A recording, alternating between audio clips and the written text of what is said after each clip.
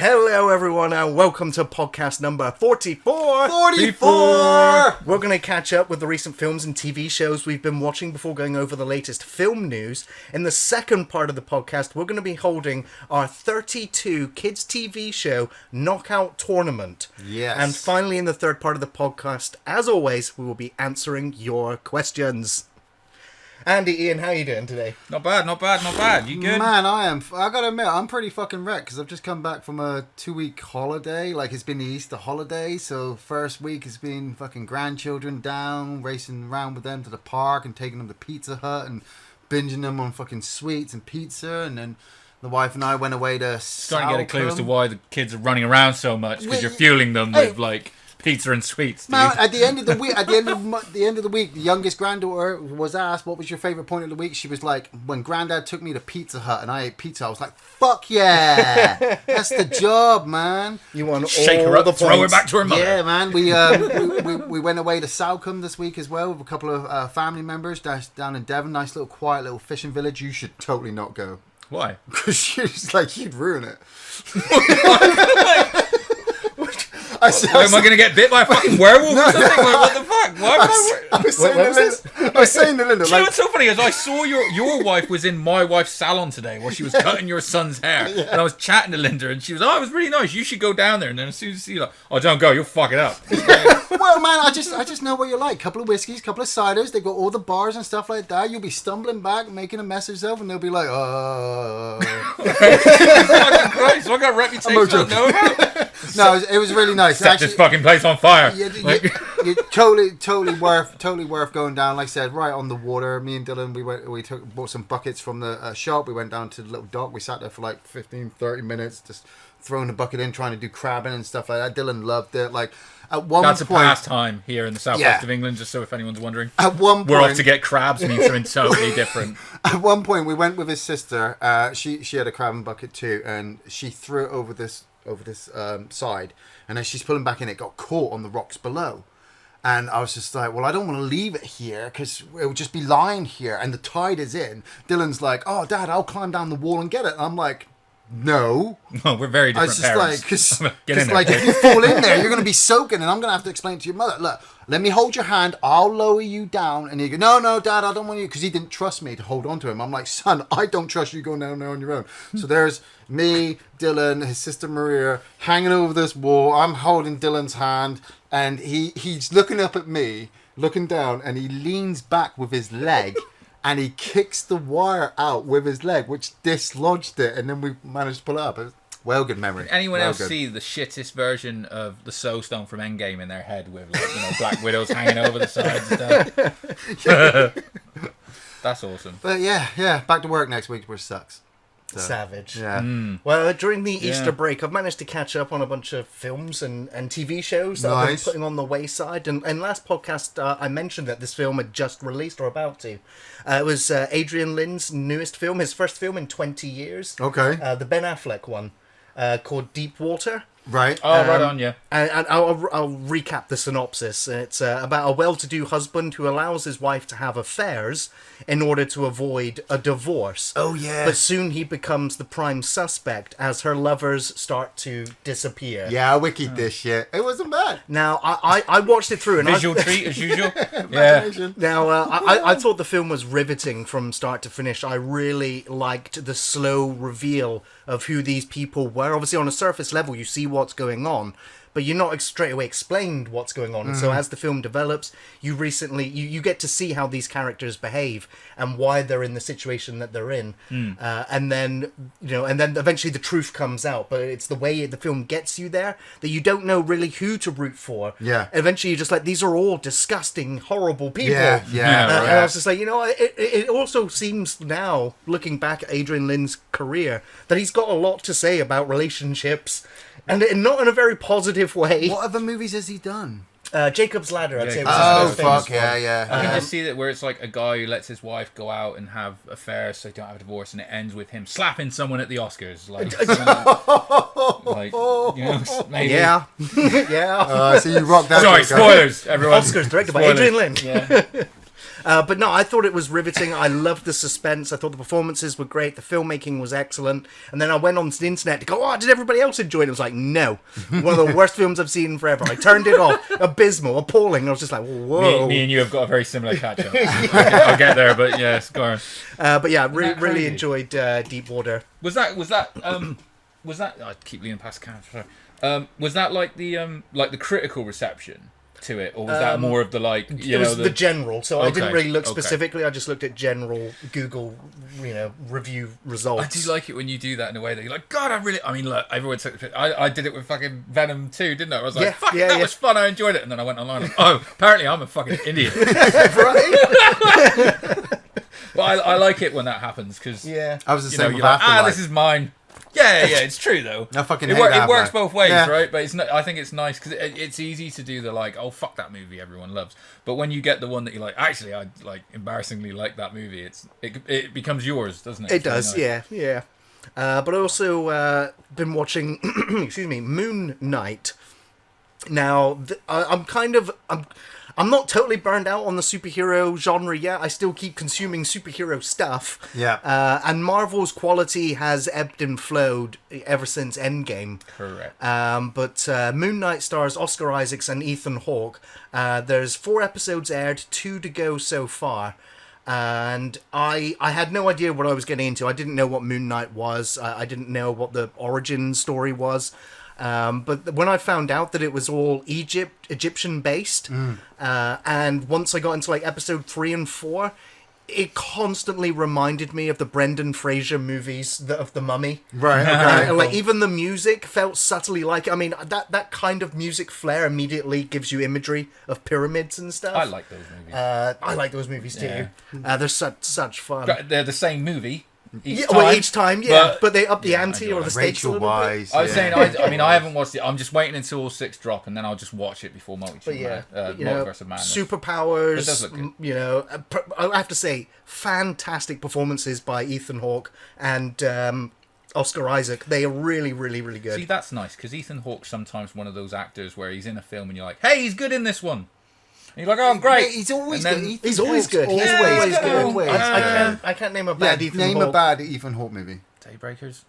No, fuck you. It's man. also Sam Neill as well. I mean, Fuck it's you, not Venom great. 2, stick that up I your know, ass. right? I'm just saying. I just Fucking remember watching it Daybreakers was a thinking, bad like, movie. I don't know about this film, man. Oscar Isaac, I haven't watched Moon Knight specifically because I'm waiting for all more to drop. 2 weeks, 2 more weeks. Then go back and maybe watch them because I still haven't watched Hawkeye. I didn't even go back and watch Hawkeye. I didn't even bother with that one. Well, this is it. Like That you was said, fun for Christmas. You It should just watch it at Christmas. well, that's it. It's just Yeah. a lot to take in. But what I will say is that, like Linda's been watching it. She's been saying it's really good, and I'm actually getting a little bit more of a positive vibe with him being in maybe the Metal Gear Solid movie. Like, I reckon he'll be good. I reckon the story's going to be shit. I keep forgetting But that he's he's Solid gonna Snake. be like Yeah. I reckon he'll be good.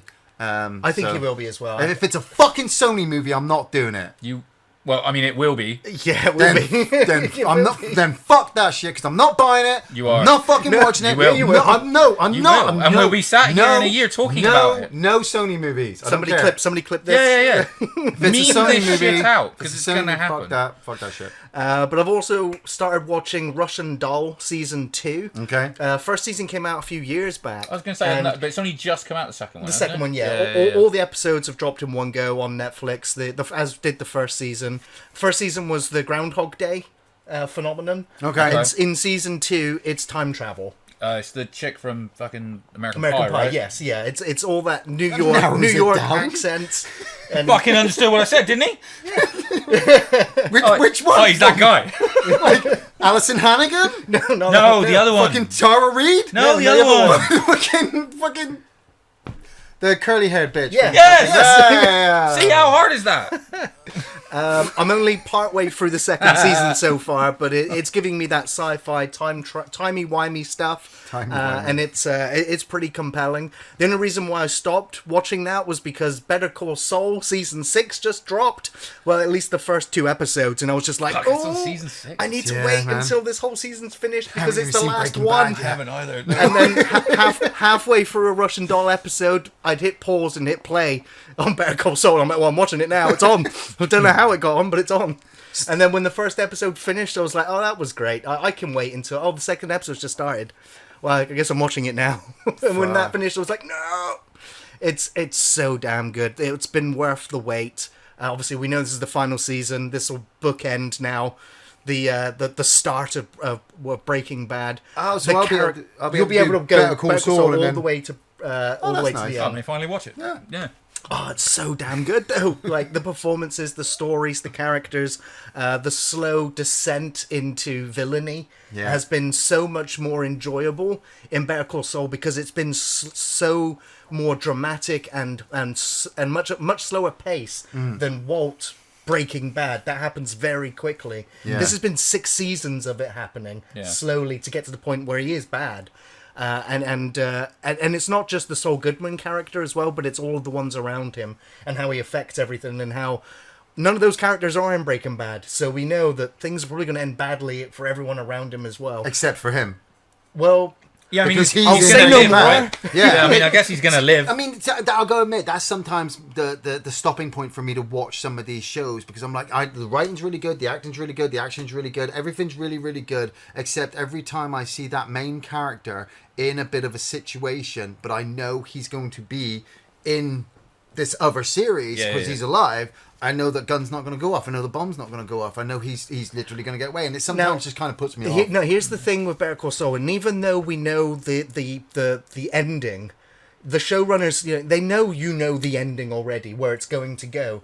But the journey there has been so phenomenal. Yeah. That it's a show that you could easily rewatch, even though you know where it's going, because the characters are so damn good, so likable and detestable at the same time. And one of the other last things I do want to talk about, and this was only just brought to my attention like yesterday, thanks to Rio Quinn, David. Yeah. He suggested I check out a show called Severance. And I was just I'd like, seen that a couple Severance? times. Wasn't that a Danny Dyer movie Yeah. from like the 2000s? Hey, it's not bad. It's actually not Oh, bad. you said Danny Dyer. I bring up my gag reflex. I know, but it's actually not a bad film, Severance. Calm down, mate. Calm down. It's about a bunch of about an office crew that go he's on. No, wait, unbearable, that's the isn't he? movie. Severance, the TV show, is about an office team. Lead actor is Adam Scott, and he leads a team of office workers whose memories are surgically divided between their work and personal lives. Then a mysterious colleague appears outside of work, and it begins a journey to discover the truth about their jobs. Now, it also stars John Turturro, Christopher Walken, and Patricia Wow. Arquette. And it is a great sci-fi mystery thriller Patricia Arquette. that most of the episodes have been directed by Ben Stiller. And it has got a real professional touch to it. You will recognize most of the names I've just dropped there as well. All delivering great memorable characters. It's it catches you off guard with its concept, but it keeps you coming back for its characters. Now, When you first we started, all know. I couldn't stop thinking about the Belko project at first when you were talking Kind about of, it. yeah. Now, Yeah. we all know, a lot of us have had really, or are in really mundane jobs where you would love the idea that you walk in the office door, and then, as far as you're concerned, the moment you've walked in, you're walking straight back out and you're on your way home because work's just been done. You basically, when the moment you step in the door, your other you takes over and does the job whilst you are brain blanked. Then you walk straight back out and you go home again. Now, the show follows those that have been brain blanked in their office job. For them, they walk in the office doors, do the job, they walk out the office doors, and in a microsecond, they're walking back in the office doors again. For them, Right. their day never ends. They are working every single day. They don't get to sleep. They don't get to go and have fun. They have no memory of who they are on the outside. So they become like automatrons. It's like 1984, Right. And so they're trying to figure out if they can escape. And so it's kind of like That's a prison a cool break. concept. Yeah, sounds So good, the concept's great. It's got this very little amounts of sci-fi. What's it showing on? Was It's is it on- Netflix or is it fucking... It's on Apple Plus. yeah. Sorry, nothing's on Netflix right now. It's Apple Plus. Including subscribers. But I highly recommend it. It's getting a second season as well. So I'm currently working my way through the show, and when an episode ends, I'm just like, I need to find out what happens next with these characters. As you discover things, as they do. Nothing's Yeah, given yeah. away straight away. Yeah. So yeah, evil corporations, brain manipulation, sci-fi goodness. Sweet. Nice. Andy, what have you been up to? I mean, the most notable... what was it? I went to a wedding Went to a wedding. We You went to a wedding. Yeah. Yeah, went to the same wedding. Two That people was got cool. married. Friend of ours. It was fun. Yeah, there was food. It was a wedding. Got pissed. You sound thrilled. Smashed the fucking place up, apparently. Like, just ruined the place. Set fire to it. Had a couple of whiskeys. I don't know. Yeah, I took the, what was it, Good Friday? We just had Easter. I assume it's the same for everyone else. I took the kid up to Birmingham. Went to see a band called Ghost, who I've talked about before. I'm a massive fan of. You can tell there's a tattoo on my arm. But, you know, took the kid up to see them at the Birmingham, it's the NEC. It's called like Resort World now. Or something. Had a nice, they got a gourmet burger kitchen on site, which is our pre-gig ritual. Spent 45 quid for just me and the kid. My wife was not impressed. And then watched an amazing show because we've seen them live before, and it's just them, you know, they got a new album out. Just great seeing a band that I've literally seen from a support act. I remember the first time I saw them was like in Newport. They were supporting Alice in Chains. It was just them, little backdrop, to now a full-on, you know, like produced musical experience. It was absolutely amazing. They just sound better and better every time we go and see them, and it's amazing to be sat there with my daughter. She's at that age now. I mean, we still go like seated. She was like, oh, next time let's go stand up. I was like, you want to go and stand in that? And she was like, nah. Yeah. I was like, good, because I'm getting older. And like, you ain't going. She's nearly she's 11, nearly my fucking height. I'm like, you ain't going on my shoulders. And you know, she sat in the chair and she gets so into it now. She sat there like throwing shapes and stuff. It's amazing. So that was great. We had an amazing Easter weekend. I haven't had a chance to play or watch a lot. I've got back into Warhammer 40k. Nice. So that has naturally taken up all of my time, and I'm now bankrupt. So of course, that. But I don't. Plastic crack, man. Yeah, man, that's this. Y'all got any more than 40k rules? But I tell you what, I did watch, and again, I'm totally late to the party, but I watched the remake of Suspiria. Okay, I've not seen it myself yet. Okay, right. Now, and this is one again where it's like, now, honestly, I really enjoyed it. Okay. I really enjoyed it. Have you seen the original? Yes, not for a fair amount of time, but in a way that was kind of good because I couldn't tell you what's different. Right. You know, but not that it would matter because Sure. I enjoyed this on its own merits, knowing that, like, you know what it's going to be. But I guess it's at least a remake where some brutal shit happens really quick. So they don't need to give you a slow burn because they're like, look, you all know what it's going to be in the end. Yeah. It may be the best sounding movie I've ever watched. If that's right. Maybe the best sounding movie I've ever watched. The music's produced by Tom York from Radiohead. Very good. Right. Nice. Cool. It's so good.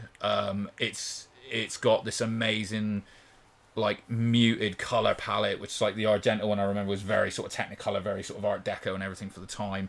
So they've switched to that. Yeah. It's a lot. I recommended it to a friend of mine, not thinking out. I was like, it's a 2.5 hour movie. It's subtitled for the most of it. I don't know why. I just recommended it to this person, and I got a fucking text that night like, "You're an asshole. I'm not watching it. I'm 20 minutes in." Did you ask No, it's someone else. I was gonna say. But he was like, I didn't even bother. But no, he literally like, "You're a fucking idiot. What made you think I'd watch it?" I was like, I don't know. But it's probably like, this is one where I know we talked about it like with Batman last month, where we said about like, it's 2.5 hours, but no, it's fine. You don't need to cut anything out of that. This is one you could probably argue they could cut some shit out of because there's a lot of like real world sort of events that they're playing to in like post-war. You know, it's in the 70s, but it's like post-war, like Berlin, where you're like, you probably didn't need that. That probably did slow down the pace a little bit, but it didn't kill the experience for me by anything. Tilda Swinton has got 3 amazing performances in it. Love Tilda Swinton. She's great. She is phenomenal in this. She was great in Dead Don't Die. That movie sucked. Movie does suck. Yeah, but again, it is one that I went online afterwards, and I was like, I really like Suspiria, and a lot of people seem to be like, you're a fucking idiot, and I was like, okay. I can't say anything because I still haven't seen it. It was a remake of a very well-received classic, cult movie. It's just like, those ones don't need the remake treatment unless you've got a really fresh take for it. Yeah, and I think this one to me, it's hard. I suppose if I watched, and do you know what, I did make a point afterwards of going like, I'm gonna have to rewatch the original now, and it is on Prime as well. I just haven't got around to doing it. Fair I enough, kind of thought, do you know what? It was one of those where I was like, I'm sure they did that differently in this, but I'm not 100%. But do you know what? Just on its Todd, I think it's a good fucking horror movie. Awesome. They maybe like maybe the sort of, if you're in it for the brutality, maybe they sort of like blow their fucking load a bit quick on that one, because there's some really early sort of brutal scenes and then it tapers off a little bit. But the suspense and the world building is all there throughout, and it's a very tense movie, and because of the imagery, and especially again because of the fucking music. Nice, yeah. Yeah. That's elevated. I'm gonna put it back on my watch I'll list. be honest, So I'm not the biggest Dario Argento fan. I remember back when I was younger, like I thought I'd watch one of his movies and wasn't impressed, so I didn't bother going back and watching any I of will the say other as well, I'm not the biggest Italian horror movie fan either. Like, but I respect it. I mean, I've done, I've looked into it. I've watched the whole, genre, the whole genre of it. Yeah. But it doesn't. I don't know. It doesn't appeal to me the same way as American or British horror movies. Well, do. this is it. But it's unique in that it's refreshing and that it's different. Like now I'm older, I might enjoy it, but even now I'm older, part of me sees like, oh, they're making a Suspiria remake, and I go, Yeah. I'm good. Like you watched it, you really enjoyed it. Yeah, you go online, loved it. Everyone goes, oh man, I really don't like it. I'm like, well, it's not for me. It's a rarity that somebody might go, yeah, I really, really like it. It's like if everybody in the world went, you've got to watch this movie, I'd still probably be like, yeah. I mean, it's like I suppose it's always a gamble anyway, because there's just a lot of people that aren't willing to sit down and watch a 2.5 hour movie. There's even less people that are willing to sit down and watch a 2.5 hour horror movie, and there's way less that are willing to do it if you go, did you got to read subtitles for like half of it, Dude. Honestly, like, the movie sounds. Fucking, I'm out. Like, The movie so quick, sounds so many of them. 15 times better than fucking Halloween Kills. Yeah. So, and still part of me's like, Well, you mentioned brutal, violent, and gory, or along those lines just now, Andy. Now, Ian and I, we used to watch movies together a lot. A lot. It's kind of how the channel started. Yeah. So we don't get to do it that much anymore. So we had some time while Ian was on holiday. Ian came round, so we told everyone else to go away. Yeah. And we had the evening to ourselves. We were going to play some retro games. Yeah. And Ian was like, hey, everybody on the Discord right now is talking about this film. What is it? The Sadness. Let's watch, Gary. Cancel what we were going to do tonight. Let's watch The Sadness. I was like, dude, really? Like, the name of the film? Like, Is this come new? on. Is it new? No, it's actually 2021. No, Okay. no, I think it's even older than that. No, it's not older than that, dude. I swear. It was 2011. Really? Yeah, so You're it's- fucking- yeah, you're like way a off. decade Yeah, off. Yeah, fucking. I don't know what the fuck I'm thinking I'll of. read you the synopsis for it. It's a young couple trying to reunite amid a city ravaged by a plague that turns its victims into deranged, bloodthirsty, rapey sadists. Oh, was it good? Well, you know what? It started off all right. I was waiting for you to be like, well, the rapes were okay, but It started off all right. The eye but- gouging. I draw the line at eye gouging. But Gary and I were saying this while the movie was going on, that the movie, it had a good concept, but it didn't build on it. You know how in 28 Days Later, you start with the monkeys, and then all of a sudden, like, the world is being destroyed. Don't put the monkeys in. And you you're can only understanding do the this virus. in retrospect if you were like pitching the movie. So look, we're going to start with the monkeys. Right. But gonna build from that. you understand in 28 Yeah, Days Later totally. where the virus comes from. Yeah, In I'm this with you. movie, it's just like, oh, there's a virus out there, and you're like, well, what does it do? How do Okay, people but capture it? hold on. You got to admit that you're watching a genre of movies where famously, I'm sure you can pull a million zombie movies out where you never find out where the zombie plague came from, right? Exactly. Yeah, you can, but like Dawn of the Dead does it. You don't understand where the virus comes from Dawn of the Dead, but you understand that it's in the world and it's happening and how they're dealing with it. In the Sadness, it's like, right, this is happening, and then Is it from Sad Monkeys? no. Oh, that would have been What- great. I described it as the rage virus from 28 Days Later meets the Purge. Yeah, basically. That's what it is. Because I people wanted do- it to be like monkeys cried at people. It turns out the title of the Sadness comes from that these people are infected. It's like a Joker virus, dude. They all have these massive smiles, huge, massive eyes, and they just want to cause as much pain and suffering to everybody around it. But they can't stop themselves, so that's why they cry. Because in their brains, they're still kind of like, no, I shouldn't be having sex with your head. But it ticked the boxes wrong. Like, there was this one section where this girl gets stabbed in the eye with an umbrella, and you're like, holy shit, that's fucking gory.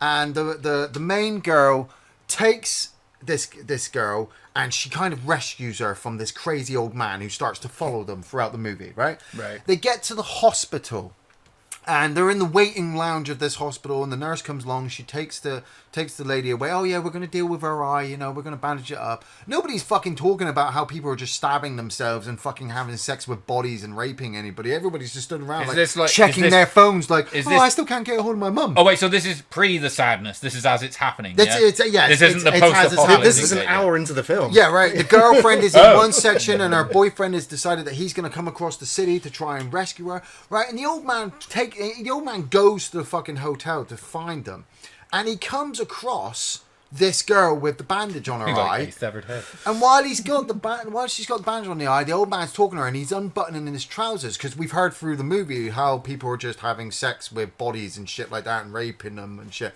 So you know that he's gonna, spoilers, he's gonna whip his dick out, and he's looking at the eye socket, and you're like, well, okay, I'm gonna put two and two together, and he's gonna fuck the eye socket. You're getting skull fucked. Yeah. Right. You don't see it. The editing was done well enough. It was framed so that you just see the motion. You didn't see it, right? Oh, but he that's it. He puts his dick in it, makes the noise. She's screaming, and the scene lingers on it for a while, and you're like, holy shit, this is fucking horrible. Fucking 10 minutes later, one of the characters comes across this girl still alive. Oh, so he didn't quite fuck her brains out. And she's now infected, and she's gone all mad. At best, dude. Jesus Christ, I'm not surprised. And I was like, oh, that's fucking bullshit. It's just pushing gory for the sake of being gory. Is she not allowed to be sad after that? I mean, fuck. She wasn't sad when she was ripping out the main character's fucking guts with a fucking drill, and they're like, oh, it's gore. And I was like, that's a fucking So it was a cheery evening, and the moment the film finished, Ian was like, right, I'm gone. Yeah, I was She's doing hanging out, dude. We should do this again sometime, right? Well, that sounds fucking horrifying. I'll probably give it a miss. I know. If you're a gore hound, it's going to tick all those boxes. But in terms of characters and pacing and everything else that would make it a solid whole, you're only getting the eye socket hole. It's the only hole you're getting. It was better than Shat on Shitty, that's for sure. Well, I mean, that Resident Evil movie still is fucking bullshit. Yeah. Is there anything else, Ian, that you'd like to catch us up with? Well, there is one last thing I would like to bring up before the podcast ends, and I have to do this because if I don't do it, I'll probably hate myself after. The Undertaker retired. What? The Undertaker... Didn't he retire like a year ago? No, Wait. well... Oh, God, you know what? I just realised... Yeah, we did. We didn't do this at the last podcast, He did we? did. Well, no, because it was the one prior to WrestleMania. And so the WrestleMania Hall of Fame came up, and The Undertaker went into the Hall of Fame. So it's now like... Did his practice for a TED Talk? Fuck, man. He weird hearing him talk, but it was so weird. Did that feel like he's going to take that on the road? I want him to, because man, I could listen to those fucking what's stories. he taking on the road? So to frame it for Gary, because obviously he didn't watch it, is like, have you seen the Hall of Fame ever? No. Well, yeah, I've seen some of them. But... So it probably looked very different now to you because they do it in the ring. It's literally on the ass end of a SmackDown. Yeah. It sucks a bit because it's not. But anyway, so what they do is they take all the ropes down in the ring, they turn it into a platform. So for Taker, they're all at a podium, but Taker was mic'd up, wasn't he? He had a radio mic on, and he's got like racks of his costumes behind him and stuff, which made me laugh because I felt bad for the poor fuckers that paid for front row camera facing seats for Undertaker's thing, and all they saw was 4 coats and maybe the back of Taker. I'd have been fucking livid. You never sit hard cam side. You don't. But anyway, but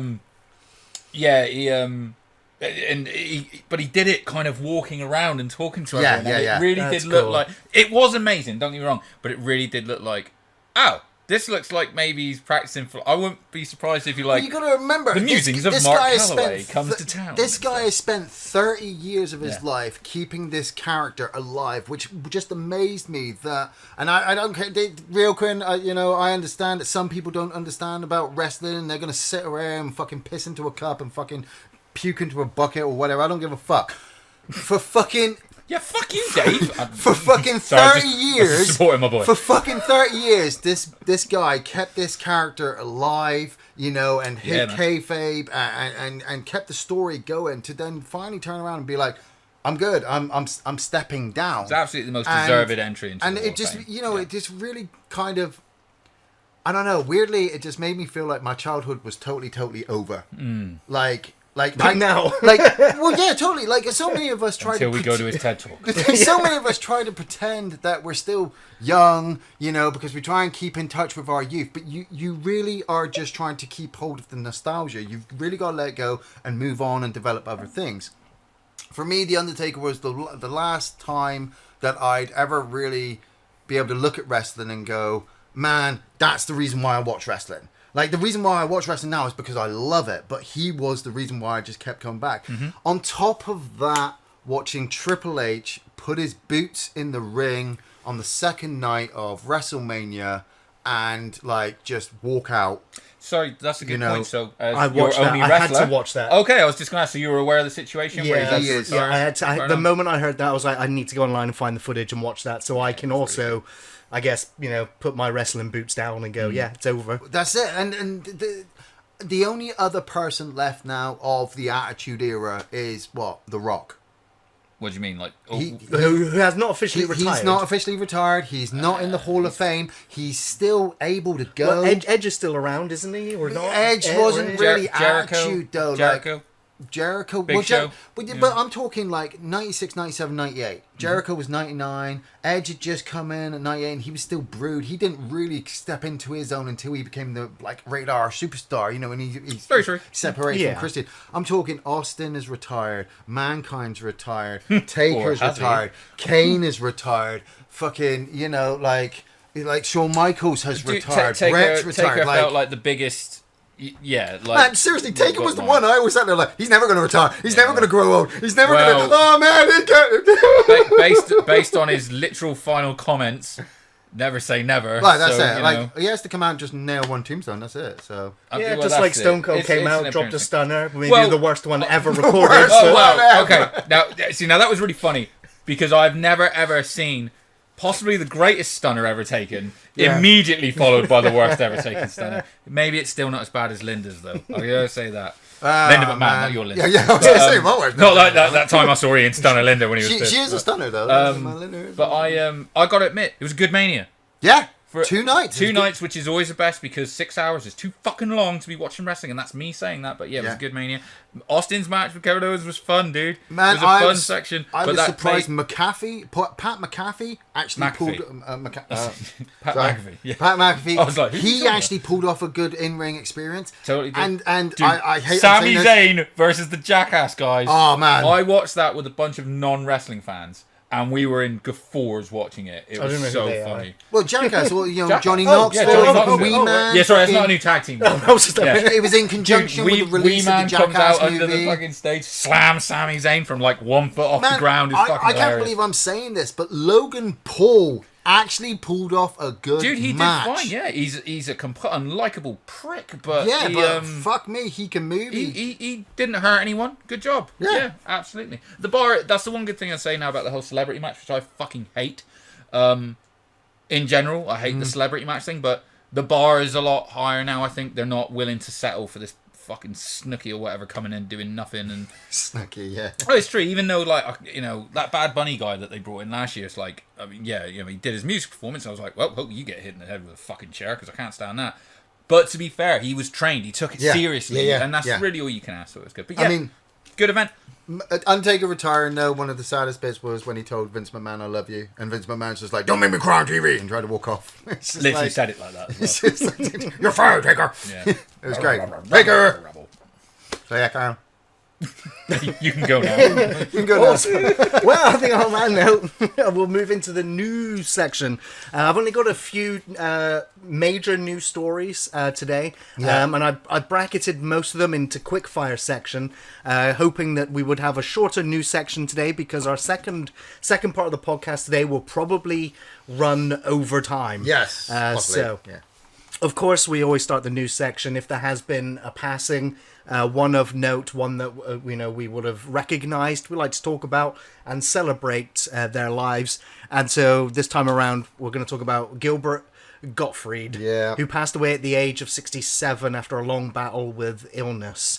He had an iconic voice. I would say one of the most unique and iconic voices in the whole of the comedy genre.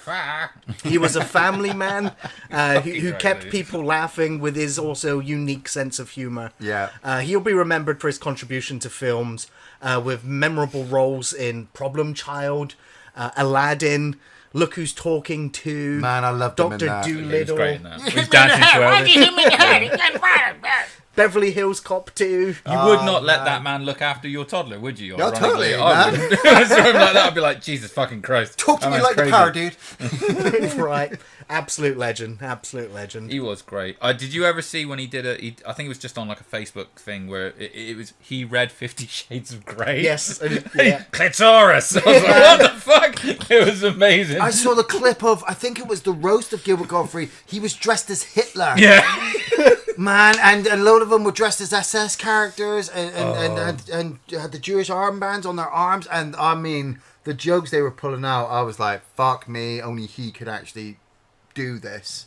It was, yeah. Yeah, he lent his voice to so many cartoon characters, appeared in so many shows, just bit parts here and there. So even if you're not aware of his film work, you definitely would have heard him or seen him. Iconic bit card play. That Beverly Hills Cop 2 is one of my favourites where he's doing the parking ticket thing. Like, what have you got in that hand? Like, what have you put something in this hand and stuff? Yeah. So funny.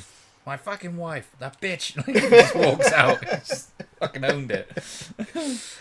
So next on the news, the Streets of Rage film adaptation is now officially in the works. Okay. They have hired Derek Kolstad, who was the writer for John Wick, to pen the Streets of Rage movie. Now, Streets of Rage first launched in 1991, and it saw a fourth entry in 2020, which sold nearly 3 million copies. Yeah. So there's Excellent. definitely life in that property. It's still known, and no casting news yet as to who's going to be playing these iconic characters that are like 40 years old. But the studio that's helming it is the same one that has just made the last two Sonic movies. So, That's not bad. Sonic 2. So, I mean, they're quite Sega well. properties. They did Sonic well. I mean, they made it so that it has mass appeal. Is Sonic 2 doing well, or is it just not tanking like Morbius? Fucking doing a hell of a lot better than I think it Morbius. ran that's what I rings mean. around Morbius. Morbius. No, but that's what I mean. You know when you're like, oh, it's kicking ass. Like, is it, or is it kicking a Yeah, puppy? because Like, you've dropped the film in the middle of the Easter holidays, and so the parents can go take their kids to see a movie. Yeah, dude, Sonic look, I'm not 2. shitting all over it. That's I'm where just they get saying their it's like fucking it's money. a little bit skewed. I always find stuff like that. I also think the fact dude, that I'm it's down coming for this. from the John Wick writer, I think this is going to be an adult movie. Yeah, I don't know why, but all I'm thinking now is Jennifer Garner as Blaze, because she was in what was it Peppermint or where was it, where she was the mum and her family was killed, and she literally just did a John Wick for the rest of the movie.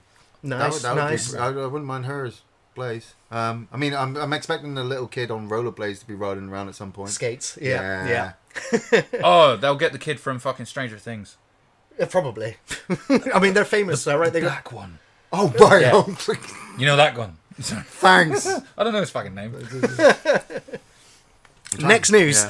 Zack Snyder is back making movies. A new movie for Netflix called Rebel Moon, which has drawn inspiration from both Star Wars and The Seven Samurai, of course.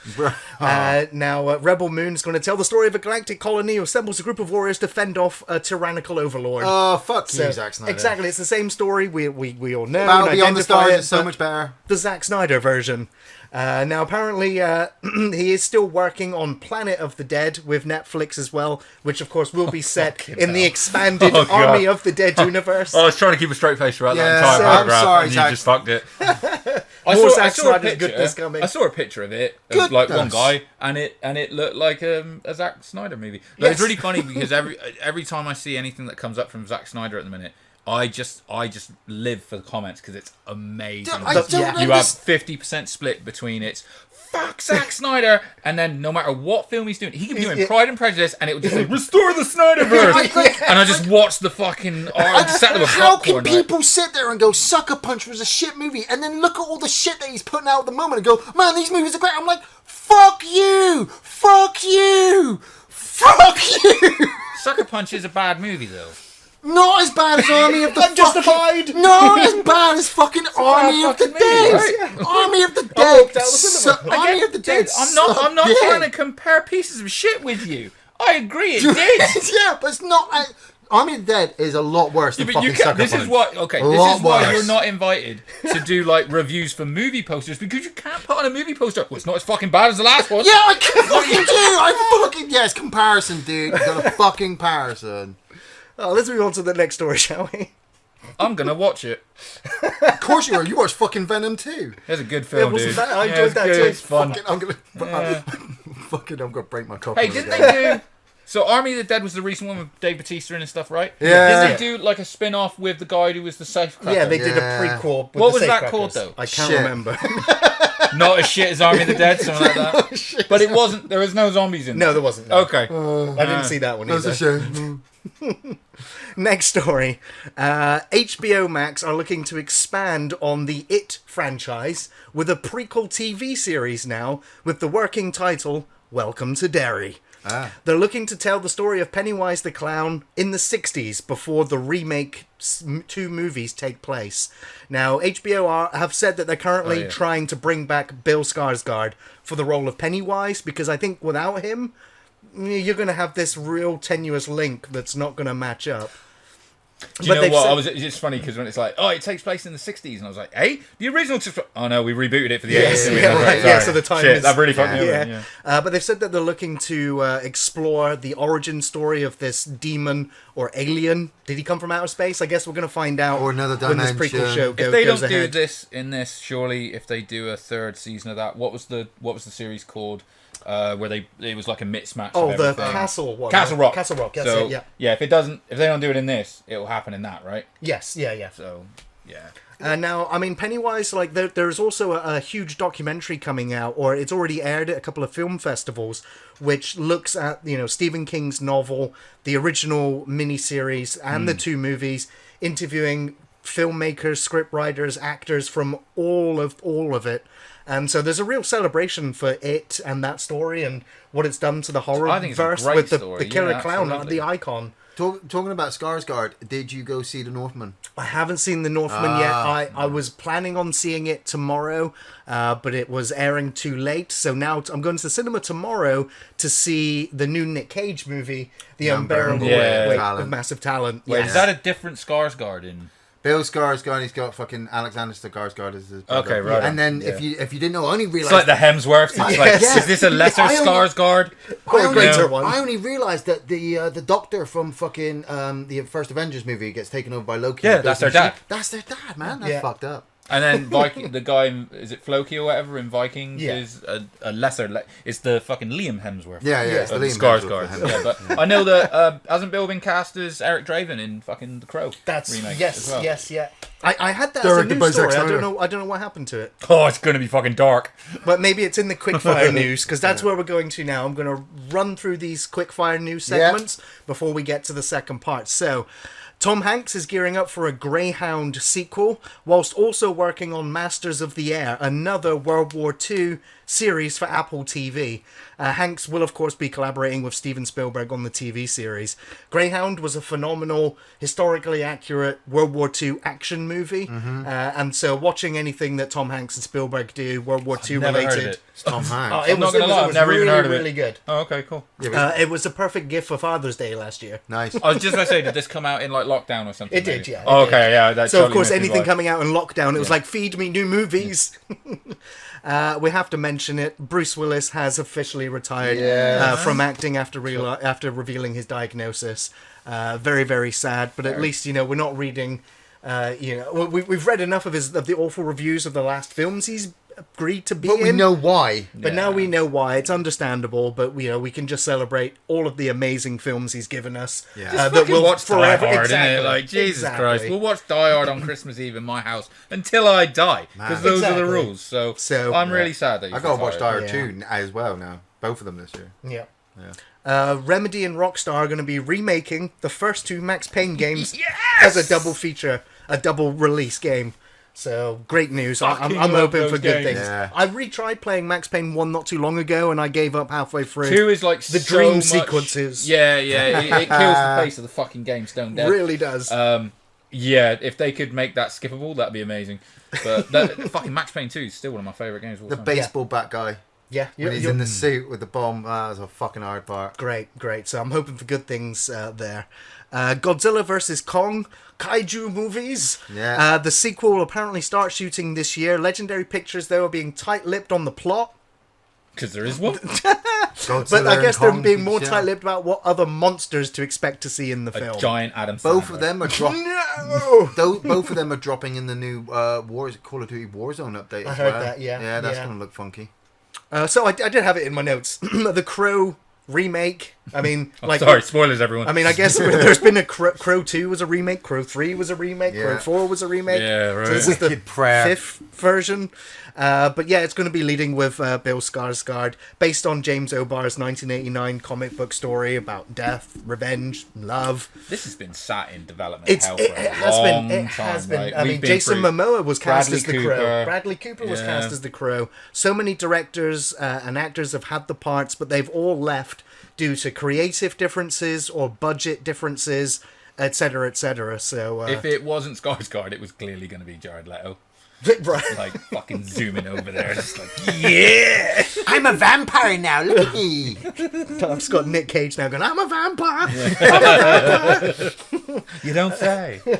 Scream 6 is listed for March 2023. The director says that they're going to risk it all in this next sequel. They haven't said it's going to be the last one yet, considering how much money it keeps making. I haven't seen 5. Really? Is that Because I'm good? not giving it any money. Seriously, Yeah, was I went- 5 I've have not- you I'm, seen I'm not for I went it. to cinema to see it. I think I wicked it and people died. It was better than Halloween Until Kills. That's the scale now. Yes. Halloween Kills is so fucking bad. Sorry, I'm going to next. Can you move away from Halloween Kills, please? Okay, Star Trek Picard. I like to talk about my Star Trek and Yeah. Star Trek. Even though season 2 hasn't finished yet, they've released a teaser for Star Trek Picard season 3, which will be the final season. There'll be a trilogy of seasons for Picard. But they've announced that Jonathan Frakes, Marina Sirtis, Brent Spiner, LeVar Burton, Michael Dorn, and Gates McFadden will all be... Because they got nothing else to do. Damn, you're right! You're right. Have you got a Comic-Con that week? No. Right. Fucking Would you like to make some proper season money? 3, How motherfucker. dare you? These are great actors that deserve their time in the TV light. Yeah. They are great They actors. are icons from Star Trek: The Next Generation. The writing, come on, it Yeah, has to work. the writing has to be good. So long as the writers understand who these characters are, so long as they're not just cameos, but we get to see, because TNG ended with one of the best episodes of the entire run of Yeah, Star Trek. totally, yeah. Then they had a series of awful movies. And Star Trek: The Next Generation crew went out on quite possibly one of the worst Star Trek movies. Insurrection. No, The Tom Hardy one. Nemesis. Oh, sorry, Nemesis. Sorry, you're right. Nemesis was the last one. I can't even remember the name. One. That was the Tom Hardy one. That's right. I mean, and it was such a bad way to see them go out. It was shit. So I'm hoping. Oh my god, it was so bad. Now, Picard has been, like, season 1 was dumpster fire. Season 2 started amazing. and it keeps hitting the dumpster fire and bouncing back out like the dumpster fire rejects it. But it has The Teflon series, it's having moments of I can't wait for more episodes. Right, So Star Trek Picard season 2 has been much, much better than the first season. I'm enjoying it immensely, but I will accept there's a lot of criticisms for it, and they're all justified. Yeah, I can't go to it. Like, I got like 3 episodes in Picard and I couldn't watch it the first season. Oh no, you said to me like you persevered through it. Yeah. And I was, it's funny because you did say to me, it's like, season 2's actually started really well. And then a little bit later I was like, and you were like, yeah, don't worry about it. Yeah, it's... I can't believe neither of you finished fucking Guardians of Justice. Yeah. Can you not though, really? Yeah, I I mean, mean, it's you watched so-so. Venom 2 and yeah. Man, I could watch Venom 2 when I get home, now that we've mentioned it a few times. Mindhunter season I like 3 you, has been put on indefinite hold, but it's not cancelled. That's the annoying thing. It's not cancelled. The last season came out in 2019. So good. But David Fincher said he still has more stories he wants to tell in that universe, but just not right now. Yeah. He envisioned the show would jump a decade every season, but he said that the main reason why they're not doing it right now is because it takes so much work, so much money, and so much time just to make a single episode that they just needed to walk away from it for a little bit. According to Fincher, anyway. So Netflix have said it's on hiatus until Fincher comes back and goes, "I'm ready.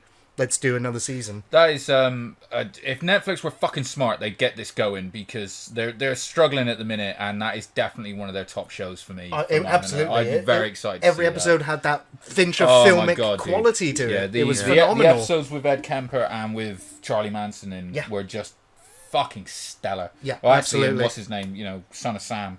I've forgotten his name. But The fat guy that talks to dogs. Yeah, but he was the guy playing him was, Did him and great. the makeup Yeah. was Perfect. amazing. Yeah, it's a really compelling viewing. But speaking of Fincher still, Love, Death and Robots has been confirmed for a season 3 for Netflix. Wow. It'll be coming out on Season May 3. 20th this year, again from Tim Miller and David Fincher. And if you don't know, it's an anthology collection of adult animated stories filled with terror, imagination and beauty. You know, some of them are cartoony, some of them are violent, some of them are pornographic. Most of them are quite rapey. Right, on season one. I'm glad I haven't done season 1 or 2. Oh, I'm They not are going to lie. fantastic. Some of these... I got halfway through season 1 and I was like, oh. Really? Yeah, They dude. were phenomenal. The animation, the art style is different in every episode. Oh, It's a different director for of each it. one. I'm not faulting the But look the of it or anything storytelling. like that. The But I was sto- like, the storytelling dude, this is great. Some, That some the- incel fucking level shit. Lucky 13, I've watched that short story about 6 times now. I still watch it again. Because it's that again, they're short stories. Some of them are 5 minutes, some of them are 15 minutes. So it's an anthology show. You're just going to get these different stories in these different sci-fi worlds, you know. And if you've got nothing else to watch, it's good viewing. It's big. It's big. It's definitely done well. Yeah. Chucky season 2 has officially started filming. Brad Dourif and Jennifer Tilly, of course, returning with the rest of the cast. Yes. Which is just great to hear. No con this weekend. Yay! And lastly, Interview with a Vampire will be releasing this fall on AMC, and it's a retelling, of course, of the Anne Rice novels. It's only going to be 7 episodes in the first season, but AMC have apparently secured the rights to all of the Anne Rice books. The teaser trailer doesn't really show very much, but you know, I'm excited to see that romantic gothic style vampires. Now, in my opinion, Interview with the Vampire, the film, did it fantastically. Yeah. One of my favorite Tom Cruise and Brad Pitt I love movies. Interview with a Vampire. I did not enjoy the books. I didn't enjoy the books either. I gotta admit, never read the books. I think I've read the first. I think I read 2 or 3. Yeah, I couldn't get into And them. I My brother honestly- did. It's an unpopular opinion I've always had, but I was like, this woman is a terrible writer. But I But the did enjoy characters that and the film. world But building and is it's the only great. reason that got me through 2 films. Yeah, Christian Slater was amazing in this. Yeah, he was, great. right, Yeah. Mate, fucking Kirsten Dunst was great in that movie. Do you know what I mean? Yeah, really good. Antonio performances. Banderas as well. And they cut a lot of chaff out of that book, though, man. I cannot stress Yeah. how much shit they cut out of that book to. They have do to, the first dude. one, man. It was a They have massive to. book. Thin Yeah. it down just to make it Fucking work. like chapters upon chapters of just fucking Lestat with his dying dad. Just like, oh, come on, just fucking die. And you're like, right? Now, we also have 2 trailers to talk about today. I'm just going to introduce mine very quickly. As you might know, I'm a huge fan of shark movies, and there's a new shark movie coming out soon called Shark Bait. And its former name was Jet Ski. That was the name of the film originally. Is that true? That's what it was Based on called. that trailer, that is fucking amazing. Oh, man. Now, basically, a bunch of dipshit teens go out into the ocean on jet skis. Yeah. They collide into each other and then get surrounded by sharks. Yeah. It's from the producers of the 37 Meters Down Somehow series. surrounded by shark. Oh, Not shark. plural. Sorry, yeah, shark. But still surrounded. Yes, still Something. surrounded. He wrote 37 meters. You mean 47 meters? Yeah, well, No, that's the prequel. Shallower waters. yeah. No, that's the other That's shark the shallows, movie. yeah. Fucking Ian, I believe jet there was a ski. film that you're excited for. I'm not excited for it. Then why did you make us watch Yeah, it? why do we have to suffer because you The suffer? reason why is exactly like I keep fucking saying, and you guys keep arguing with me. Every now and again, we have to watch a shit fucking movie or a shit fucking trailer to put everything else into comparison. And Rebel Wilson is dropping this new film called Senior Year on Netflix because Netflix has got nothing else better to do.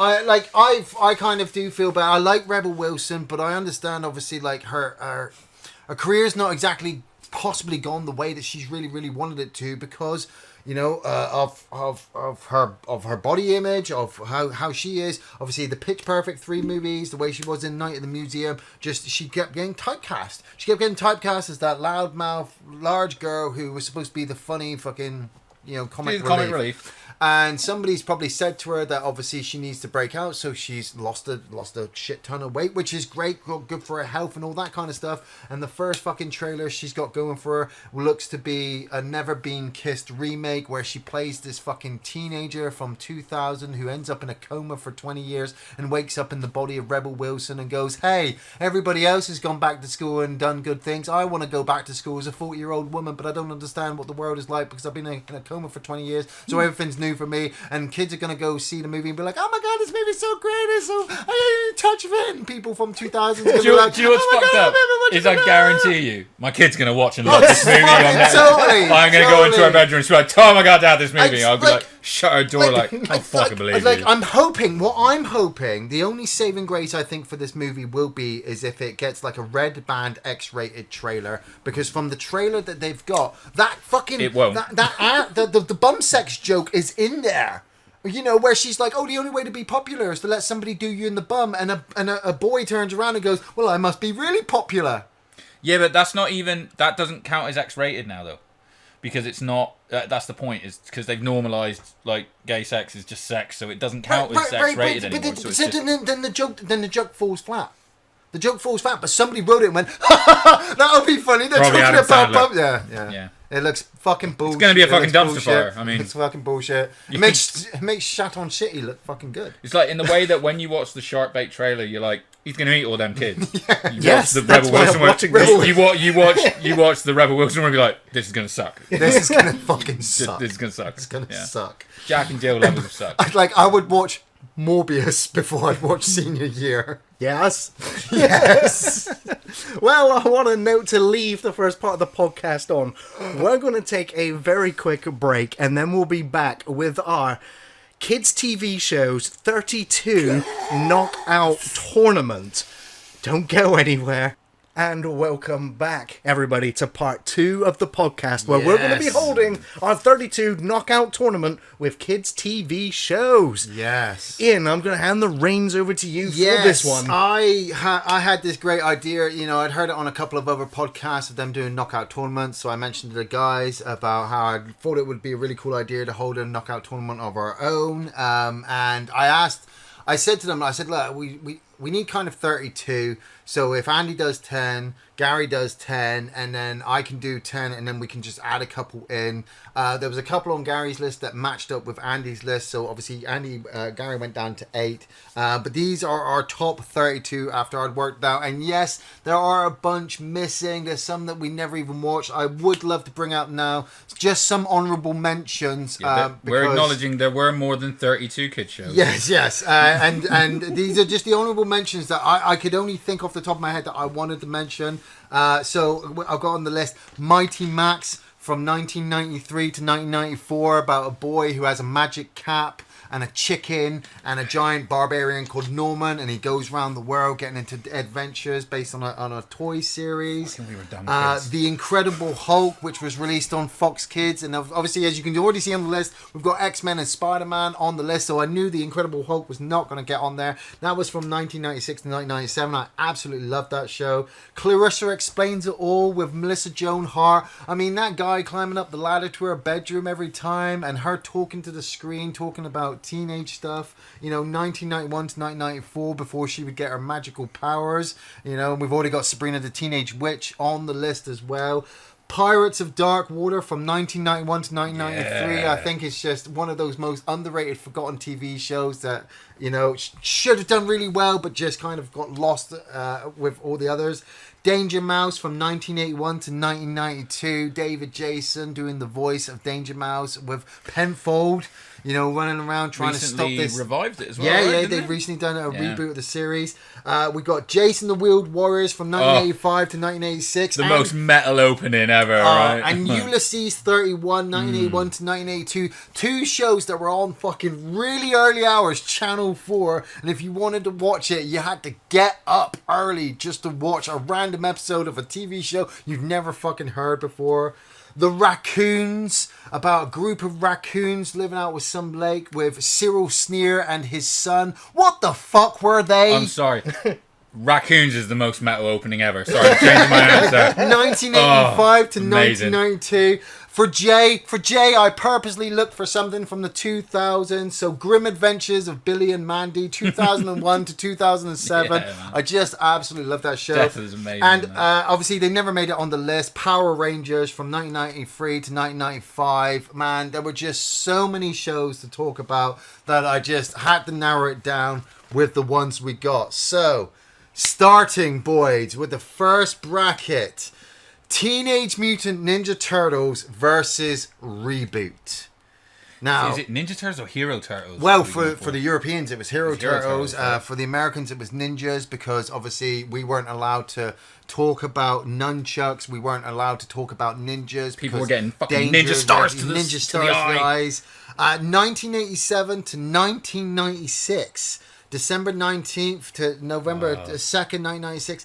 10 seasons. Dude, you can hear that picture right now. Yes, man. Well, that's Everyone the American is intro. singing that song right now. That's, I'm that's the guaranteed. American intro. Yeah. The British one was a little bit different to that one, but obviously coincided with the three movies that they released as well. They had a live action TV show that went along with it, and then it's going up against Reboot. The new mutation was the thing. Man, Reboot 1994 to 2001.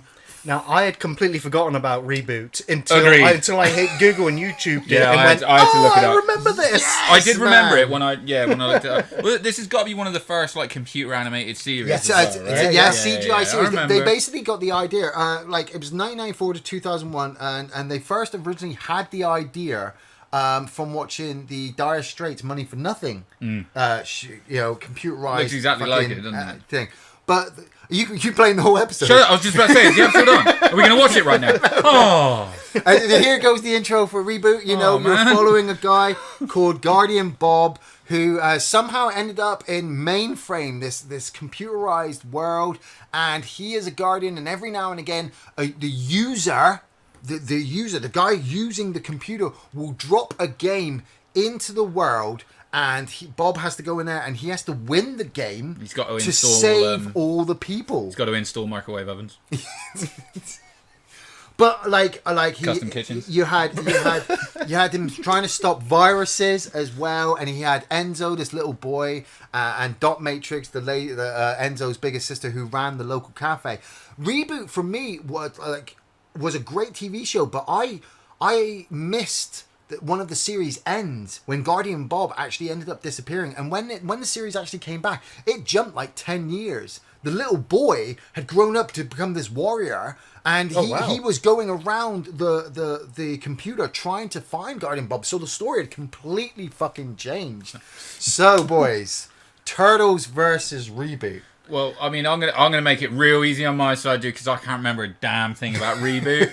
Other than it took a Google to remind me. But how can you fuck with this, man? Look, it's so good. The fact that we've started with Turtles, and Turtles has stayed with me since childhood. Totally. Yeah, man. Like, the moment somebody says Turtles, and I'm like, it's singing the that song Teenage in my head Mutant straight away. Ninja Yeah. Turtles. Yeah. Like, no, that's not Turtle and something else. I'm like, no.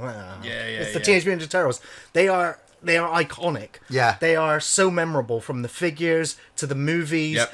to the video games to all of the various The adaptations. new one coming as well. The new series the newest series that they did in 2000, animated one, was fucking stellar. The storylines for that, when they started bringing in movies as well. So I mean, as much So for me, this. I'll This is a give my no-brainer for first. me, but- It's a no-brainer. Absolutely no competition. Sorry, Reboot. I forgot you even I existed. think as well, for our age group Turtles. as well. But I Yeah. mean, do you remember when the figures came out?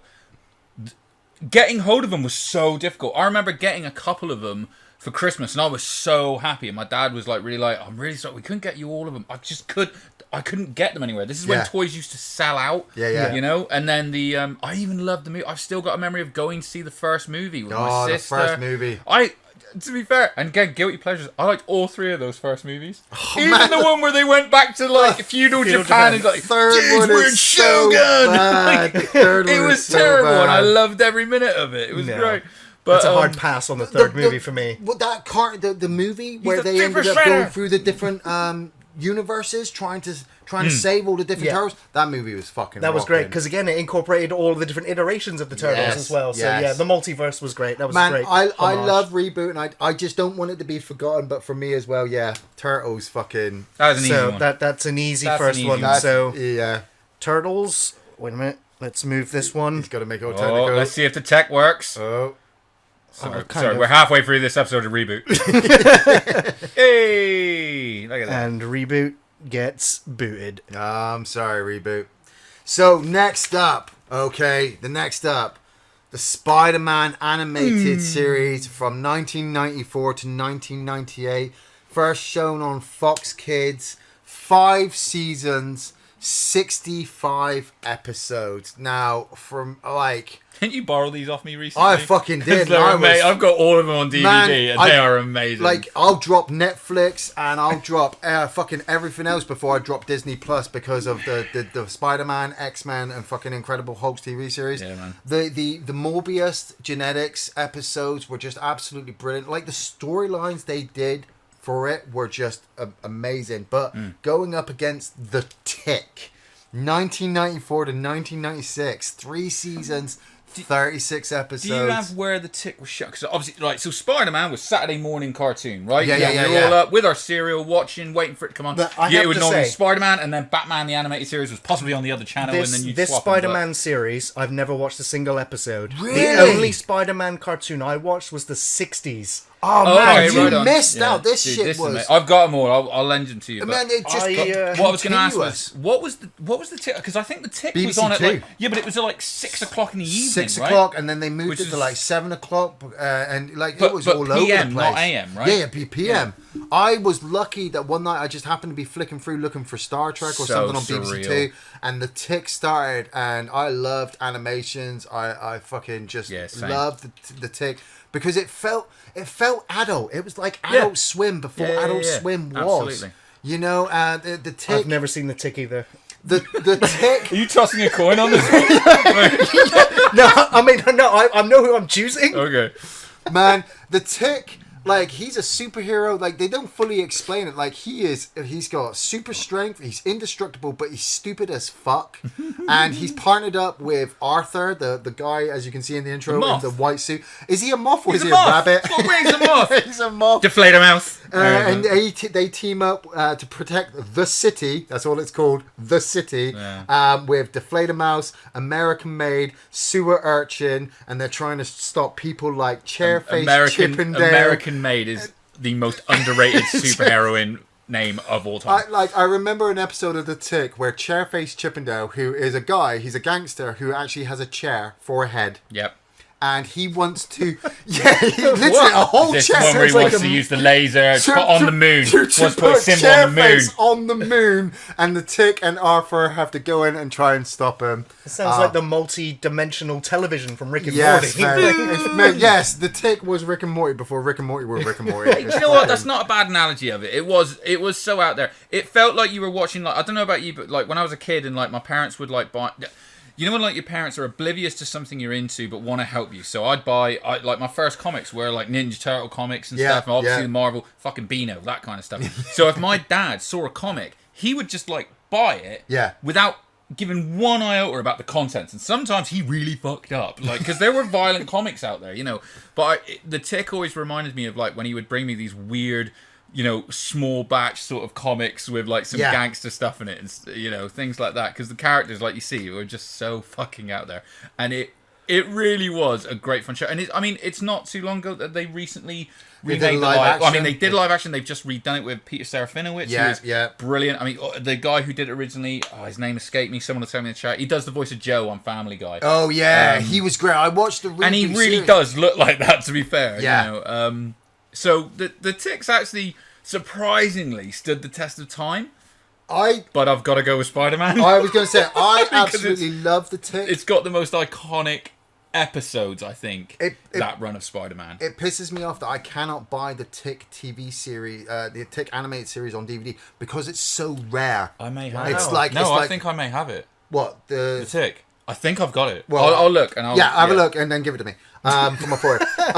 But my vote has to be, like I said, I love the Tick, but my vote has to be for Spider-Man because these stories that they did for Spider-Man just went season after season, and they all just went in conjunction with each other. One moment he's dealing with the Spider Slayers, and he's having to take on the Sinister Six. You know, and I The Spider of the Man I story, wasn't able to when buy- he turns into the Spider, yeah, it was I wasn't phenomenal. able to buy comics like that as a kid because, you know, by the time I was old enough to actually buy comics, like they were in the next generation for Spider-Man. So the Spider-Man series gave me everything I needed. And then when you had the Mary Jane situation where she disappeared, then you had the Ben Reilly fucking Scarlet Spider cloning situation, the Michael Morbius, the energy vampires bringing in Blade, and the Punisher, Madame Web as well. fucking Venom. The first time I saw Venom, I'm like, they need to make this into a movie. So when we did finally get the Tobey Maguire movies, I was blown away. So my vote is for the Spider-Man as well. Gary, you need to fucking watch Spider-Man, dude. Man, Like, I did. I watched the original cartoon, and I would rather go back and watch that. That for me has the nostalgia, the cheap Man, animation, you need- the I think you song. need to- I used to have them on not recorded off TV, but official yeah. VHSs of the Spider-Man from the 60s. Man, the or 1996 even. ones are fucking, yes. the So I bomb. mean, I no vote on this one, I'm afraid. So, but Well, at least we're in agreement. So Yeah. Spider-Man is... but if gonna I had win, to but- choose, I also would agree. Yeah, Spider-Man. But would it be, is a shame to see the Tick go down so early because he deserves more. Yeah, I'd almost went with Tick, but I can't go against the storylines as well. The randomness of the Tick versus the great writing of Spider-Man just... No Jay, way. calling Bruce Campbell to play the Tick is fucking brilliant. Yeah. because he's clearly got the chin to fill it out, and I think that would be amazing. I'll Yes. go with that too. Hey, maybe it will happen. Is he owned by... I assume Disney own everything, so... I think they bought Bruce Campbell now. That would be great. No, I meant do they own the Tick? So next up, Thunderbirds versus Saved by the Bell. Thunderbirds, September 1965. Now I know this is kind of cheating because I said to the guys, look, 80s, 90s, and 2000s. yeah, I know. But I watched it. Well, I watched it in the 80s. Same. Yeah, I it was watched it when always they- on reruns. When they reran it, they only had 2 series, 32 50-minute episodes, which, you know, it's a fucking long time as a kid to sit down and watch just puppets. But man, like Jerry Anderson, fucking, he did so much great work with this. I mean, he had Stingray come out as well. He had Captain Scarlet, but the Americans were looking for something to buy, and Thunderbirds, they failed to pick it up. They just didn't see the draw for it, and I'm like, well, you fucked up. Because, I mean, you look at it, they remade... Toys-wise, that's a marketing Oh, no. no-brainer, right? But it did though. They, It you know, did eventually. you could collect them in cereal boxes. That's Man. how. Didn't Blue Peter Yeah, do this? the 'Cause Tracy Blue Peter, Island. they taught you how to build a Tracy Island, which is hilarious because then they released one. Yeah. And they were like, Yeah. no, buy it. And you're like, fuck you. Boxes, mate. I was heartbroken that year because I loved Thunderbirds so much, and I wanted to make the Blue Peter Tracy Island because we didn't have the money to buy the actual Tracy Island, and me and my mum never got round to it, and she even said to me, "Don't worry, I'll get you one for Christmas." She didn't. Oh. I know, it fucking broke me, man. That's why I'm so Oh, pissed man. off. But This is why I hate things. yeah, they remade the series back in 2015, and then they had the 2 films with the puppets, but then they made the live-action movie, which I know a lot of people hate the live-action movie, but it's got Bill Pullman and... Yeah, but it was all directed by Jonathan Frakes as Yeah, well. so, but it sucked. It's got him in. It's got Hudson in. I It never It watched doesn't matter. It I still never got watched sucks. Hudson. it. It's I got, never I don't really give a fuck. Saved by the Bell, August Yeah! 1989. This was unmissable to television. 22nd of May, 1993. 4 seasons, 86 episodes, following the lives of Zach Morris, Tiffany. Oh, Kelly Tiffany, I'm in love again. McCloskey, Samuel Screech Powers, AC Slater, Jesse Spano, Lisa Turtle, all rolling around Bayside High School. I mean, holidays, summertime. If you Mr. weren't fucking watching- Belding. If you weren't watching fucking Saved by the Bell at 9 o'clock on Channel 4, you were outside. I think If it was you one were of my outside, How white earliest these kids are. crushes. when the teacher pops a test, you know I'm in a mess because my dog ate all my homework last night. This Yes. is why we don't do karaoke. Right. Right, low in my chair, she won't know about Fuck, it's gone me. for the old thing. I was gonna do it. No, but, it was one of the best fucking openings, I gotta admit. But oh, dude, I loved it. In my head, I was like, oh, this is what secondary school is going to be like. Yeah. Amazing. I was way off. Way In wrong. America, off. maybe. There was no Fuck. bullying in fucking Bayside, and no, everybody Yeah, but I they learned did. a lot. They did actually. Those few episodes, they did They deal did with do- like drug addiction, Yes. and bullying, and everything Relationships. like that. It literally showed you, like, from a teen perspective, very bare bones, right and wrong. Yeah. I think You it was know, that thing of like watching it as a preteen. Yeah. Obviously, it did have that kind of like, oh fuck, I want to. This is. Oh yeah, I want to be Zach, or I want, Yeah. That's where I want to be when I'm that sort of age and stuff. it kind of- Fucking, and the fact as well that they involved like Screech was in it and stuff like that. They involved like Well, him. they, which I was mean, cool. they brought in the college years and stuff like that. They've just made the remake series of Saved by the Bell, and obviously they paid homage to Screech because obviously the guy who plays Screech passed away after doing shit tons of drugs, loads of porn. Yeah, he got fucked and up. wrestling. But at the same time, did you ever watch their documentary? Yes, yeah. That Yeah. was great. Yeah. Absolutely great. It made me feel more for the show, for the actors. It made you understand how child actors go through. But personally, my vote is going to be for Thunderbirds. I can't not vote for Thunderbirds. I'm gonna. No. This is the thing. Look, I'm gonna confess something because I remember watching Thunderbirds in the 80s as well. My dad was a huge Thunderbirds fan, and I remember having some of the toys and everything like that. Yeah. And I was always like, God, the toys are really cool, fucking spacious, but I didn't enjoy the show. Really? No, I just didn't. I mean, it was weird watching Noel Gallagher drive that woman around, but it it was just the show just didn't connect with me, and maybe it was the puppet thing. Because I remember I didn't watch. I sort of watched, but didn't really enjoy Captain Scarlet. I didn't really enjoy Stingray. man. I didn't either. enjoy those either. man, It was so- only Thunderbirds. Yeah, for me. and I was like, Love Thunderbirds them. was definitely the best one, and like the whole fucking countdown and everything like that was Yeah. cool. But as a show, I couldn't tell you a single memory of the show. I can tell you the Oh, I first can. 5 steps of Anthea Turner making Tracy Island on Blue Peter, probably because I thought that was cool, which is probably what got me into Man, model making. Some But of their episodes were made. I personally did. So I am going to go Saved by the Bell because that to me is part of I- my Saturday morning routine. Yeah. No, I can understand that. Yeah. Absolutely. Oh, and, Gary and is Tiffany. stuck in Oh. a minute. I could not miss an episode of Saved by the Bell, especially when they did episodes like after the season ended, and then they did like trips away or Yeah. spring Yeah. breaks and Yeah, stuff, yeah, and, yeah, and yeah. there was like 3 episodes, and they were all one story, but you had to make sure you tuned in the next week to see the follow up. Yeah. That is one of the earliest memories I have of having to wait a week to Kelly. see the next thing beyond standalone episodes. Yeah. Ellie. Kelly was one of my first crushes Kelly's ever.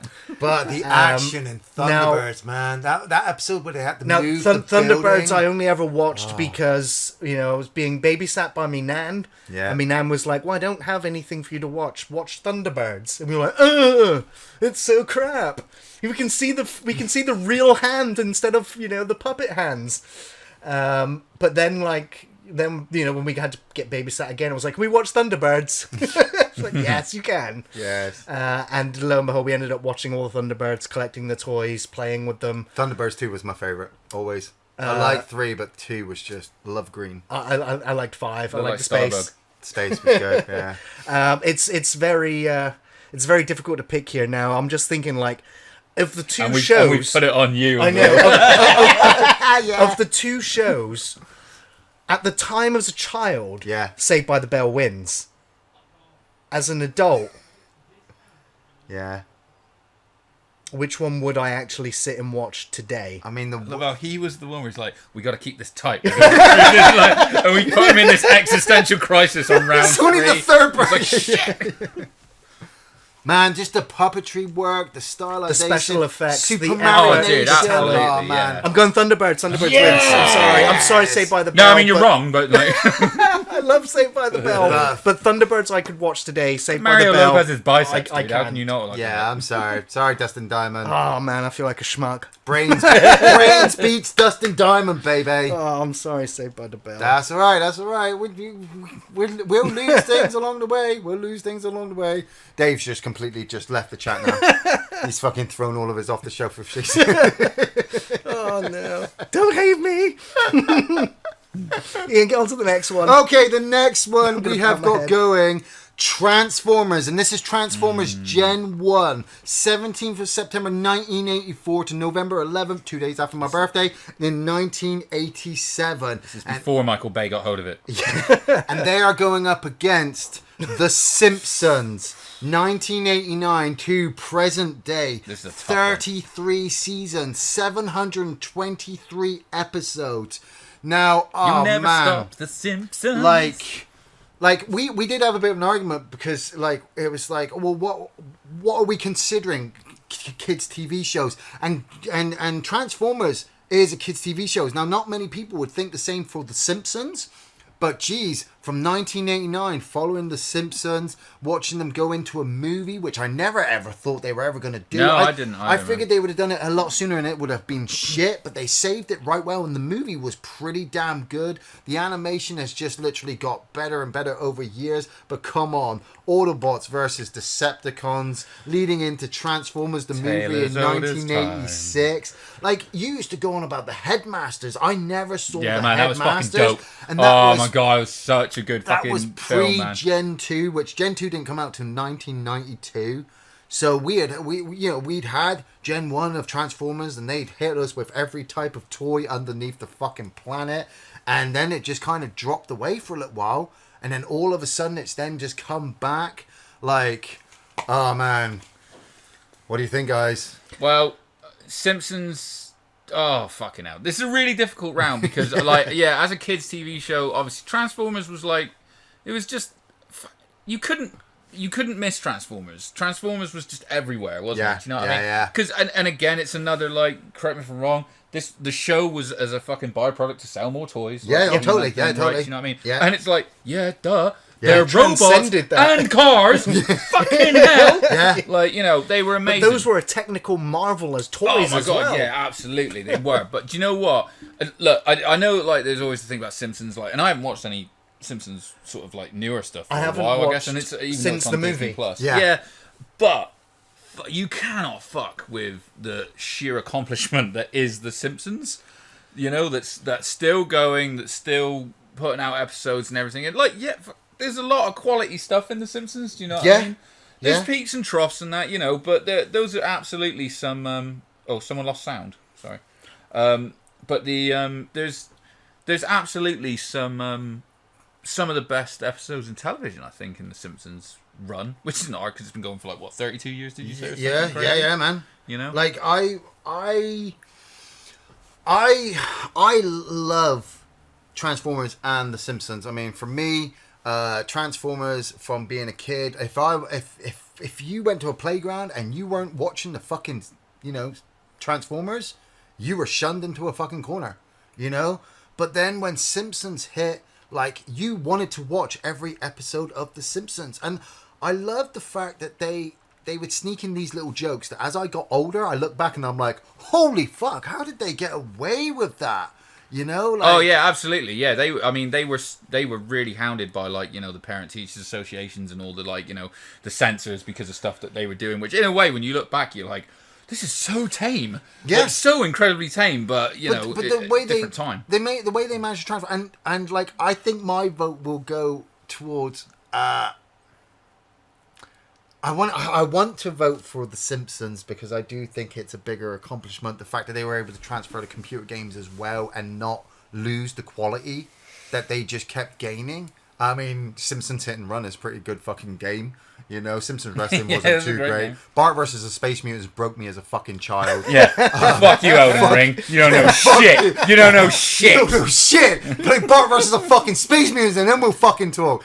But the arcade Simpsons game with the four player stand. Oh man! But my vote has to go for Transformers. I do love Transformers. Even the Michael Bay movies, I know they fucking suck, but I love giant robots. Get your Shia LaBeouf out of my movie. So yeah, fucking Transformers for me, baby.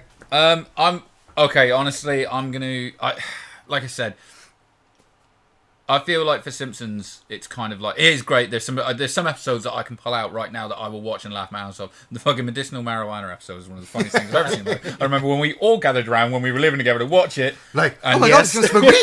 Oh my god, we watched that fucker like 3 times back to back, laughing our asses off for reasons.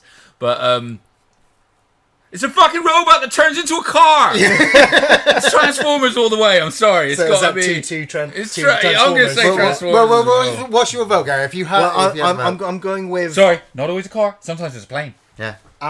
For me, I enjoyed The Simpsons up until the Simpsons movie, and a few years ago, actually during lockdown, I was like, you know what, I'm gonna catch up on the Treehouse of Horror Simpsons episodes. I did that. I love those. And I was like, you know what, they are still nailing it with the comedy and the references. I'm like, the show's been going for so long. Yeah. But the quality of the recent episodes, I mean, bless her, the voice actress for Marge, her voice is fucked. Yeah. You know, like if you listen to a modern episode of Marge, I mean, you don't even sound like the same character. Yeah. You know, and the fact that the show's persevered beyond tragedies, the fact that it's predicted so much of what has actually come to pass. Right? I don't know how that works. It has one of the most iconic opening sequences in TV history. Yes. No doubt.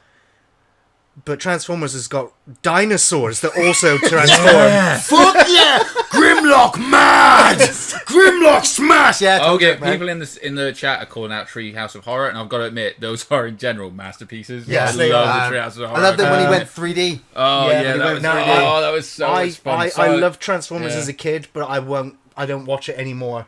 I have nostalgia for the Dinobots. Yeah. But Dinobots versus the Treehouse of Horror, my vote goes to The Simpsons, even though I don't watch it anymore. Nice. But unfortunately, Transformers takes the cake on this one. And it's like, look, come on, I don't care how old I get. You put the movie on and Optimus Prime dies. Spoilers. I'm a mess. I'm a mess. I'm looking at the video. Like you said, you hear images. Yeah, but it's close. I always loved that. Yeah. Star wipe. Yeah. Okay. Next up, this could be a toughie or it could be a slide right through. We have There's an easy one for me. Animaniacs versus Rugrats.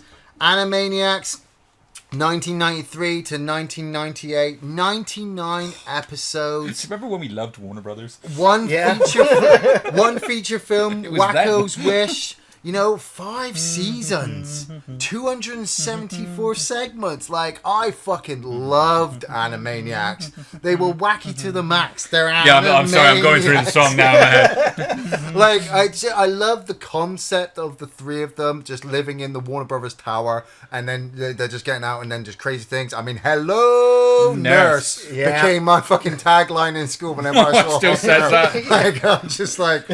people were just like, what are you doing? I'm just like, you don't watch Animaniacs?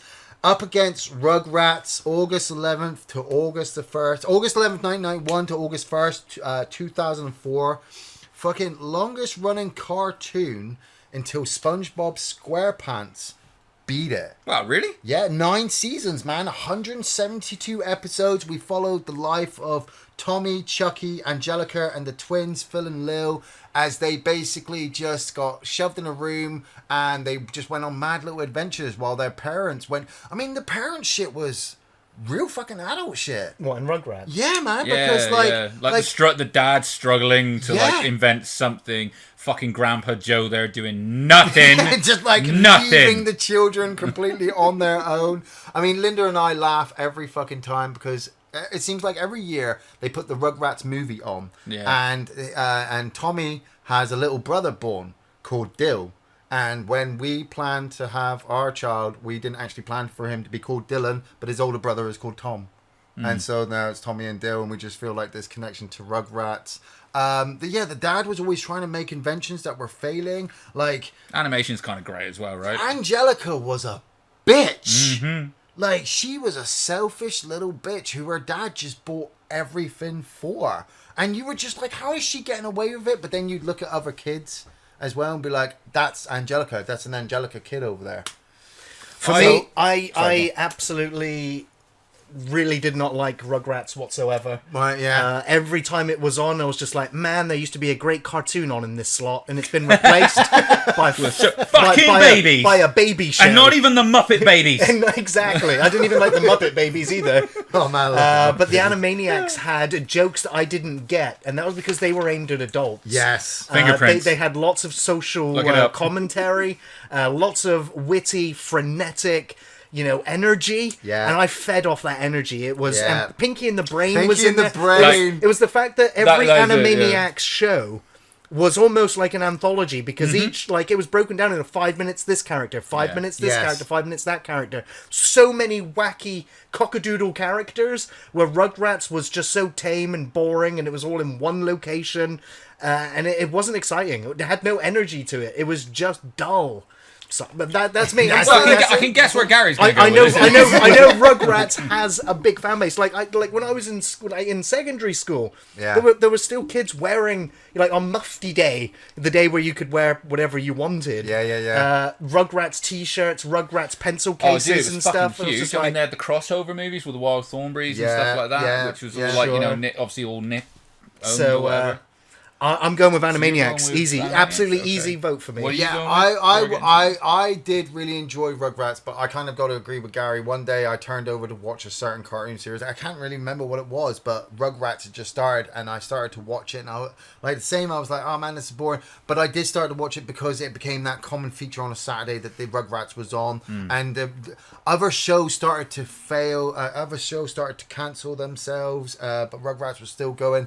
But man, Animaniacs is just so fucking funny. There was nothing else like it. There's Like, nothing from the like moment it. the intro starts. And it's like we were saying earlier with our friend Jay talking about Freakazoid. Animaniacs. Animaniacs was the closest you could get to Ren and Stimpy without them showing you Ren and Stimpy. Yeah, Animaniacs brought out Pinky and the Brain, which then led on to Freakazoid, and they started to knock out all these old Warner Brother cartoons and shit. But Animaniacs, that's my vote.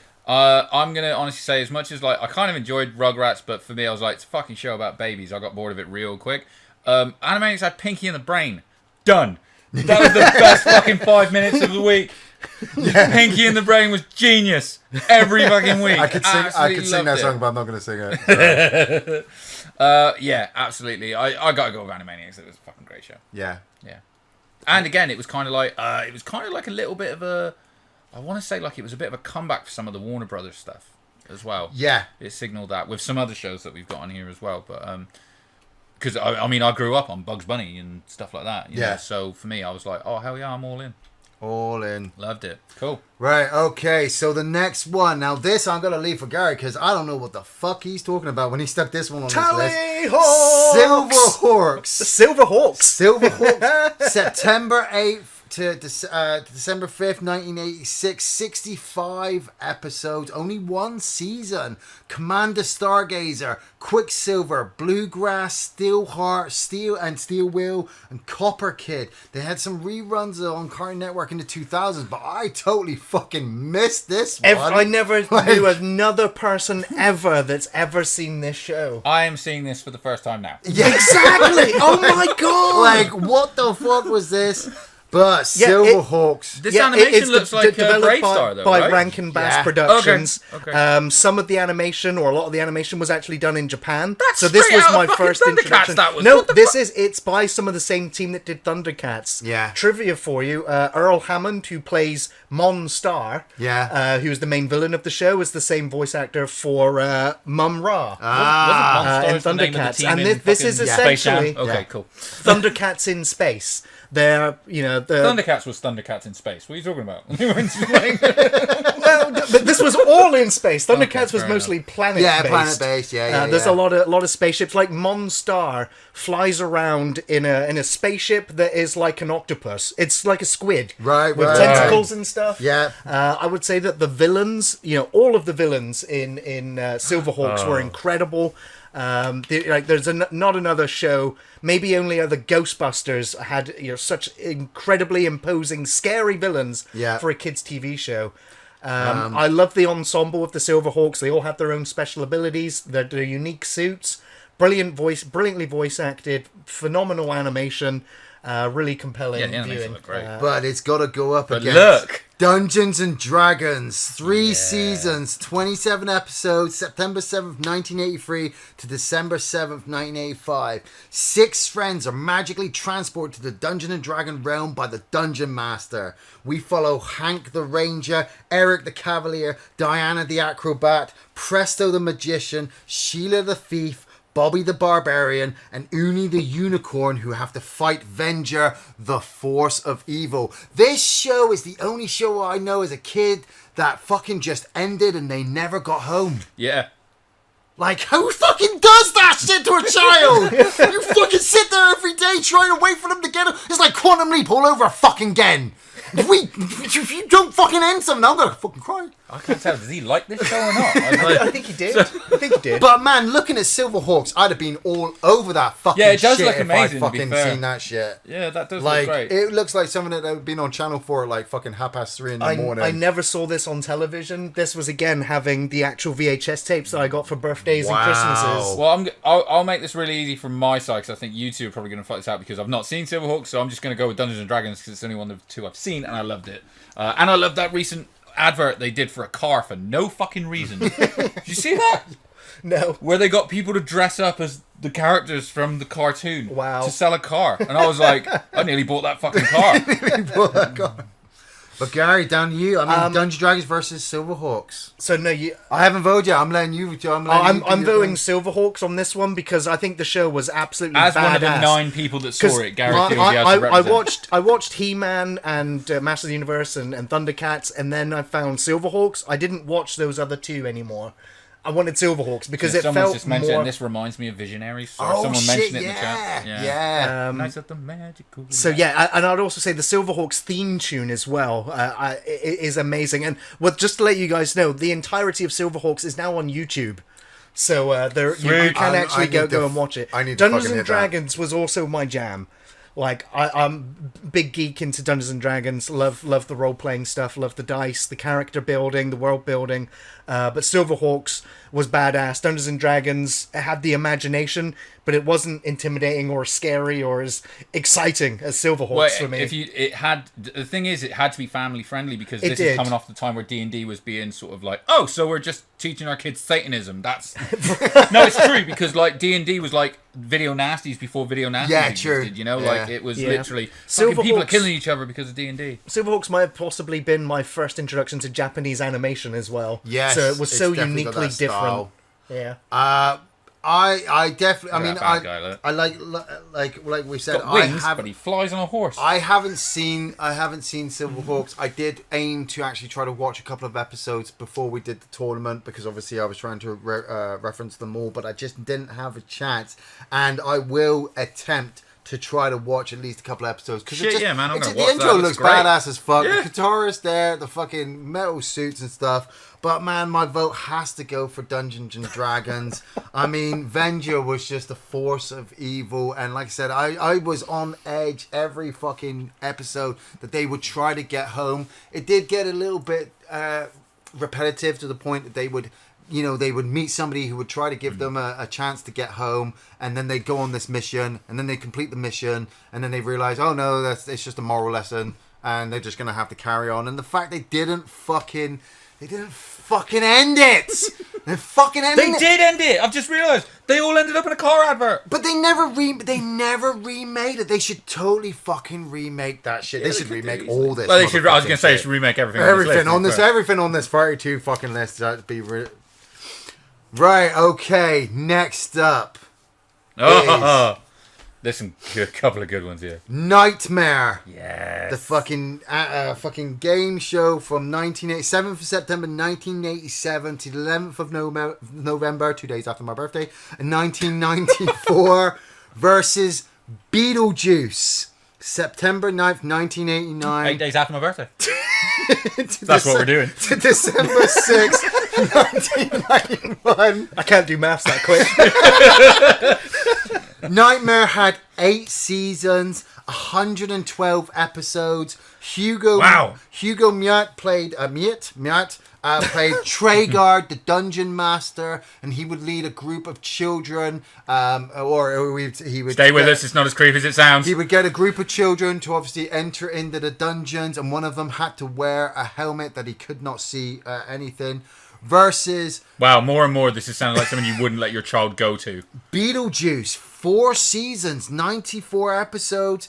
Right, I was amazed they made a Beetlejuice TV series, and you know what? I found it really hard not to stick every single movie-based fucking cartoon series on this list. This was done by the same guys who did Addams Family, right? He's down for Nightmare. Well, you're wearing the shirt, so you've got to go Man, that he way, wants but Majida the princess. This was totally done by the guys who did Addams Family cartoon, right? Oh, because the animation is so similar, and it felt very similar to it. I really enjoyed this show. This was one where I was like, this had no business being made, and it is fucking excellent. Beetlejuice and Lydia Dietz would have adventures in the Netherworld and the real world. Beetlejuice would try to convince people to give him money or get him to do a job and stuff, and then it would always collapse in on himself. I just thought it was just, like I said, such an amazing concept to actually just make Beetlejuice, but fuck me, how badly did I want to get on Nightmare? Oh, totally. We all wanted to be on the show. Do you know what's funny is nowadays as well, the intro to Nightmare is like the best. This was like the 80s example of this trailer doesn't represent this game whatsoever. Right. This is what we dealt with. You'd watch this, and then all of a sudden there'd be a real there'd be a real guy, and you'd be like, wait a minute, this is bullshit. And then you'd watch it and realize it was Nightmare fucking was amazing. Absolutely revolutionary. Oh. There was nothing else like it. The guy who created the show, he got the inspiration when he was watching the weather being delivered on the news, and because of the green screen. He was like, how can I use that to make a show? Yeah. And after the first 3 seasons or so, he was like, I'm a little bit bored of the dungeon crawling format. So he started to incorporate real outside locations. Yeah. He kept the show fresh, kept it unique, kept it going. I mean, and the show was like the Nightmare was getting to the 4, 5, and 6 million viewing figures for every screening. Yes. No other kids' TV show.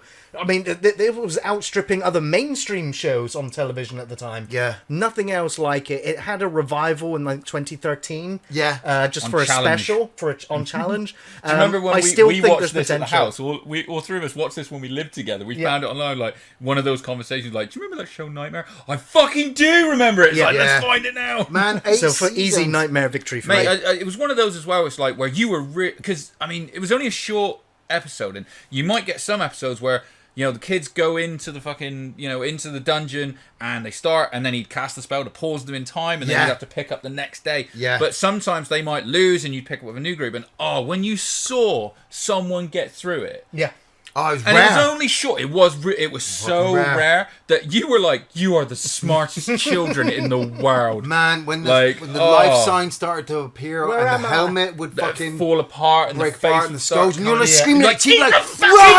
run! bread! Give the ferryman the goat and eat your fucking bread. Like, so good. I was that close to the screen every week. I've got to admit. My vote I is for loved Nightmare. it. Unanimous, man. My It vote was is for fucking Nightmare. glorious. No, hey, Beetlejuice was a good show. Yeah. Beetlejuice was a good show, but straight down the line for Nightmare on this one. It was fucking Nice. Could take the whole thing. Yeah. Good. Oh. Sorry, Beetlejuice. Didn't say your name 3 times. Yeah. Isn't it Beetlegeist? Well, no. Now this next one. Oh. Wow. Just wow on this one. This is a conflict. This Animals. is the most random, pairing, by the way. Animals of Farthing Wood. I told you, I love my fucking movies to cartoon series. I loved it as a child. Animals of Farthing Wood versus Highlander, the series. Animals of Farthing Wood, based on a collection of books by Colin Dan, who wrote them in 1979. It was converted into an animation 6th of January 1992 to 21st of December 1995. 3 seasons. Size that cement mixer. 39 episodes. It follows a bunch of animals forced to flee their homes from humans and make their way to White Deer Park. We follow Fox, Toad, Mr. Rabbit, Owl, Vixen, and many more Adder animals the snake. as they attempt to try to make it to the park. And in the 3rd season, they did make it to the park. They got there at the end of the first season. But the other 2 seasons were them basically trying to work together with other animals. I have to say, I never got a chance to watch it. I never got a chance to watch it. Again, I watched going all back of to this. Animals of Farthingwood, like every episode continued from the last. And if Yeah. you missed an episode, you'd be like, oh, what happened to the rabbits? Oh, they died last week and you missed it. Yeah. Yeah. So it's like, what? I need to go and, find a repeat somehow on, broadcast television. They occasionally did. Yeah. Like, holy crap, they got run over by cars. Yeah. Like, what happened? What happened to the pheasant? And it was like the wife got stuck and the fucking husband went back to get him and he got them both Killed, And yeah. you're like, shit.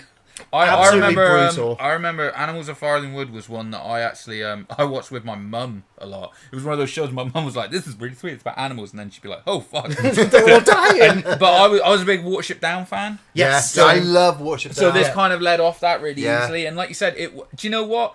It's one of those things, when we talk about like certain shows, like it isn't that hard to make a compelling show. It's like they can't live at their home anymore. They've got to get to this place, but they've got to fucking walk it, and they're going to have adventures every week. And there's always the constant of we got to get here, and they will reference that every week. Yeah. It was compelling shit. It was kind of, we haven't got on here, but it was kind of like shows like Phileas Fogg, 80, around the world in 80 days. You were like, well, I can't fucking miss one. How the fuck did he even get through France? I almost snuck Super Ted on this list, but I couldn't shout. put it in. Good shout. Highlander, 2 seasons, 40 episodes, September was weird. 1994 This to was January weird. 1996.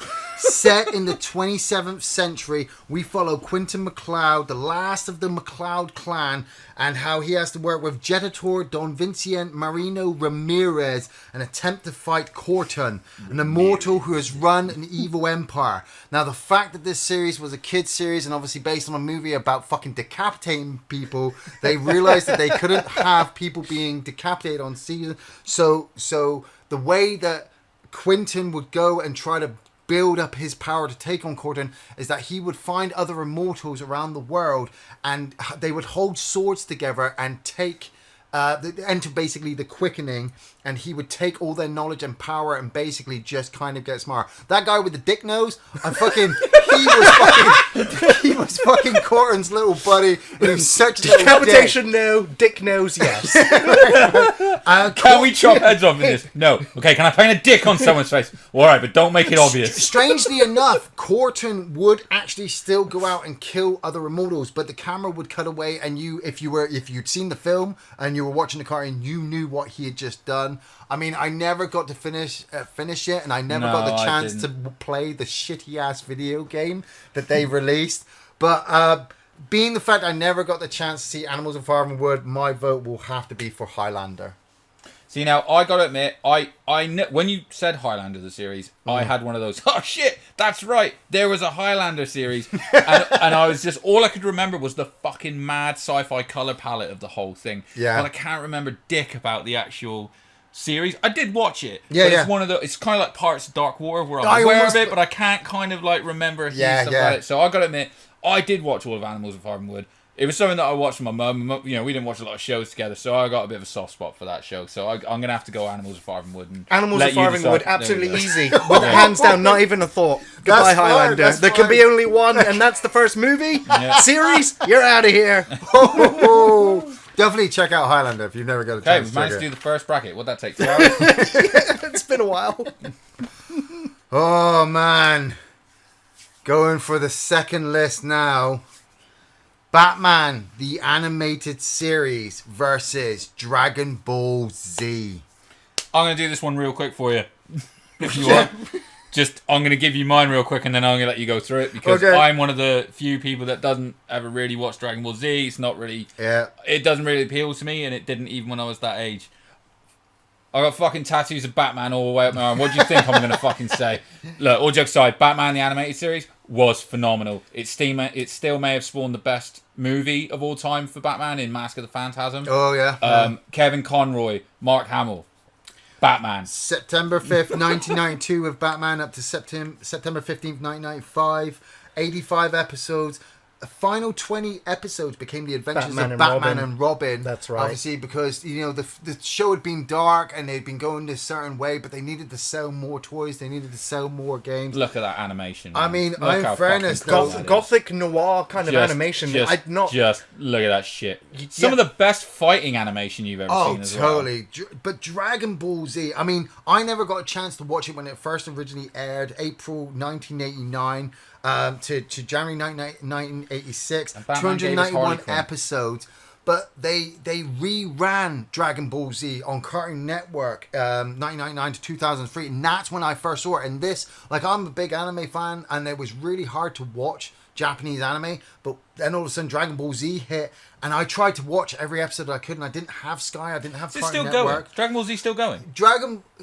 Dragon Ball Z isn't still going because it keeps getting rebooted. Like Right, Dragon Ball was its original airing, and that followed Goku, who was basically they basically wrote Goku as Sun Wukong, the Monkey King. He flies a cloud. He's got a magic staff. You know, he was looking for these 7 magic Dragon Balls that will give him. Once you collect all 7, you can wish anything you want in the world. But once that series in Japan kind of like started to dwindle down, they realized they needed to reboot it. So then you got Dragon Ball Z. Goku turned out to be an alien from another planet. He was Super Saiyan. You brought in people like Vegeta, Piccolo, fucking Literally, Krillin, The and it fucking was just opening credits are literally. giving me diabetes. I mean, every Fucking fucking hell. like what was it? It was like 30-minute Fucking nonsense. episodes, but it was 30-minute episodes where it's like, we're gonna fight and talk and fight, and then they fucking blast the shit out of everything. And Oh, look, the, he went supersonic. the He must have few got all the chaos episodes I emeralds. saw, people die, planets got blown up. They would fight like fuck, and then the heroes would get the 7 Dragon Balls together, make a wish, and wish everything back to normal again. Ah, Warner Brothers. When you were So, Andy's is Batman. But look, Batman. Gary. Batman, without hesitation, no question. I Like- I will also admit I missed Batman as in my childhood. I didn't see Batman until maybe 10 years ago. Yeah. And I binged watched the lot, and some of my favorite episodes. One of my favorite episodes of the entire show. Batman's not even in it. We follow Joker. Oh, Yeah. You know, and it's the episode where he's He's gets following caught the in man. traffic jam. Yes, with that man. the And I was just guy. like, oh my god, the Love it. the dark crazy. shit. I love it. I There was loved also it. another episode where it was all the villains playing poker together. Yeah. So yeah, some of the best episodes are the ones even without Batman in I it. think It that, just I goes was to going show to say the strength of the ones to background Gordon characters. and absolutely, you know, I think Yeah. we've mentioned it. Like, you know, they this is what Harley Quinn was created for. Like I Who's become an incredible, you know, character. I love anime, and I do really love the Dragon Ball and Dragon Ball series, and I know it's got a massive following, but fuck me, I was a Batman fan watching the 66 fucking series when I was a kid. Then the movie dropped on me, and I was like, oh my god, this is the fucking greatest fucking movie ever. Then all of a sudden they hit me with this animated series that made the fucking movie look like it was tame, you know, just because, like, it was Batman, the fucking toys, like, all that shit. So my That Batmobile came out so good as a toy as well. my vote is for Batman. I'm sorry, Dragon Ball Z, I love you, but Batman beats Goku. And Goku's a fucking Super Saiyan. Oh, do you know what? I can feel a disturbance in the force as if my best friend right now is cursing you out. It's out there somewhere near Bristol. Sorry, but I've heard this huge intake of what? Like, guarantee it's just happened. but this is the thing, Dragon Ball Z is literally the sequel to the original series, and you have to watch the whole original series to go into the series from the reboot. Batman didn't need to do that. We just tuned in every week just because we were like, who's he going to be up this week? They rebooted all the fucking characters, made them fucking badass. Right. Oh, this one. This is a different one. This is difficult. This is hard. X-Men, the animated series, 1992 to 1997. Dun, dun, dun, dun, dun, dun, dun, dun. I'm watching the fucking car and I'm singing the song. Versus Ren and Stimpy, 1991 to 1995. X-Men had 5 seasons, 76 episodes, and we followed the adventures Oh, of look at Wolverine there, little Cyclops, Storm, Beast, Jean Grey, Jubilee, fucking Rogue, Gambit, as they took on time-traveling fucking escapades like Bishop and Cable, and the Shi'ar Crystal and the Dark Phoenix Saga, versus Ren and Stimpy, 5 seasons, 52 episodes. Ren, an emotionally unstable chihuahua, and Stimpy, a good, natural, but stupid cat. Powdered toast, man, dude. I fucking and I was going to do it and I totally forgot, but I was going to learn the log song. Oh, log. fucking log advert. You know the one where like Stimpy was scared that he was gonna go to fucking jail because he took the tag off of a sofa. He took the tag off of a sofa cushion, and he thought he was gonna go to prison for it and stuff. It was so fucked up. Man, do you remember the episode where fucking Stimpy lost his fart? His fart, like, Yeah. let him go up and left. He made a so family. Oh Jesus fucking Christ! Man, For me, this is a really tough one. Yes. But It's a tough one, but for really random reasons. I watched many more episodes of Ren and Stimpy and rewatched episodes of Ren and Stimpy just because of its extreme animation. Like, it got banned or taken off for kids' TV at some point. There's some bad fucking shit behind the show as well with the creator and everything. If you go deep diving on it, there's some stuff that you wish you didn't read. X-Men, though, has a phenomenal intro soundtrack. Yeah. It introduced so me good. to all these characters because I never read the comic books. Nah, me too. Exactly. I'd not read any X-Men comics up to this point, and this is where I started my this is where I started my sort of education on those characters. Yeah.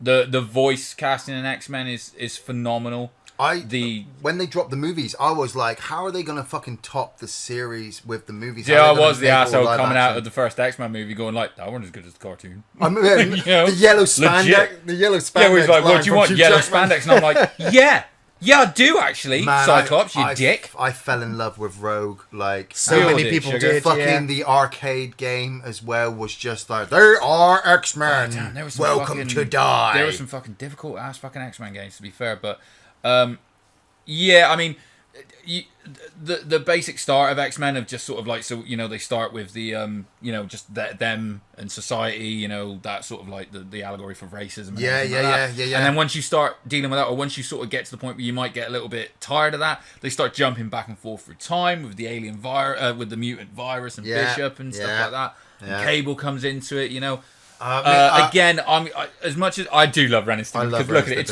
it, it's fucking retarded. I love it. I loved it. But X-Men was a massive part. It's the only reason I was getting out of bed on a Saturday morning. Yeah. It falls in with that. So I've got to go X-Men personally. I'm having a real and again, I've got them all on choice on DVD. this I will still watch them now. In fact, About- we recently watched all Disney. the new movies. Yeah. And Donna was like, we should watch the X-Men animated series. I'm like, this is why we got married. Yeah, we fucking should. I'm going to leave the vote for you on this one, Ian, and I'm going to go with Ren and Stimpy. Oh, man. I absolutely adore those two characters. They were, the vulgarity and the simplicity, the insanity and the normality of it, and it just jumped so quickly from one extreme to the other. I'm going Ren and Stimpy over X-Men on this one. Tough It's tough. I love Powdered Toast Man episodes where he scrapes his face onto toast. I love the log. I love it when Stimpy loses his fart. I love it when they became. I love it when they became Canadian Mounties. I love it when. I forgot about that. I love it when they fucking just. Oh man, it was so great. But I got hot. I had nightmares after the episode of Ren and Stimpy about losing teeth. oh yeah, the rotten. And because of that one episode, I've always made sure to brush my teeth at least twice a day. Yeah. But just like with Spider-Man, the writing for X-Men was just phenomenal. I just absolutely loved the episode. Like the first couple of episodes where you lost Morph. And Morph died. Yeah, and they carried that on. They that was kept it like in the Wolverine's arc for half of the first series. And then if when not they more. brought him back, and you had the whole thing with the Sentinels. I love Ren and Stimpy. But Me and you, bub. My vote has to go towards X-Men. I just absolutely love X-Men. I'm sorry, man. Suck it, Ren. I got Ren and Stimpy fucking Ian, you idiot! I got Ren and Stimpy on the DVD box sets, but the X-Men writing is just phenomenal. Dude, that's gonna be a tough fight up top there. Yeah, In fact, man. oh shit, that's gonna be Man, That's gonna it's be like- tough. That's gonna be tough. So, next up. This one I think is a real tough one. This one's fucking stupid. Thomas the Tank Engine versus South Park. Now, I will get to it in a minute, but Thomas the Tank Engine, 9th of October 1984 to the 20th of January 2021. I mean, the first 3 seasons were on ITV, but they just kept it going, and they've turned it into an animation. Just kept that little engine plugging away. 24 seasons, 584 episodes, with people like Ringo Starr, George Carlin, and Pierce Brosnan, to name a few, doing the narration at the start of the episodes. I fucking loved it, but I like South Park, Now- 1997, the present day. Thomas the Tank Engine for me holds the most magical and special place in my heart. Oh, fuck yeah. One of the earliest memories I have is watching Thomas the Tank Engine as a baby, as an infant. I used to have a robot cassette tape player that was blue, the same color blue as Thomas. Cassette tape in, Thomas the Tank Engine, audio cassette tape. I would not sleep as a baby unless the Thomas the Tank Engine tune was playing. Yeah. That was my lullaby. I've See, now- seen hundreds of episodes of Thomas. Ringo Starr. Ringo? Sorry. Pingu's brother. Yeah. His narration, absolutely brilliant. I didn't really like the other narrators, but I still remember when the Top Hat Man was the fat controller. Yes. You know? Yeah, Oh god, that's right. They controller. changed that recently. Yes, didn't they They did, had to because it change was it. needed to get politically correct and stuff. But I also immediately disqualify South Park because this is not a kids' TV show. Now, the same could be said for Simpsons. No, Simpsons is rated PG. No, South Park is rated 18. I watched South Park the series when I isn't, was... the series isn't rated 18. No. 15 then. It is not. No, It is not yeah. made No, for it's, children. no, it's 15. At I, all. I watched it as a child. That I does watched not it when I make was it in school. a children's TV show, Ian. That meant you watched Yeah, I mean, it as a I child. watched Alien as a child. Yeah, that doesn't make it a kids' movie. Well, you look at it when you went So to I school. I vote to disqualify South Park immediately. Every child in school was watching South Park. They hit the movie before Simpsons hit a movie. And you look at it, South Park fucking turned around and turned a joke into it. Simpsons did it. It has a connection. I'm not talking about Simpsons here. It has a connection to the young. Okay, you may question of where the young age comes in at that, but it doesn't change the fact that it's an animation that was kind of sold to children, but it had adult jokes, especially the first bunch of fucking seasons. And that's why I said, look, Simpsons shouldn't have been in there if we're going on that, but we put, and Yeah, that's I mean, why Ren and Stimpy. Ren and Stimpy was as still well. made for children. Yeah, It was made for children. so Yes, it may not. Yes, it may have questionable content and This got is the pulled. funny thing. Now, I'm not saying that you're not right about it. You make a very, very, very good point, to be fair. However, since we're going on, it's in there. So I love Thomas the Tank Engine because, of course, I did. But then something happened. I turned fucking 3 and I didn't fucking watch it anymore. All right, look.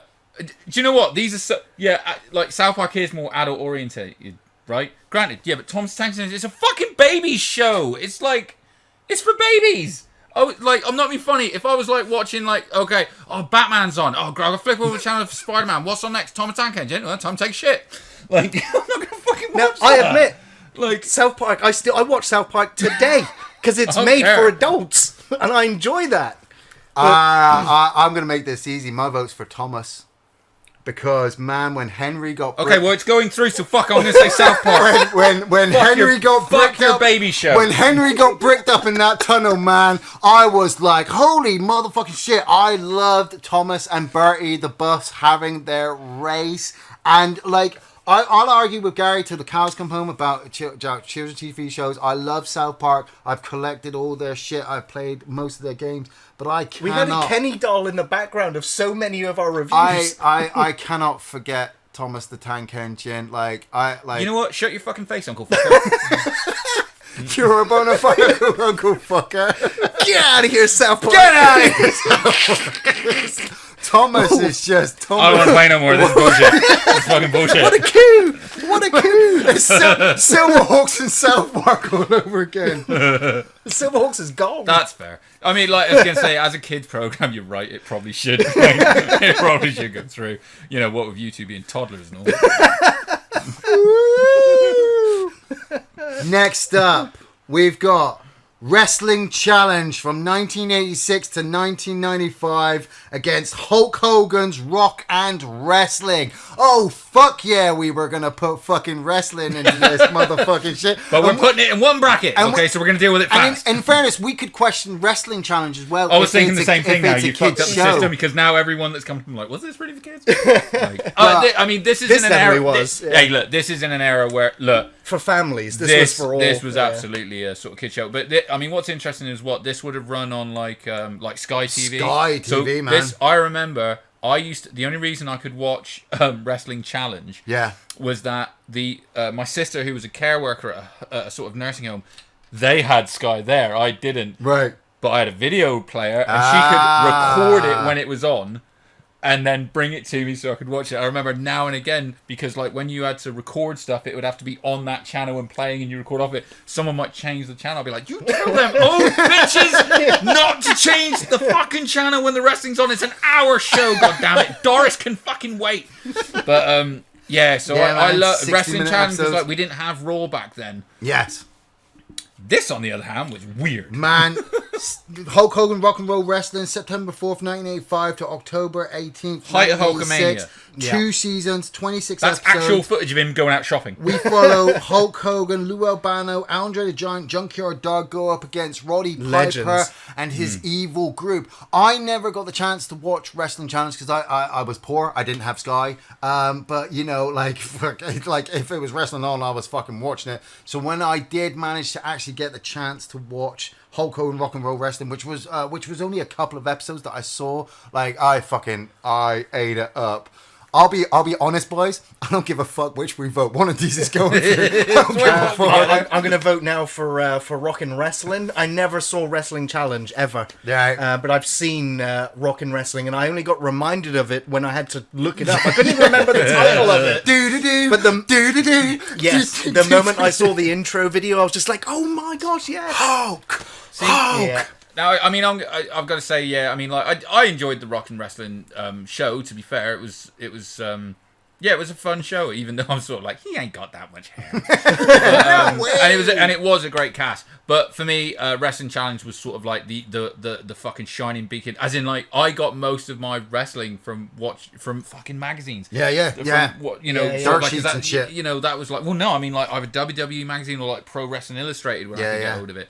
But the fact of like, I can literally remember now, like my sister would come home late from her job and I'd be like, oh my god, like, did you tape it? She's like, no. I'm like, get out of this house. So I'm gonna go for Wrestling Challenge on this. So it's your choice on this one, Ian. I'm not. The fact that I never got to watch Wrestling Challenge, but I kind of understand the concept because I watch Superstars, I watch Raw, I watch SmackDown. I fucking if you watch this show, you know. Do you know what's funny is like no matter what you do right now compared to the next bracket, I'm telling you this, it ain't going into the semis. I'm going. Tell you that now. Hulk Hogan Rock and Roll Wrestling. That's my pick. Get out of here, Wrestling Challenge. Man, next. Thundercats. It's a big hitter. Versus big hitter. Earthworm Jim. Man, Thundercats 1985 to 1989. 4 seasons, 130 episodes. We follow Lion-O, Panthro, Chitara, Tiger, Wily Kit, and Wily Cat as they head to Thundera and have to battle against mutants and Mum-Ra. Earthworm Jim, a follow-up from the 1994 video game released in September 9th, 1995. That's right, it was after the game, wasn't it? Yeah, it was December 13th, 1996. 2 seasons, 23 episodes. We had Dan Castellaneta playing Earthworm Jim. As bad as my ringing star. That's Homer Simpson's voice, right? Yeah. Earthworm Jim, as he runs around with his super suit while villains attempt to steal it from him so that they can take over the galaxy. Man, I love Queen Squid for a butt. Like, Slug for a butt. Slug for Queen a Slug butt. for a butt. Psycho. I mean, man. What was the name of his sidekick? The little purple dude who would turn into a massive dude. The dog, Fear's the mind killer. Fear's the mind killer. You know, when he. What was the dog called? I can't remember. Oh, fuck it. Peter Puppy. Yes. Peter Puppy would get bitten and he'd turn into a launching man. that cow. But, dude, Lino. I mean. Like I knew when because I did these like I wrote them down one at a time and then I filled in the brackets, and as I wrote Earthworm Jim against Thundercats, I'm like, I'm sorry, Jim, because man, I got like I put it on my list. I borrowed the seasons off of you, same Yeah, as I man. bought Spider-Man, and I watched the trials of Lionel. This is a great fucking intro. Oh my god. A super suited fall. Earthworm Jim. Jim was So just a dirty good. and chewy piece of worm, and then it just a super suited fall. Now, I'm going to be controversial and say, yeah, you know, I liked Thundercats, but I loved Silverhawks, and that was the same show. So I'm going to go with Earthworm Jim on this one. I loved the character. So zany, so bizarre. Loved the games on the Mega Drive. So while I was still playing the games, watching the cartoon as well. Dude, I gotta admit, Earthworm Jim is one of those games where if you fucking finished it, you were a badass, because that was not a fucking easy game to be fair. It was not. I would like to point out, it had like it was the like underwater sections. Yeah, I was sections. just about to say it was like Battletoads. It was like there was a Yeah. couple of levels where you were like, fuck this level. It was one where you would Yeah. go to someone's and play it, and they'd be like, "Have you done the underwater section on Earthworm Jim?" Yes. Yeah. Can you fucking do it for me, please? I'm stuck on it. Yeah. I have to admit, I did make a mistake. I've just noticed they didn't go to Thundera. Thundera was destroyed. They ended up going to Third Earth, but Right. they did actually go back after, or they went to. Well, they another did planet. like the prequel and stuff with the other group. That Yeah, left they brought a as whole well. new group of people in. Dude. Fucking look! You're mean, looking at my childhood. I know. right I now, used to that is- play that is it, Thundercats. you know? I used to. My neighbor used to From have the sword, yeah, so we'd the always figures, do the sword, the yeah, thing. you know. It I mean, was- and also, you know, again, Thundercats. We've had like a couple of different iterations of them as well. You Yeah, know, that dude, I yeah. mean, you know, again, we watched one together at the house. Thundercats Roar just came out. That's some fucked up Yeah, shit. Like I was very surprised that lasted. But again, what an amazing fucking set of characters. And a lot of these, like the reason that this is so good, you're about to see in a minute, is the fucking villains were insanely good in this show. And they had a great stock of villains in the show, just standard on Third Earth, but they kept bringing other stuff in. You know, we had the pirates that came in.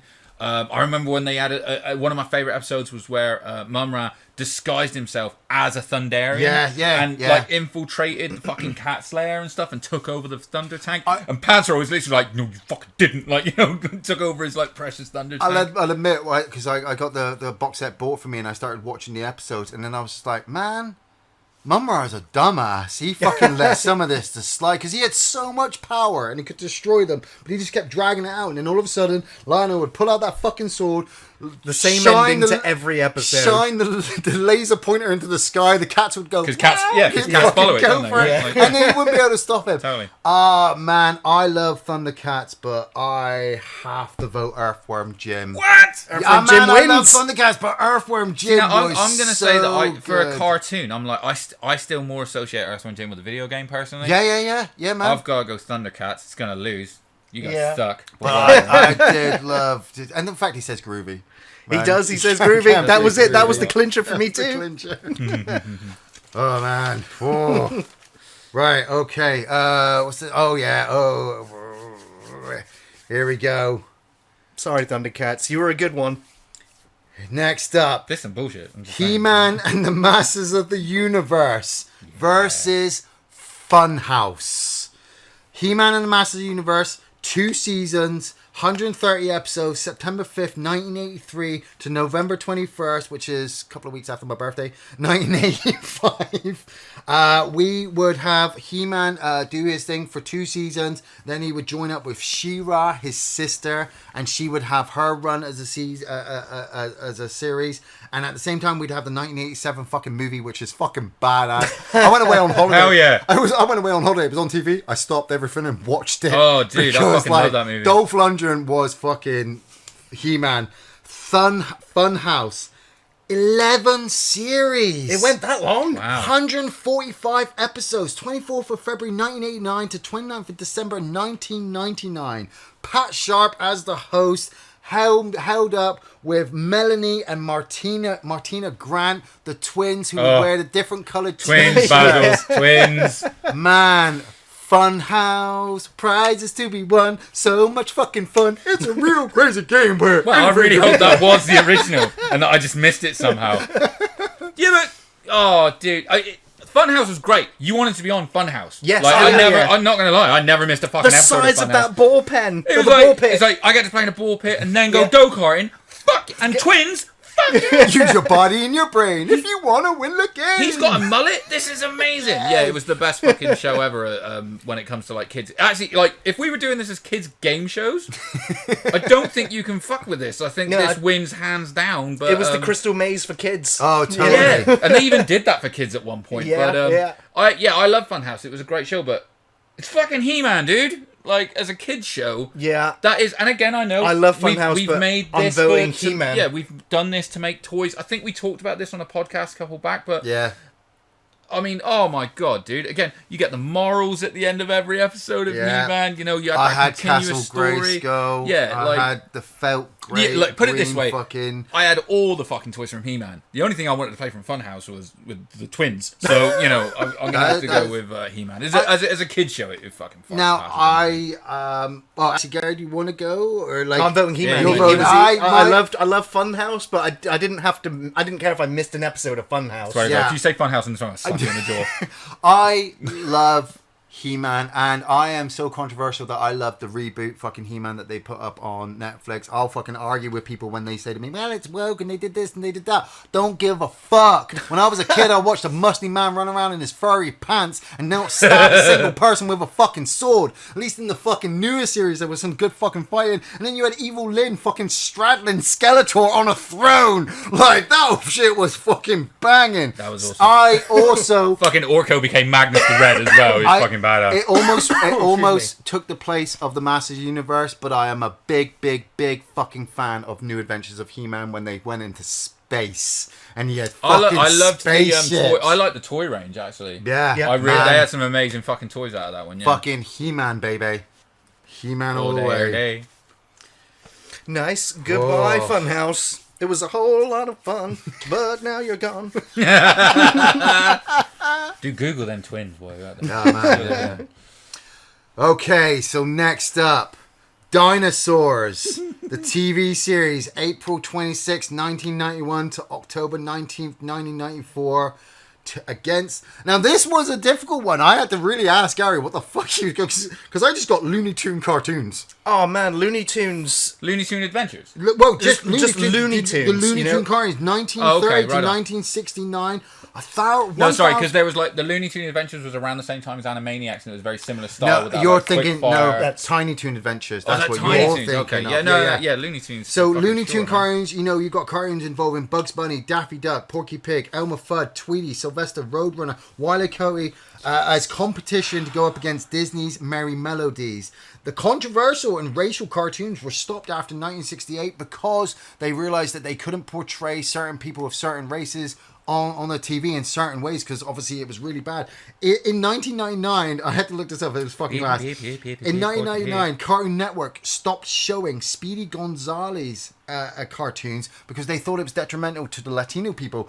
And Latino people turned around and went, fuck you guys, we love fucking Speedy Gonzales. So it got a reboot back on. Pepe Le Pew is the one that's been Pepe Le cancelled Pew was now. on recently. Yeah, man. He's fairly rapey though. Yes, Yeah. very, yeah. Dinosaurs, though, from Jim Henson Television and Walt Disney Television. 4 seasons, 65 episodes. We follow a family of dinosaurs living and dealing with life back in the fucking 60 million it's like years. Flintstones if the dinosaurs were in charge. Yeah, man. In a way. Earl Sinclair, his wife Fran, their children Robbie, Charlene, and baby Sinclair.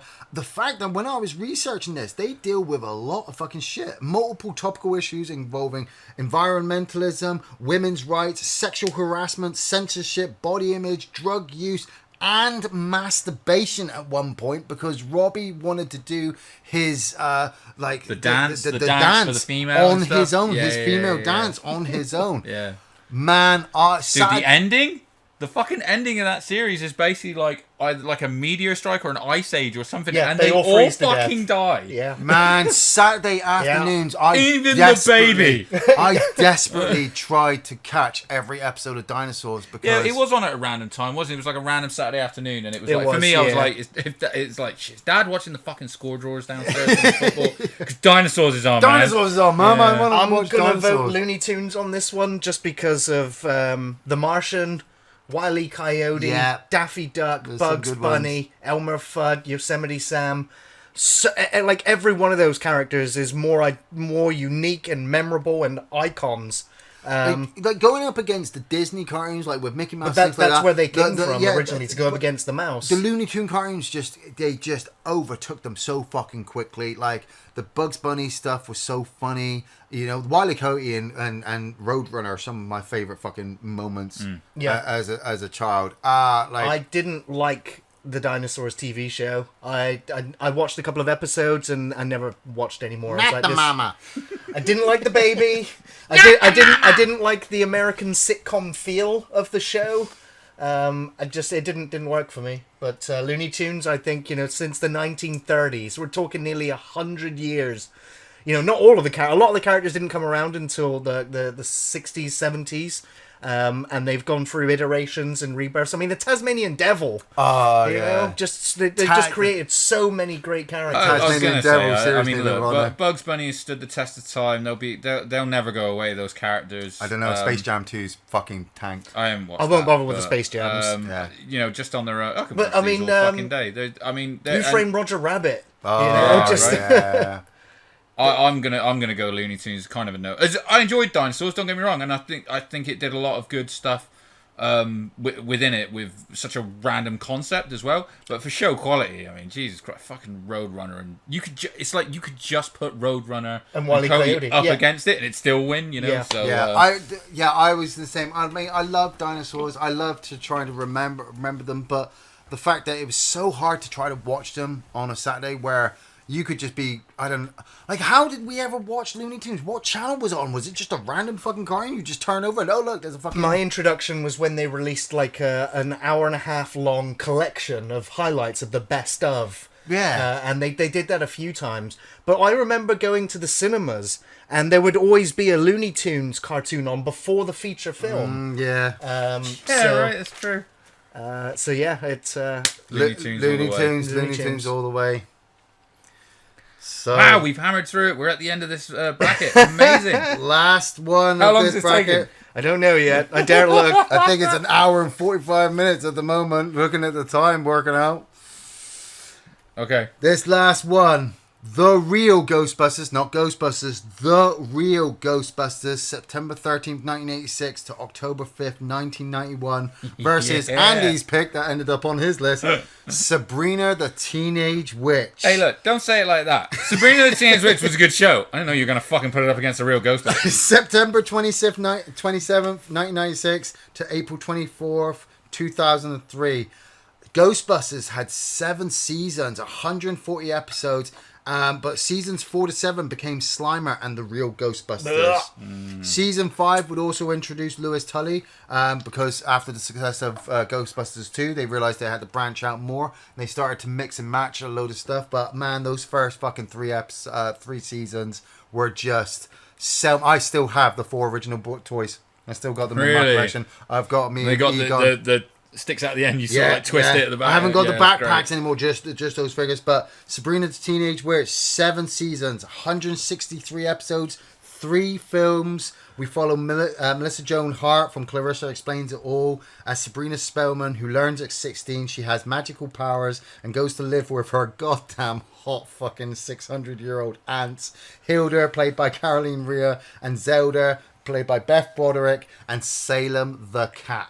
These are the original MILFs right here. I'm just going to say that right now. Dude, I fucking love... For most of the show, Salem was fucking boss in this show. That talking cat was awesome. It was so much fun. The fact that the 2 aunts, like Zelda was always trying to sleep with every man in sight, and Hilda was at least trying to get a boyfriend. Yeah. Like, not that I watched it a lot. There's probably new versions of this we can see on other websites. Well, they made the newest, darkest Sabrina the Teenage Witch, didn't they? Oh, that sucked. Yeah, that sucked hard. But, dude, I fucking love Sabrina the Teenage Witch. It was a great fucking show, I thought. And, yeah, especially... I was a fan of hers anyway from watching, like, Clarissa Explains It All. Yeah. Well, so I was all in for this. But fucking Ghostbusters, dude! For me, there is no choice here but to pick Ghostbusters. I didn't mind Sabrina, but I didn't like it like you guys did. I caught an episode here and there. But Salem the Cat was the thing to watch it for. I wasn't too fussed about the girls. Mate, I didn't know her from, was it Clarissa Explains? I never saw that either. But no, this didn't do it for me. The witchcraft thing, I was expecting more witchcrafty stuff, but it was just teen melodrama-y stuff. I got to Yeah, admit, it's good stuff. Ghostbusters had Ghostbusters in Monsters of the Week, and it had the Ghostbusters in it. I mean, they even called back like the Marshmallow Man and stuff. I remember Yes. one where he got out and he kind of did They- like an they- apology they tour let where he's him like, out. I'm really Yeah. sorry Yeah. for what I did and in he New even York. saved the day, and then he also went back into the containment unit. man. And they dance at the fucking end of every episode, dude. They're giving it the Extreme fucking... Ghostbusters. Like, I was looking at Sabrina the Teenage Witch, same with Saved by the Bell. I, as a kid, tried to grow up after watching cartoons, and I tried to watch shows that tried to give me a bit of drama in my life, that tried to explain to me what was going to happen to my body and as I grew up and things like that. But I gotta admit, I didn't give a fuck. You know, people were like, man, you gotta stop watching cartoons. I'm almost a 4-year-old man. I still watch motherfucking cartoons because it made me feel good. It made me feel warm. I just, like, Ghostbusters, dude. I had just come off the back of the fucking movie, and now they're giving me a fucking cartoon series. I tried to play the video game on the Spectrum. That one was fucking fuck you. Oh, wow. Fuck you, Elden Ring. You don't know shit! When they hit me with Extreme Yeah, good call. Ghostbusters, Yeah. I wanted Extreme Ghostbusters to fucking do really, really well, but that failed. I know what I say about Ghostbusters Afterlife, but man, deep down inside, every time I'm hearing the proton pack noise in my head, just launching that. Yeah. And so, yeah, Ghostbusters, baby. All the way. Ghostbusters. Awesome. Sweet. Okay. So we're going to rapid fire through these, like, these brackets. Oh, I think we can, yeah. There are a couple of, like, Sophie's choices here. There are some tough ones here, to no doubt about it. No doubt about it. But we're now with the Turtles versus Spider-Man. My vote on this one is really easy. Yeah. I can say it right now. Teenage Mutant Ninja Turtles. My vote. There's no competition here for me. None. Fuck you, go back and watch Spider-Man. You'll see the fucking competition. This is Sorry. Yeah, Oh, missed that man. one. I got mine, but I'll wait for you before you, because I got mine. Really? I got mine. And I got reasons why I've got mine. I'm going to say Turtles. 2 for Turtles. Turtles wins. I got mine for Turtles as well. I Yeah. love Spider-Man, but Turtles, man. Like, your name is Splinter, but your real name is Hamato Yoshi. Fucking love. class. How it all began, I've still got that video on VHS. Oh, it's great. Love it. Fucking love it. Sorry, Spidey. Oh, You are still amazing. Yeah, you're still amazing. Okay, what's next? Thunderbirds and Transformers. They're robots and cars. Transformers. This is gonna hurt you. I know it is. I know where you're going. I've got on. mine again. I've got mine say again, I've got because my he's reasons. the one who's going to have the existential crisis on this and text us later going, I've changed my mind. But, so, I got mine. go on. I gotta go Transformers. Man, I love Thunderbirds, but Transformers, it's a fucking dinosaur robot, now dude. you get to say Thunderbirds and not feel guilty because Well, we're the ones that put it. I know. We did you a favour. Dino robots. Like, I know. Robots, man. But oh man, I'm hearing the Thunderbirds tune in my head. It's counting down. I'm just gonna delete it now. Like, I love Thunderbirds, and I really Thunderbirds wouldn't got say my Thunderbirds, vote. But Transformers, man, it's fucking more than meets the eye. Animaniacs versus Dungeons and Dragons. I got mine easy. Me too. I'm going Animaniacs on this one. I know. Dungeon and Dragons was my Two jam great shows. too. I'm going to go Animaniacs. I got to admit. Oh Pinky man, and I Brain. was going Dungeons and Dragons, man. I was going Animaniacs went through. Animaniacs for through. Alrighty, now we're Nightmare. Nightmare. Oh, Nightmare, man. Nightmare. Don't make me pick. Sorry, man. Nightmare done it, man. Nightmare goes through. Nightmare goes Oh through. no way! I love these two shows are my childhood. You know what? I'm glad that 2 of my nominations for this list are facing off. You say Farming Wood, you're taking that t-shirt off right now. Yeah, I'll get you an Animals of Farm and Wood Yeah. t-shirt. I'm just trying to go with my feelings. Sorry, dude. Nightmare. We got Yeah, I Nightmare. know. I'm also glad Nightmare's going through. Like Nightmare. But Animals of Farming Wood. That's a great show, yeah. It was Fucking- something else. This is the problem. This is going to be a hard decision on most of them. Yeah. Okay. Jeez, Batman versus the Fucking X-Men. hell. Oh my god. X-Men. Going to Batman. I love Batman, but X-Men You got sons of bitches. It's on you, Andy. Oh, this is really difficult. One for I gotta each. admit. it. Both amazing. this one is really fucking tough. Because I'm almost sort of like, as a run... X-Men. Alright, my first run. instinct is to go for Batman because of just how much I love it. But X-Men But storylines, the man. X-Men run might, like... because of like what they go through, might just pimp it. But dude, I'm just thinking of so many iconic Batman episodes from that run and the movies as well, which And I'm the a big voice pushover. actors. That was going to be my Kevin next one. Conroy, Mark Hamill. It's Batman. Batman. I didn't mean to sway your vote. No, but you're right, because that's what I was like. That was everything that I was thinking of first, but then I was like, where's it? Like, my poor children. Sophie's Choice. This hurts. This hurts. Now we have Thomas the Tank Engine, or Thomas and Friends, as it eventually got titled to, versus Rockin' Wrestling. You know, I have to go with Thomas again from what it means to me, earliest memories. Go on then. Neither of these shows would I watch today, but the moment I hear the Thomas the Tank Engine theme tune, it takes me back to the simplest time of my life. I love wrestling, but I just love Thomas a little bit more. Too. I love like. All right, look. As a kids show, you can't fuck with it. It's gonna be Thomas because of course. I can see Thomas Thomas winning the this. Tank Going. beats Still Hulk going. Hogan. No, Thomas. I think it actually ended last year. Yeah, Did it 2021. really? Wow. It But ended still- last year. Yeah, but fucking Hulk Hogan died like when he started dropping N-bombs in videos, so he went way like before. Man, Thomas is going to be You know. Batman. I'm telling you. I mean, it's funny because obviously that should be South Park, but whatever. Oh, some people still bitter about that one. Fucking. They better make their own motherfucking list and see when they fucking do that shit. All right, now we have Earthworm Jim versus He-Man and the Masters of the Man, Universe. By the power of Grayskull, baby, I am all with the sword. I'm for the same reasons as Thundercats over Earthworm Jim. I still put Earthworm Jim more in the game category for me for what as quality. Do you know what I mean? But yeah, man, fucking He-Man all day, He-Man all day. all day, every day.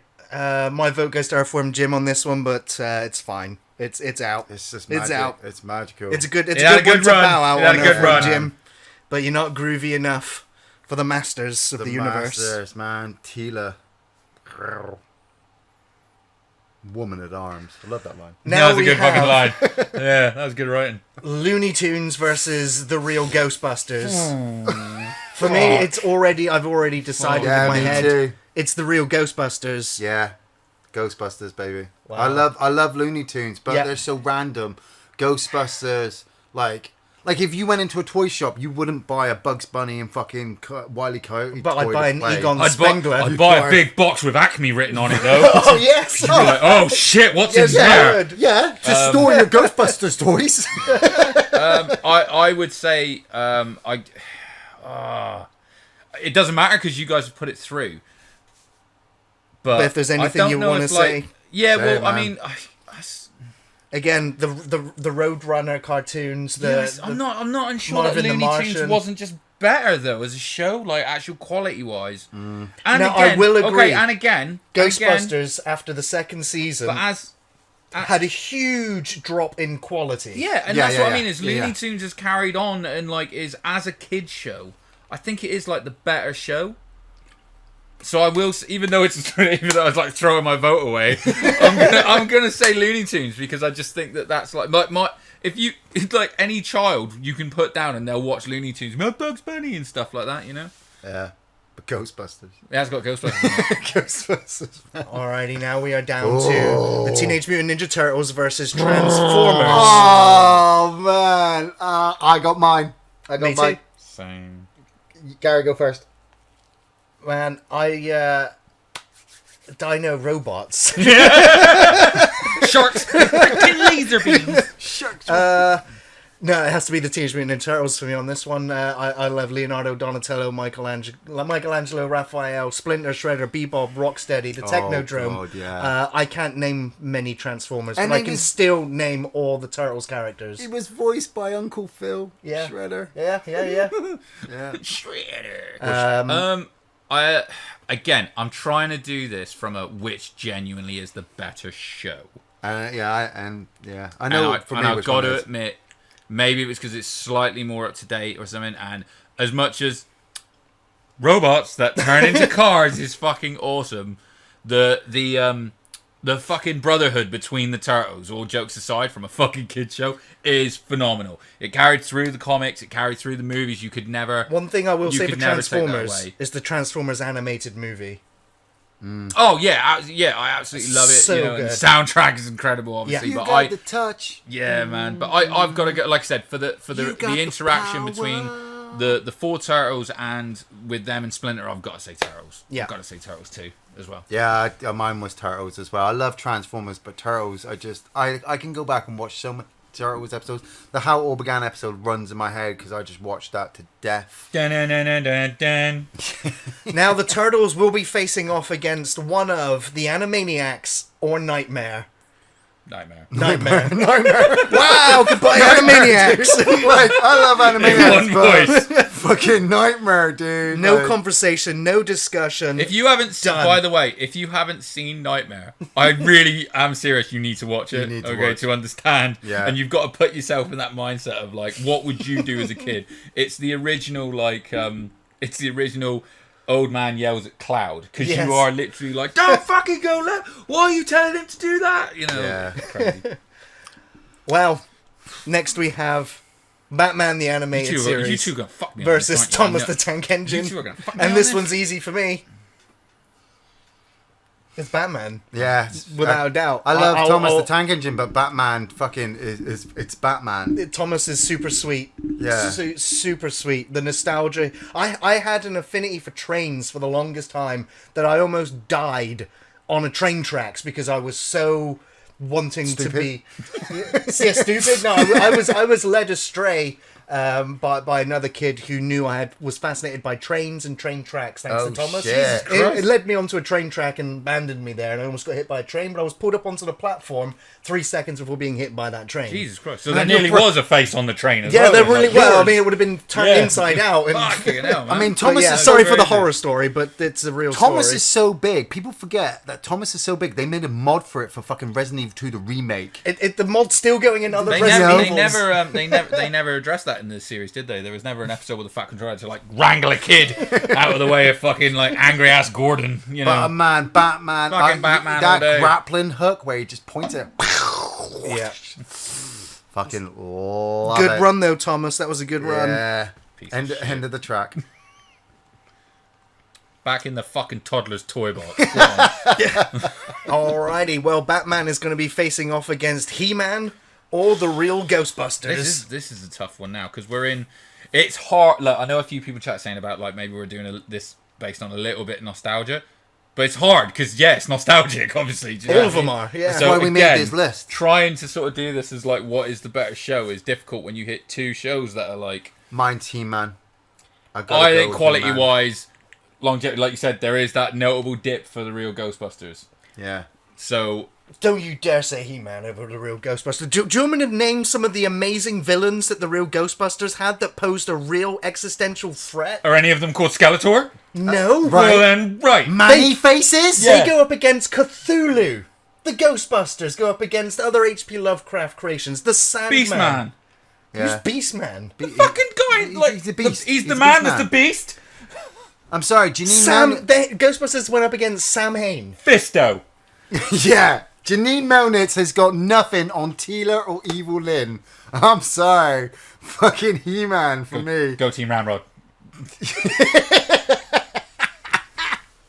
Look at that face. He's so pissed. Marshmallow Man.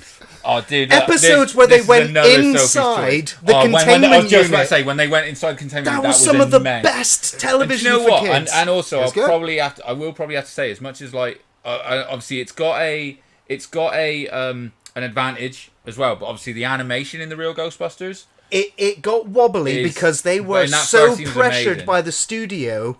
And the reason why the quality of the real Ghostbusters dropped was because the studio stepped in and went, "Hey, real Ghostbusters, you have proven that you are the highest rated show on kids television right now. So here's all the changes we want you to make." Yeah. The actor that you've got for Peter Venkman, he's fired. Yeah. The actress you've got for Janine Stantz, she's fired. Mm-hmm. These are now your two new voice actors. And no, and Janine, she's too hard edged. Yeah. She now needs to be turned into the mum.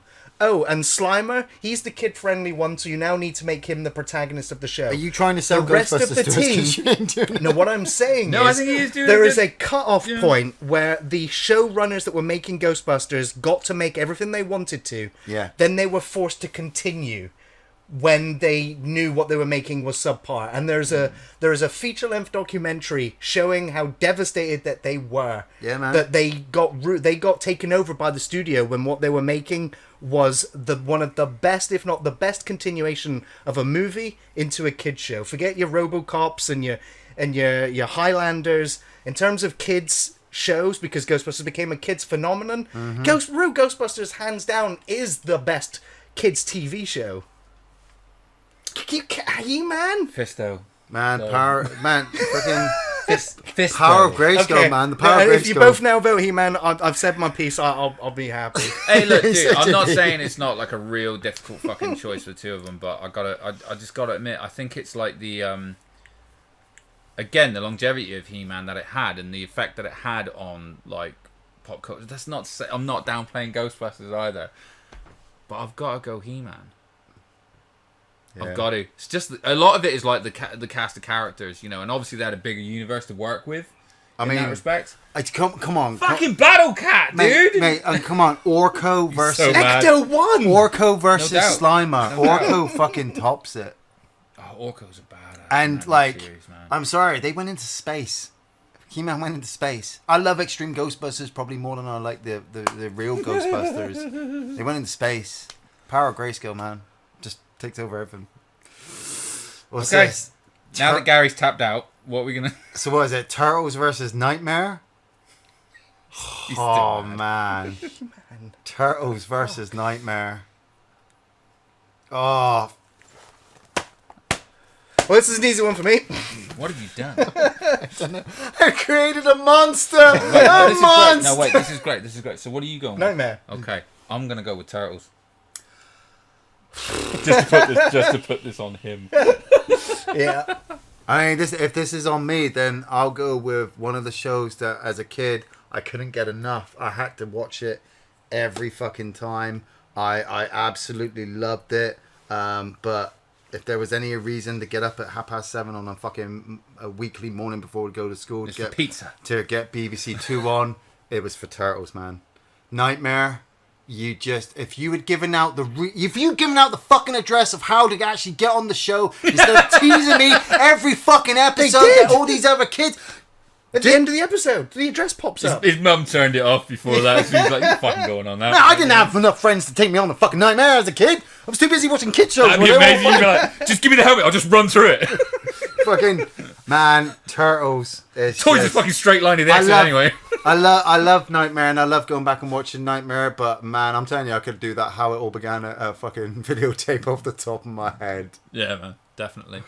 Turtles. Well, baby. Turtles finds itself in the finale. Isn't it amazing that Nightmare got that far though? In a way. Yeah, man. I Like, thought that's Nightmare awesome. would at least win it. That is awesome.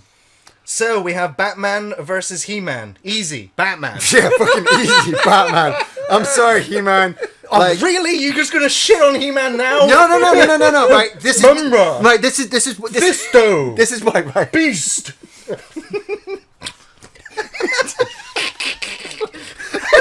Sorceress. Like he was pissed at me for South Park. He was pissed at me for fucking Lusher. Man, like I love He-Man, but when you compare Dolph Lundgren in the movie versus Michael Keaton in the movie, like Yeah, but we're there's- not. We're going against the TV show. Yeah. Well, no, but we're talking longevity as well. We're talking about how they finance this shit. Oh, well, I Like, mean, you can't fault that because Batman's already been rebooted this year, and I Like- think it was like the fucking second version of Batman we got in that year. I like Skeletor, but Batman I like gave me Skeletor. I'm me not nice. the Joker. Like, and you know, if we're gonna talk fucking villains, does anybody really top the Joker? Really? Oh, I'm saying Batman. I'm not even, I was just letting you go, like, you know. Like, Batman, fucking yeah. This one's gonna hurt though, Oh yeah, I got my because pick this for the is final. this is like again, I fucking love Batman. I still do. I'm, you know, from comics to the animated series to all the movies. everything about it is incredible. But again, this is the shows against each other. Sorry, it's the way you went, Fisto! Fisted hard. Fisted as hard as I could, He-Man. I just can't fist any harder. I got my pick. Again, as TV shows, this is quite difficult. I got my pick. I'm still thinking on this one. This one's, I mean, it's the finale, right? It's the final. We've gone through a lot of good cartoons here. Now, again, I've already said that I did not see Batman as a child. I saw Batman as an adult, and I appreciated it immensely. I cannot, in good faith, say that I'll ever go back and watch the Teenage Mutant Ninja Turtles. So, what did I enjoy as a child, as a kid's TV show? Turtles. So, I'm sad to say, despite I think Batman is the quality show, Turtles for me was, out of these two, my favourite kids TV show. Turtles gets my vote. So now this is the thing, because I tend to think that with the Batman animated series, again, like you've got Turtles look great, Turtles sounded great, the scripts was great, the stories were great, the characters were great. This is the reason that it's got this far, is because I fucking love it. Batman has got all those things as well, but I think that with Batman you had the animation style was like unlike anything I'd seen at the time. I would say, excuse me, the fact that they went from the villain of the week to sometimes like the overarching stories to, you know, let's explore this fucking, you know, sort of like maybe slightly more adult theme and stuff, you know, to fuck it, Batman's not even going to be in it this week, we're going to follow the Joker around. Yeah.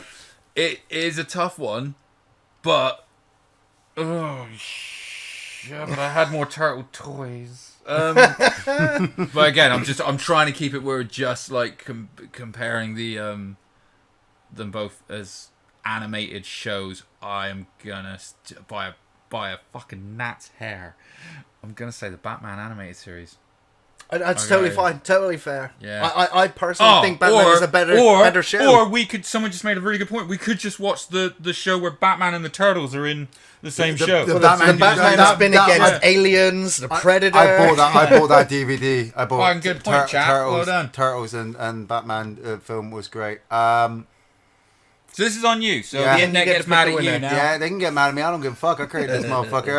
Like I said, I had honorable mentions. There was stuff that never made it to the list. There were things I just wanted. I looked at both your lists and I was just like, man, fuck those lists. I want to put my own shit in, but I had to be fair and I had to balance it out. Biker Mice from Mars about to come in over the Oh top. man, Biker Mice from Mars was so good. I love both these series, and as a massive animation fan, like, they're so nostalgic. And I know there's some people that are gonna say, "Well, you're being nostalgic. This series was better than that." It's hard not to be. We're old now, guys. Everybody's got their own picks, but I'm telling you,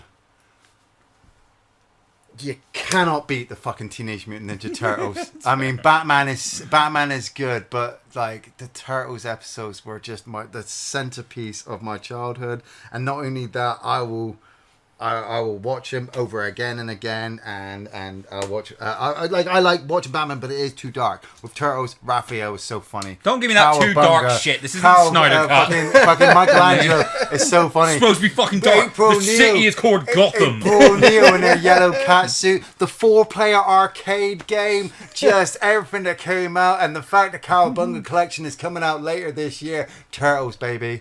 Turtles. I'm not unhappy with that result. I'm not unhappy either. No, Yeah, Turtles like, every day if you before had, school. Sky won. Batman, Turtles, Real Ghostbusters, He-Man, Thundercat, Spider-Man, any of those could have probably won, and I'd be like, yeah, fair. Yeah. Absolutely. Yeah. Fuck Thomas the Tank Engine, though. Yeah. Fuck He-Man. Fuck He-Man. He-Man would have just What a knocked crock Thomas the of Tank shit Engine that over. was. And he probably would have got the fat controller in shape. Oh man. Oh Taught him how to do some man. push-ups and shit. Well, that was a lot of fun. But that was a long segment, so we're going to take a very quick break, stretch Yes. our legs. I'm going to go get myself something hard to drink. We're gonna fight some more. We're gonna like argue like fuck for about 5 if we minutes. don't come back, you know what's happened. Yeah. But stay tuned. Come on. It's gonna turn into like a sequel to Wreck or something. Getting dragged away from the screen. We'll be back in part 3 to answer your questions. Fist bump. And welcome back, everyone, to the third and final part of podcast 44, where we're going to be answering your questions. Woo, yes. First question is from Nick Louisi. What up, Nick? What's up? Sorry, I mispronounced your name last time. He actually, in the question, posed how I actually Love how he pronounce spelled his it name. phonetically for Yes, you. Like, because I'm going to Jesus butcher Christ, it. Gary. So thanks, Nick Louisi.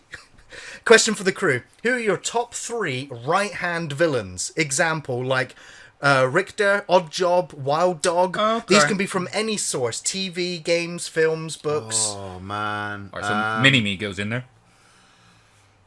My first one is going to be Spike and Drusilla next to Angelus, Nice. Buffy Season 2. Yeah, that's a good one. What was it he said? I do like Jaws from James Bond. I was going to say Jaws. Yeah. Mayday as well. Grace Jones. And Yeah. she's Well, pretty Jaws, fucking I think, badass. tops Mayday for me. Agreed. Oh, Xenia on a top.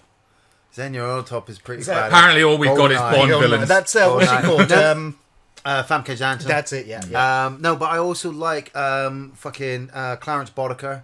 I mean, I know he's technically the leader of the group, but he plays second Yeah, but he's fiddle right hand to- to the the dude from underdog. OC. Yeah, that's a good. I yeah. second that one. Yeah, I agree with Boddicker. that. Do you know who I liked? Because we rewatched it the other day. Is matey? I don't know the name of the character, but the main guy's fat mate from Kung Fu Hustle.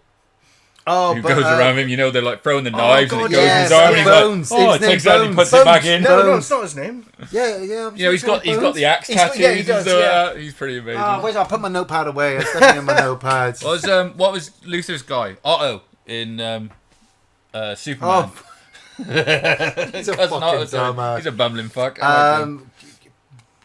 Oh, that's a good question. I mean, But that was the first one that came to head was... is Shredder right hand to Krang? Or Yes, is Krang it kind of right- is, yeah. Yeah, I mean, if you take that, like, yeah, he's the henchman. I suppose I don't know. It's not so. Is it right hand? Yeah, I suppose it is right hand. Krang- Krang was the brains of the It's operation. the penultimate boss before you get to the Yeah. main boss. Yeah. Yeah, totally, dude.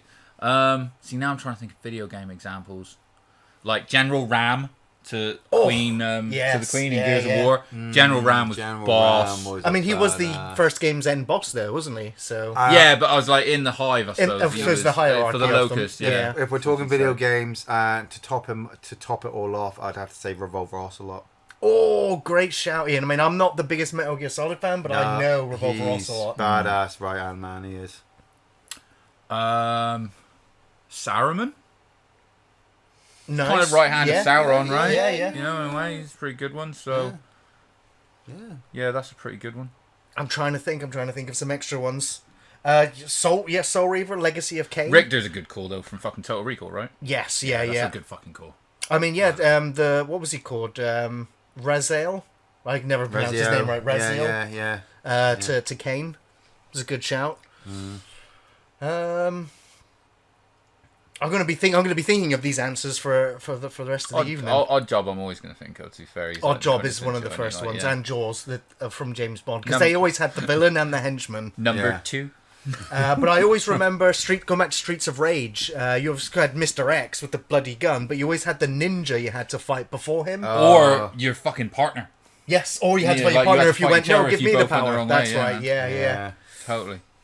Cool. I was trying to think if there was any Star Trek ones. But Someone put Mirror Spock. Mirror Sounds like Spock, a good that's one. not a bad shout.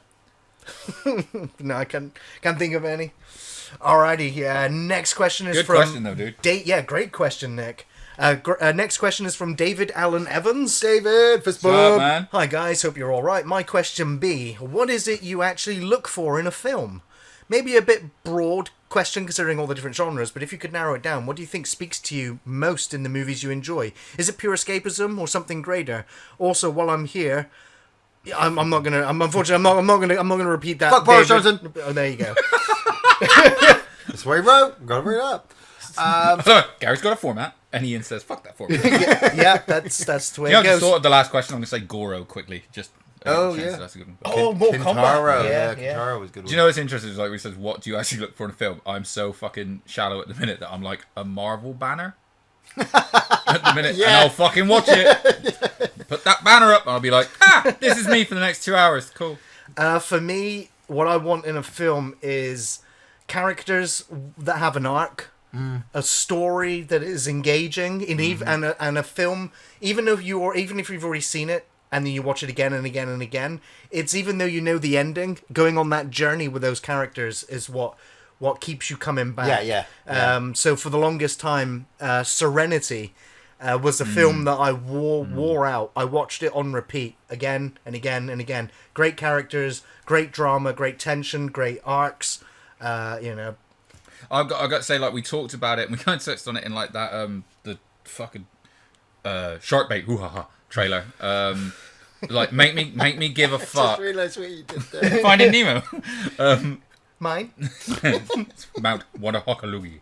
But it's like, make me give a fuck about the characters. Just make me care about what's going to happen. Like you mentioned, it's like, it's difficult when, like you said, I'm watching this series, it's a prequel, well, he's in the series, so I know he's not going to die, so it's pretty hard to get involved and stuff, So I would say, for one, I'm like, bring a character that's like, a lot of people are like three-dimensional characters and stuff, but at least make me give a shit, It's not quite a movie, but I mean, I'm starting a bloody Eagle Fang t-shirt.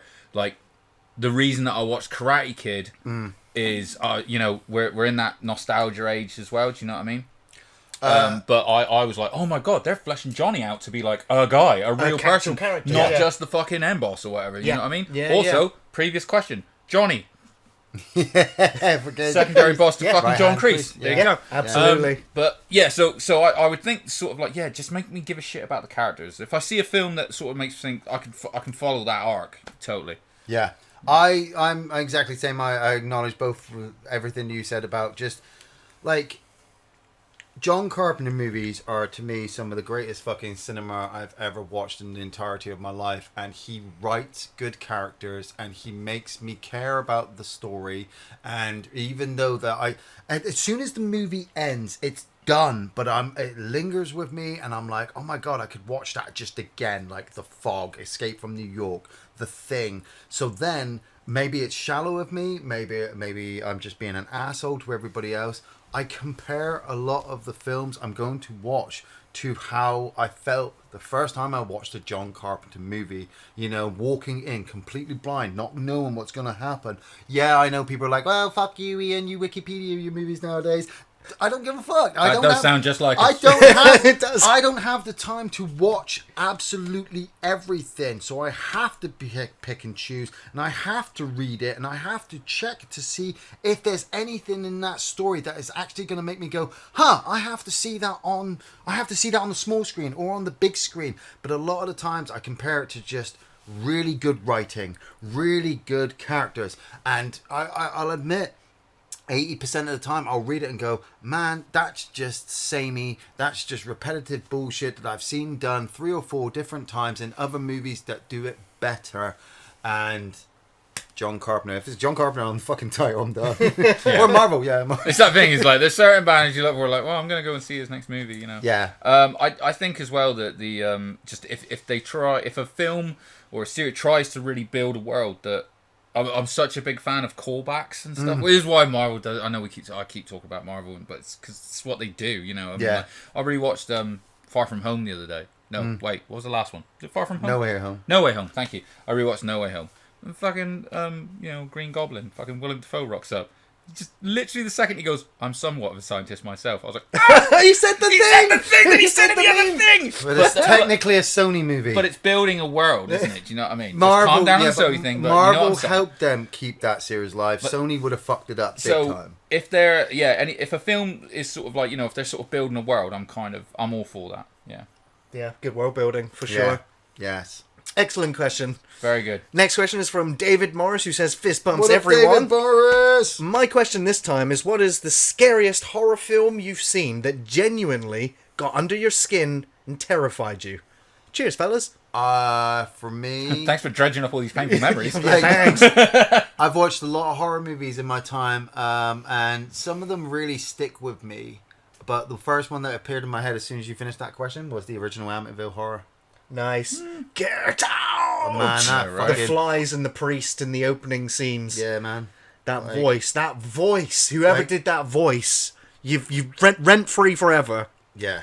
But yeah, I'm gonna go with the entity. Again, supernatural possession, but this was the rape ghost that had the Jew hunter music that was in what was the Tarantino movie? Glorious Bastards. Inglorious Bastards, where he used the music from the entity to signify that this guy was the villain of the movie, and that music in the entity was haunting and harrowing and violent and absolutely terrifying concept. And that film still packs a punch during some of those horrible sequences.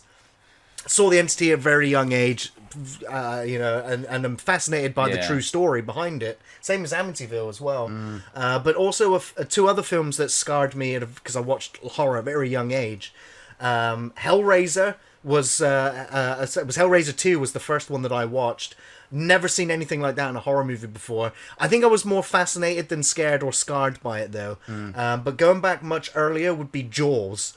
I watched the entire movie, but I was, when the shark jumps up on the boat and starts chomping at Quint, my mum did this. I'm like, I can't see the movie. What's happening? And I she took my hand away when they were swimming away. Yeah. I was like, what happened? And they went, oh, they killed the shark and got away. Everyone lived. I was like, but there's only two of them. He's fine.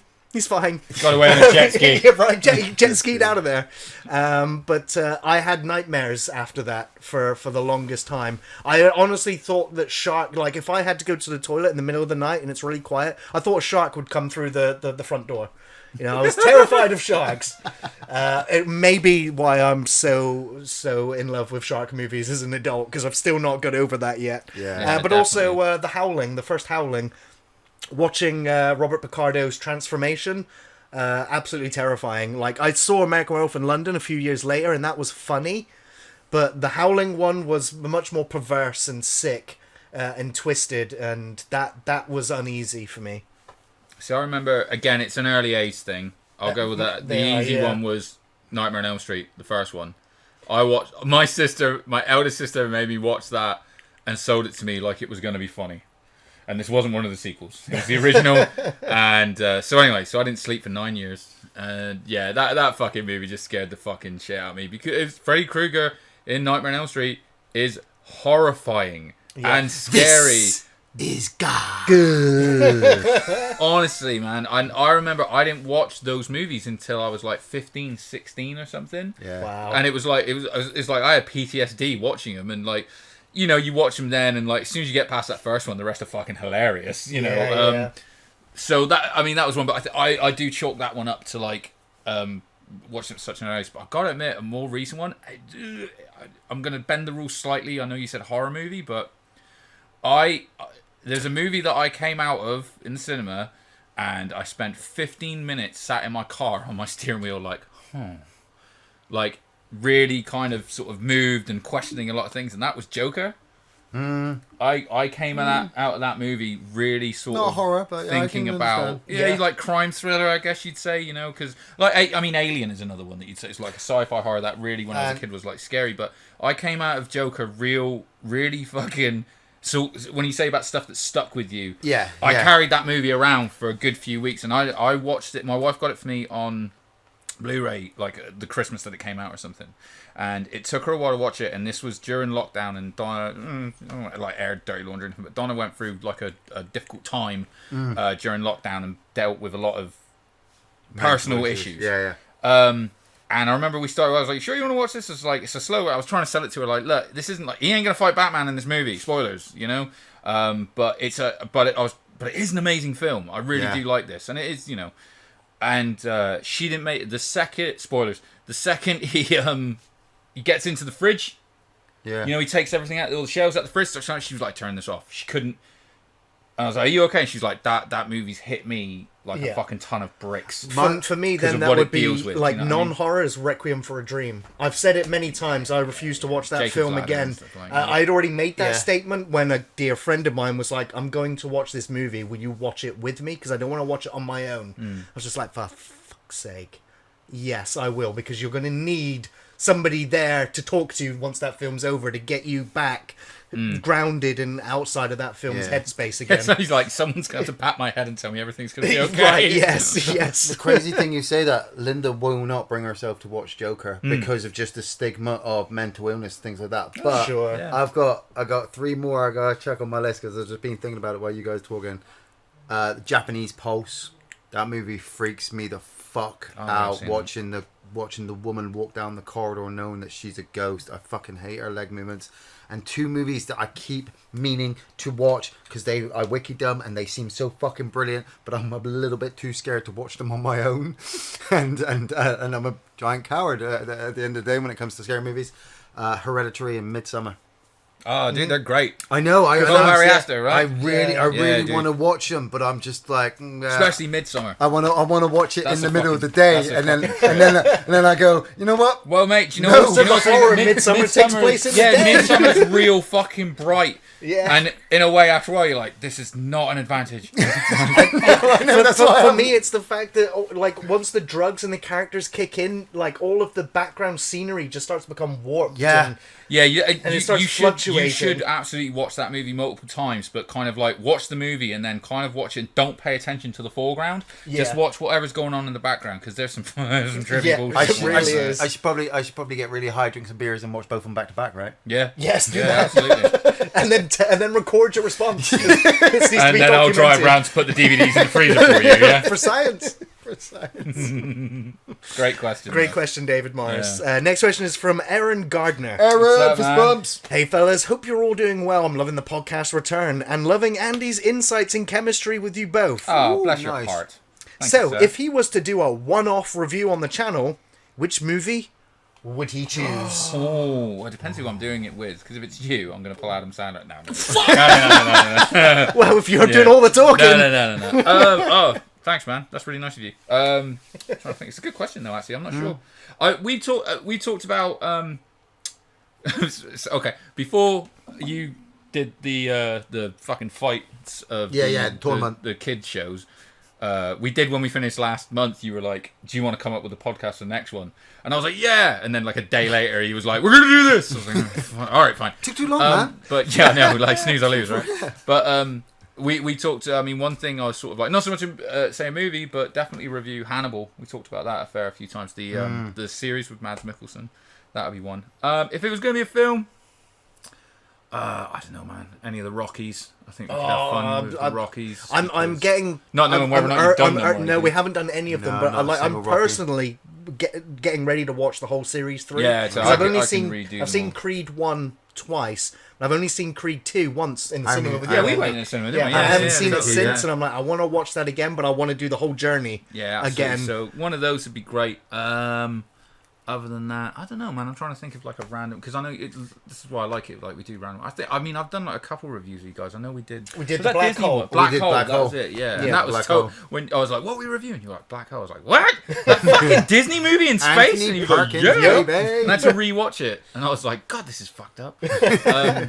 So yeah, I don't know. Yeah, I'd probably say like, yeah, one of the Rocky movies would be fun to do because they're one of my favorite series. I know you really like them. I know you like them as well. So yeah, that'd be good. Yeah. Rockies. Or yeah, like Hannibal, any of the movies as well, because I'm a big fan of Well, the including Silence the of one where Lambs. he's the fucking kid and his sister gets eaten.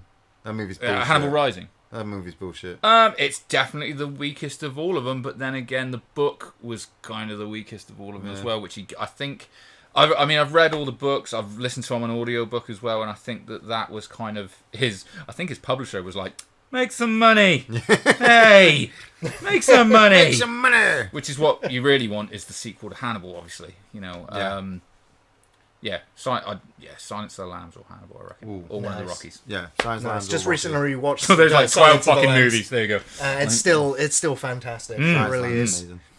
Alrighty, so we have a question here from Richie DBZ. Richie, Sup? fist bumps. I had a completely different question ready to ask, but I'll save it for next month. Okay. What are your not a favorite question. movie quotes, and do you use them in real life? There was a time before No. memes where all we did was quote Anchorman to each No, other. I don't know movie quotes.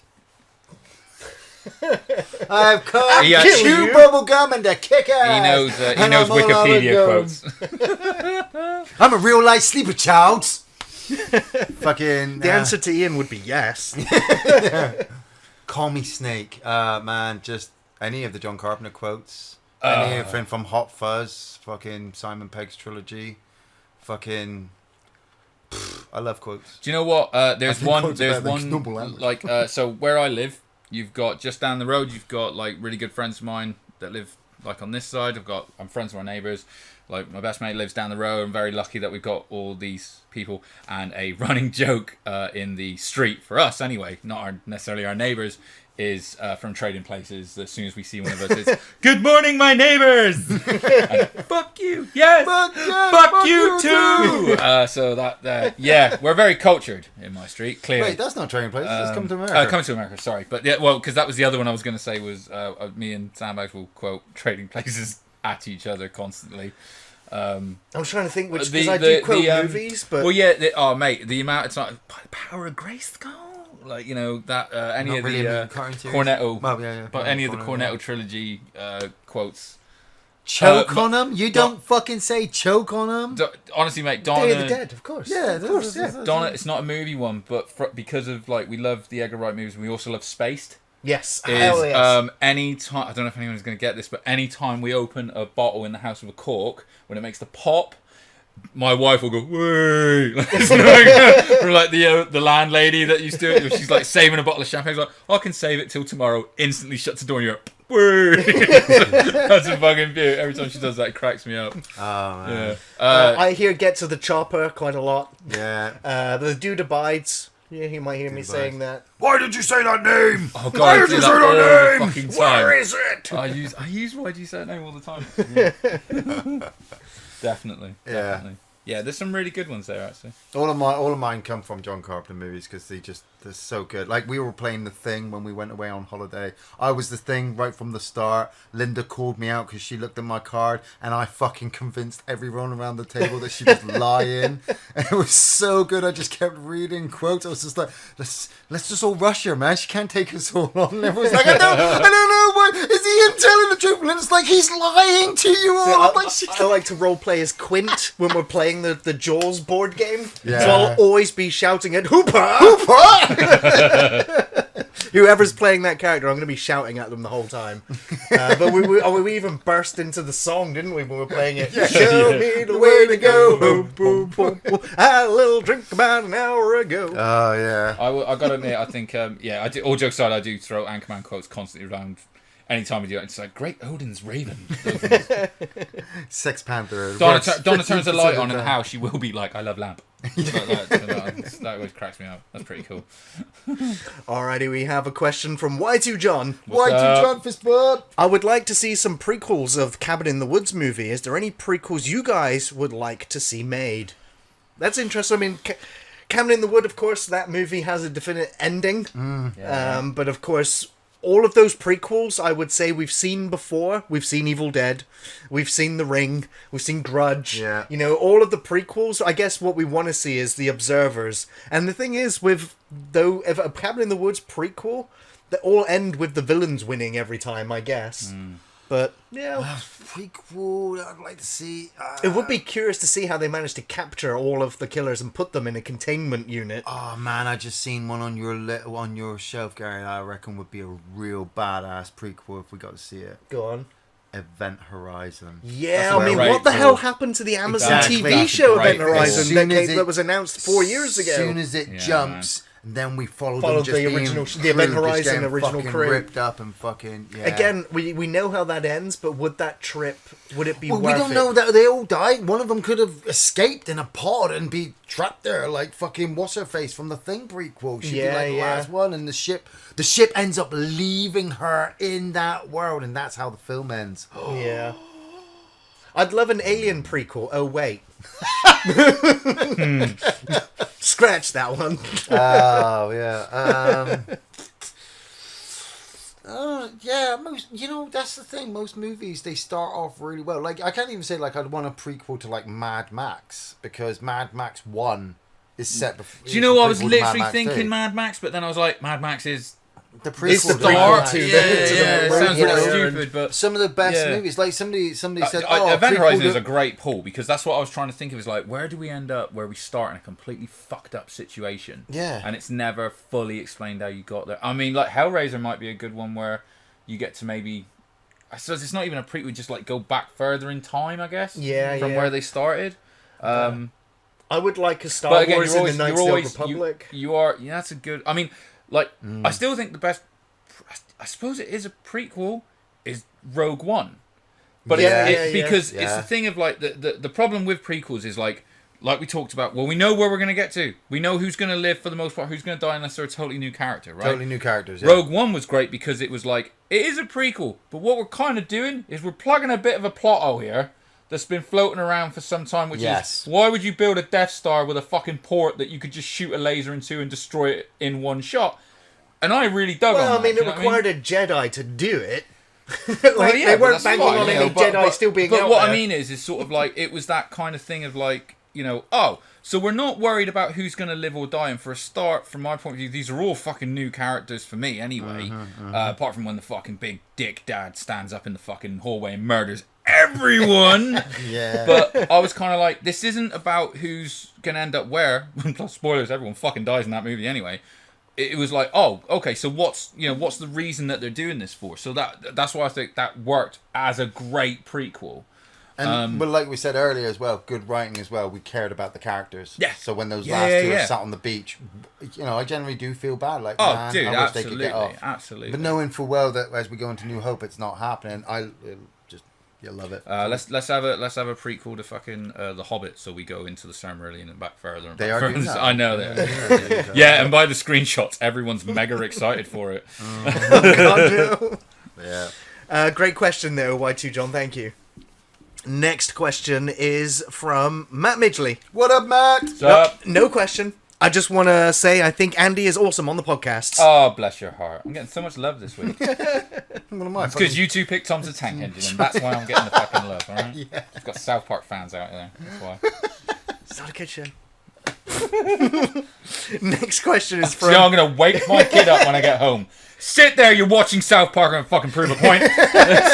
No, Then we that's send you. it to you. It's like, see, she's loving it. Of course she is. Let It's me not for sleep. kids. Leave me alone, Dad. There's no trains in this. Next question is from Han Solo iMac. Oh, man. It wouldn't dethrone Teenage Mutant Ninja Turtles, but have any of y'all seen the Herculoids? No. No. Next question. No, sir. No, Herculoids. Okay. Well, we're I gonna have remember- to have to Google I this, or remember you're gonna have the to quickly.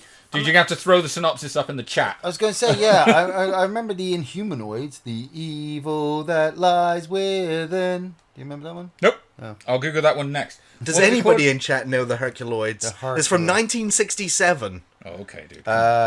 American animated series. Before my time. Sorry, Brave Star came up for some reason. No, I have never seen this, but it looks like He-Man fucked the Flintstones. Oh, jeez. I'm right though, aren't I? Okay. Yeah. Sorry. Yeah. Like we're out. In the show, the space barbarian I was gonna say, it family looks like- when you said it Xandor, was Hanna-Barbera, it Tara, does- and yeah. Sondorno fight alongside their giant pets, the Herculoids, with the laser dragon Zoke. Every time you say it, I'm hearing hemorrhoids. Yeah, me too. That's the way I first read it. The Laser Oh, no. Dragon Hulk. Yeah, I'd never even heard of this before, yet alone seen it. Great. Now I've got to get smashed and watch this. Thanks, dude. Sorry, Han Solo, but you've introduced us to something new. Yeah. I think I know what the Crude's ripped off now. It's like, Yeah. Remember the Crudes? Everything's a rip-off of something. Simpsons did it. Yeah. Next question is from Mongo. What up, up, man? Mongo? What is the best and worst thing about being friends with each other? Fist bump. Well, I can tell you right now, Mitch, Mongo, it's the fact that these two voted for fucking He-Man over the real Ghostbusters. Like, you... why are you trying to cause a rift, dude? I'm with that just- fucking question. Why are you trying to cause, like, just trying to stir shit? Yeah, but come on, Mitch, we're all friends here. Did you say the best and worst thing? Mm-hmm. Right. I'll have to say the He's best. got this cocked and loaded. Yeah, of course. The best thing about these Been to tell you guys this for 20 years. is that they've kind of done, taken on my bullshit for like 20 years, and in fairness, they've enjoyed it, which is very strange. You know, like I would say, I mean, like a lot of the time, our friendships really only hit when we're just disagreeing about something that we've watched or played that, like, the other one of us will question of why they're doing that. And one of the worst times is that most of the time these two will gang up on me and be like, "That's fucking bullshit," and I'm like, "Fuck you! I'm gonna take quote for you on that." I call bullshit. Bullshit. But that's what really makes good friendships. A lot of the time, like, we've had many friends over our years, and a lot of the time it comes down to just literally the three amigos kind of standing there going, "That person's bullshit, push him away." You know what? I'm hearing that your best thing is that we can have a conversation and disagree with each other. Yeah. But that the worst thing is that we disagree with you sometimes. Totally, because I'm right. I would say the best thing is that we've known each other for so long and been so close to each other that we all know each other's bullshit and secrets. And the worst thing about it is that we've all been friends for so long and been so close to each other that we all know each other's bullshits and secrets. Yes, yeah. So it's a real dangerous, like, none of us want to piss the other off. It's like, dude, I know things. I've seen things. Like, But it's the fact that we have such history. It's kind of safe. We're kind of safe with each other. We know our limits. Yeah. We know where we're coming from. We know what we like and dislike, and we can make fun of it and still be safe by doing so. Yeah. There's no hard feelings. we can say the most horrific things to each other. And Yeah. it's like, and not only will it be shrugged off, but sometimes you're like, well, you may have a point. He knows me pretty well. But this is the thing, like, the three of us, like, we've always known that we could call on each other at any time if shit really hit the fan. But we also knew, or like I always tried to think that because of YouTube, because like when we were growing up, YouTube were kind of like really responsible and were like, "Oh, Ian, you need to fucking grow up and get a girlfriend." And In get married," comparison, stuff like that. Blah, blah, only blah. in comparison. And so, It just goes to show what a hapless idiot you were. But this is the thing. But that was what I kind of aspired to. I was just like, look, I like hanging out with these guys. I like having fun. And if that means I have to stop being a fucking asshole dickhead, then I'll stop being a fucking asshole dickhead. In comparison to other people that we do know. And we do love all of our friends and we love everybody that we get in contact with. But you watch them make a mistake and you say, look, why are you doing that fucking shit? They just don't listen. And you go, okay, well then go. Where, like, I know that,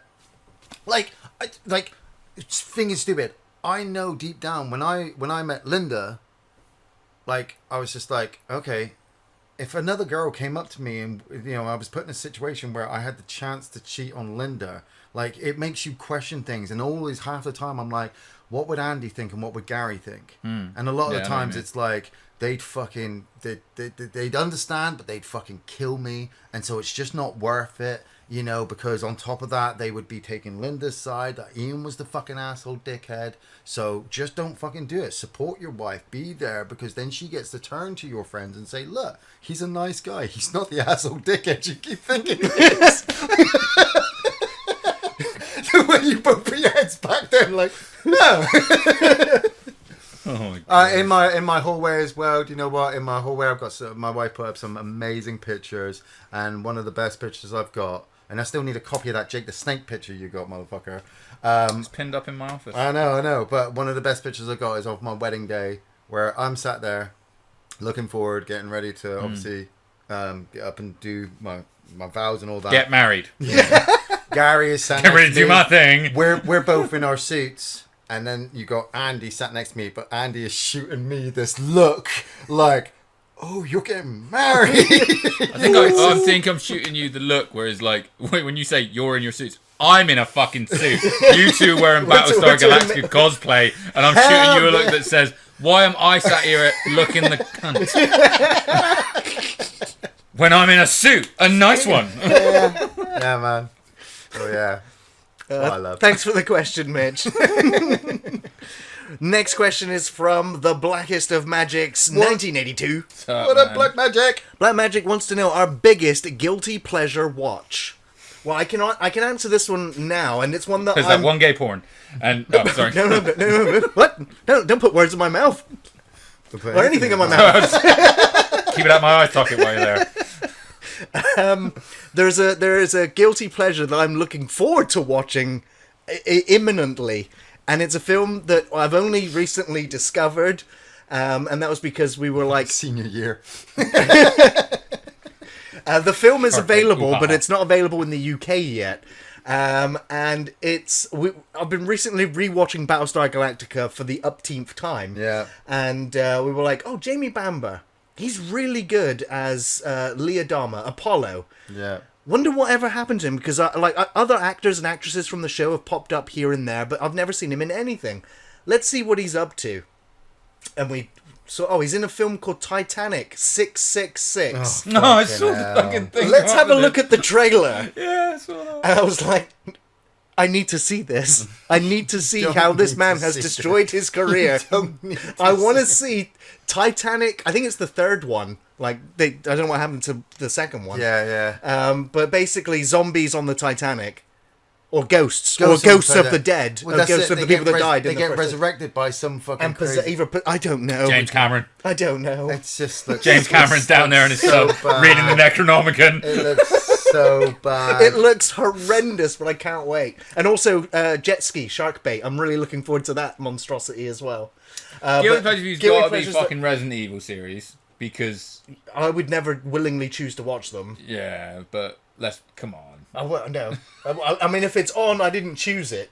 So, Oh man. One of my biggest guilty pleasure movies that I will always fucking love, and I got a long list of movies, and I can't list them all because these motherfuckers are screaming out in the fucking room, but Ready to Rumble. Wrestling's fucking- not fake. I fucking love that movie. That's a I fucked up just movie. It's like funny, though. like I used to love No Holds Barred, but No Holds Barred wasn't a wrestling movie. It was Hulk Hogan. Even as a kid, I was like, "Well, this is Drek." It's just bad. But Dookie. then, like mid 1999, in the height of the fucking war, Monday Night War, all of a sudden, out comes this movie with all these WCW stars, and I'm really surprised that even though WWE owned WCW, they don't have that fucking movie on the network. Well, I mean, it's not a WWE studio movie, so that's why they won't. But they own the WCW. It's not a WCW studio movie. They You didn't tell have a me that studio. McMahon can't just buy fucking Ready to Rumble. I just don't think he wants to. He Dude. doesn't do it. He wants to do a lot of things. This is what's missing from the network. It's a David Arquette comedy. David Arquette, we need it. Ready to Rumble. I also loved. Hey, Dead do you know Don't what? To Die. be fair, I've just realised something. I don't think the WWE films are on the WWE network. No, they're not. So, yeah. That's a good point, actually. Actually, I don't want to watch any of the WWE movies, so it's okay. I don't want one copy of Time Cop. Come on, The Condemned is so good. Ugh, fucking hell. Which one? There's 9 of them, right? Yeah. Do you know what? I always like to say that I don't feel fucking guilty about anything I watch. I don't give a shit. Exactly. Yeah, You know what I mean? I don't. I get care a lot about of shit guilty for sort of pleasure, like, but I mean, the you know. bracket still remains, even It if does, we don't it acknowledge does. it. 'Cause I know, I like could- what you like. I could say 2 movies that will send you into a rage. Don't say it. Go say it. Say Okay, it. listen, I'm going to frame it like this, okay? All right. Okay, put your fucking Yeah, put I'm your not noise cancelling listening. headphones on. Look, we'll get together, a bunch of us, on a Sunday and stuff like that, and have a few drinks and get some food and everything like that, and get the kids together and watch stuff. And don't get me wrong, it's more so the wife and everything like that, but she fucking loves those grown-up movies. What? I know, man. Fucking grown-ups? Yeah, both of them, and they'll watch them sort of fucking back to back. But do you know what? It's one of those things where I'm normally it's a Sunday. My whiskey's too far I've away. just had a big meal. I've probably had several whiskeys. I've got to work the next day, and I'm just crashed out on the couch. I've got my girls. They're laughing their ass off at this fucking stupid shit. Man. And do you know? So I quite like it. It's just good times, Dude, So- I totally get it because during the holiday, me, the grandkids... They're fucking dreadful Me, movies. me Don't get the me wrong. grandkids, we were in the front room. They built a den. I had to stay down in the front room to babysit. I'm looking so for bad. a movie to put on, and I knew I couldn't watch The Thing. I knew I couldn't watch any of the Halloween movies because, like, the youngest granddaughter's like fucking 6, and Dylan was just like, "Hey, Dad, why don't we?" Just young enough to copycat Michael Myers from the first one. Dylan's like, "Hey, Dad, why don't we watch Pixels?" And I was like, "All right," and I watched Pixels, and it was good. Oh god, yeah. See, Donna put that on the other night while me and like my mate were talking and stuff, and she put it on the background, and I swear I could hear my neck snap when I was like, "What the fuck are you doing?" She was like, "What? I put something stupid on in the background." I'm like, "Then turn the TV off," like, because that's preferable. Man, it was. You got to be. Fucking But that's hell. the thing. It's like what we say about guilty. Hey, look pleasures again. and stuff Now like that. I'm comparing pieces of shit. Don't get me wrong. You got to have the right time. But I you got gotta to, be you in know, the right mood. do you know what what I like is when I'm sat there with the kid and we're watching fucking Grown Ups 2, and he pulls the fucking thing where he's like, there's a raft in there, and the fucking raft instantly opens up and shoots him across 9 fucking aisles, and the kid, even though she knows it's coming, loses her shit. Mate, what's it? And I like that. Is it David Spade? No, not David Spade. It's fucking... Yeah, David Spade. Is it David Spade? No. Well, fucking... he is in the Grown Ups movies. Is it? Yeah, but fucking... Oh, Joe Dirt. Joe Dirt. Yeah. Joe Dirt. Joe Dirt's another great pleasure. He's got Kid Rock in it. That's how bad that movie Joe is. Dirty. Yeah. Joe Dirty. Hey, fucking, that's nothing. We watched, Gary's about to have a fucking we watched brain melt. fucking Eddie with fucking Whoopi Goldberg. That had fucking Donald Trump in. That's a pile of shit. Fucking... We're talking about films you like, though, Ian. Yeah, I know. I just... Guilty pleasures. He brought up some shit. I tell you, I want to watch Greasy Strangler again. That's a fucking... I'm gonna make some people watch it with me. Do you know what? Okay, Freddy vs. Jason. There's a guilty pleasure. That's great. Cause I love it. Movie. That's dumb fun. Yeah, dumb fun. Yeah. Dumb fun. Oh, it's been a while since I watched that movie. Yeah. Yeah, suddenly Neil Breen films don't sound so bad next to all the other films that were just mentioned, Felix. Porto! I love Greasy Strangler. Thanks for sharing that shit pile, Black Magic. I mean, you guys can... Yeah, I don't even like Anchorman either, so, I know. Oh, I love Anchorman. I know. Second one's fucking terrible, but I still like it. Yeah. It is. Terrible movie. I'm trying to think. I literally don't have a guilty pleasure bracket. I'm just trying to think. Ian, can you name for me? What, a 'Cause movie that guilty you watched? pleasure one, yeah, yeah. your guilty pleasures are your fucking Sharknado fucking movie. Sharknado, look at this trailer of this shark movie. Gary, this is fucking bullshit. Yeah, but it looks so good. I'm like, do I slap him? Do I just agree? Do I just stay silent? When I get excited about him, you just need to nod. And, That's half the time. That's what I do, because I'm like, the amount of times he gives me shit about the shit I'm watching. Oh, it's great. I'm There's a just shark in it nodding and it's in colour. Like, fucking he watched great. all the Sharknado movies and said they were good. No, I didn't say they were good. I just said I enjoyed them. Yeah. They are atrocious. But if you enjoy something, that must mean it's the good. same. No, it doesn't. No, it's the exact same argument I was making Absolutely with fucking doesn't. Grown Ups. It's like, I enjoyed this what, you movie. enjoyed that movie? It Yeah, was it was so fucking shit. stupid. Oh, was it good? No, that's not what I said. Like, Oh man, yeah. Any of the Sharknado movies for Gary? Any film with a Venom shark 2. in? Yeah, Venom Again, 2, yeah, it's not yeah. a great movie I'd or watch it nothing, but again. I fucking enjoyed it. It's Yeah. funny, dude. Fucking hell. Oh, jeez. Next question is from Diddy. What up, Diddy? So, man, What is your favourite car chase film? Mad Max 2. Ooh, that's a bad I'm gonna one. go. Fury Road. Fury Road. I loved Mad Max 2 until Fury sorry. Road. Oh, mate, I Yeah. fucking Hey, love I'm Fury sorry. Road. It was on TV a couple of nights ago, But, and yeah. me and Dylan were No, we go now. We go. That's so funny. Oh, I remember great. watching that as So a kid, going like, "What are assless chats, Dad?" Man, Blues That's Brothers. a guy on the I back of said his that bike. Brothers. couple nights ago, it was on that's TV, great. and I purposely kind of stopped playing the Thing Board game just to watch that fucking chase sequence. I get the Terminator 1 and 2. Oh, I mean, they're yeah. not car chase movies, but there's a lot of car chases in them. Totes. Hey, dude, I mean, that fucking last piece of shit had a good chase at the start. Yeah, the highway scene was Yeah. pretty intense. Probably yeah. turn it off after that. Again, Terminator Yeah. 3 had the Yeah. destruction scene, the chase sequence. I mean, those films mate, are Bad chase Boys movies. have good fucking car chases yeah, in them. yeah. Again, You know the what- rest is bullshit. Do you know what's a good car chase sequence? The Rock, when Nicolas Cage Oh, is chasing San Sean Francisco. You know Connery. what I was gonna say? I only borrowed your Humvee. But fucking guilty pleasure, actually. I'll fucking throw Con Air in there. Dude, you fucked your Ferrari. Ain't mine. I only borrowed it. Man. Welcome to the Rock. You're right. That was some funny shit, man. actually. Short and simple question. Thank you, Diddy. Yeah, great question. Next question is from Neurovisor. What up, Neurovisor? Bad movies, but with awesome soundtracks. Mine is Spawn. What's yours? That's a good call. I will Spawn say is a good guilty pleasure. Crow as well. City of Angels. Oh, Really? What yeah, kind no, of yeah, soundtrack's that's the that same got? one. Was it Some with Iggy Rob Pop? Zombie and Oh, Iggy Pop. shit. Yeah, man. great. Fucking job. Rob Zombie, White Zombie cover. I'm Your Boogeyman. That's a fucking banger. You know, Yeah, crazy yeah. enough, I was going to say Queen of the Damned because Oh, I really love like Queen of the Static Damned Jonathan soundtrack. Davies did the Yes, thing the because entire Marilyn thing. Manson did Resident Evil at the same That's time. right, yeah. We'll put that one on Static the list X as with well. Cold. Queen of the Damned right up there because that's a atrocious movie. I like it, but a lot of people didn't like that Kingsman sequel. But the music's great. Yeah. You know, a lot of Elton John and obviously Marilyn singing fucking "Take Me Oh on man, Country Road." no. Grease 2 soundtrack. Good call. Cool Rider. Great. I need a cool Great film, though. Rider. It's better than the fucking second one. That's not what I said. No, man. I told Linda we watched Grease. We watched Grease in need bed to watch the yesterday soundtrack. when we got back, and I said to Linda, "I'm going to make a list of all the fucking problems of Grease 1 in comparison to Grease 2." Like the woman loves me enough. Linda goes to bed on her own. You Just know like, what? The first Resident Evil movie. That Yeah. it's as Like a I said, guilty that was the one pleasure. Marilyn The Manson first did, one, right? yeah, Marilyn Yeah. Manson. That soundtrack is great. Plague, yeah. It had Yeah, the we called Slipknot, but it was Pro the City Marilyn Members. Manson track, or the main theme for the Resident Evil 1 movie was great. I haven't watched that new Foo Fighters movie, but if haven't that's seen it bad, either. I will at least assume the music's good. You can imagine. It's a safe assumption yeah, for me. That's a safe assumption. Yeah.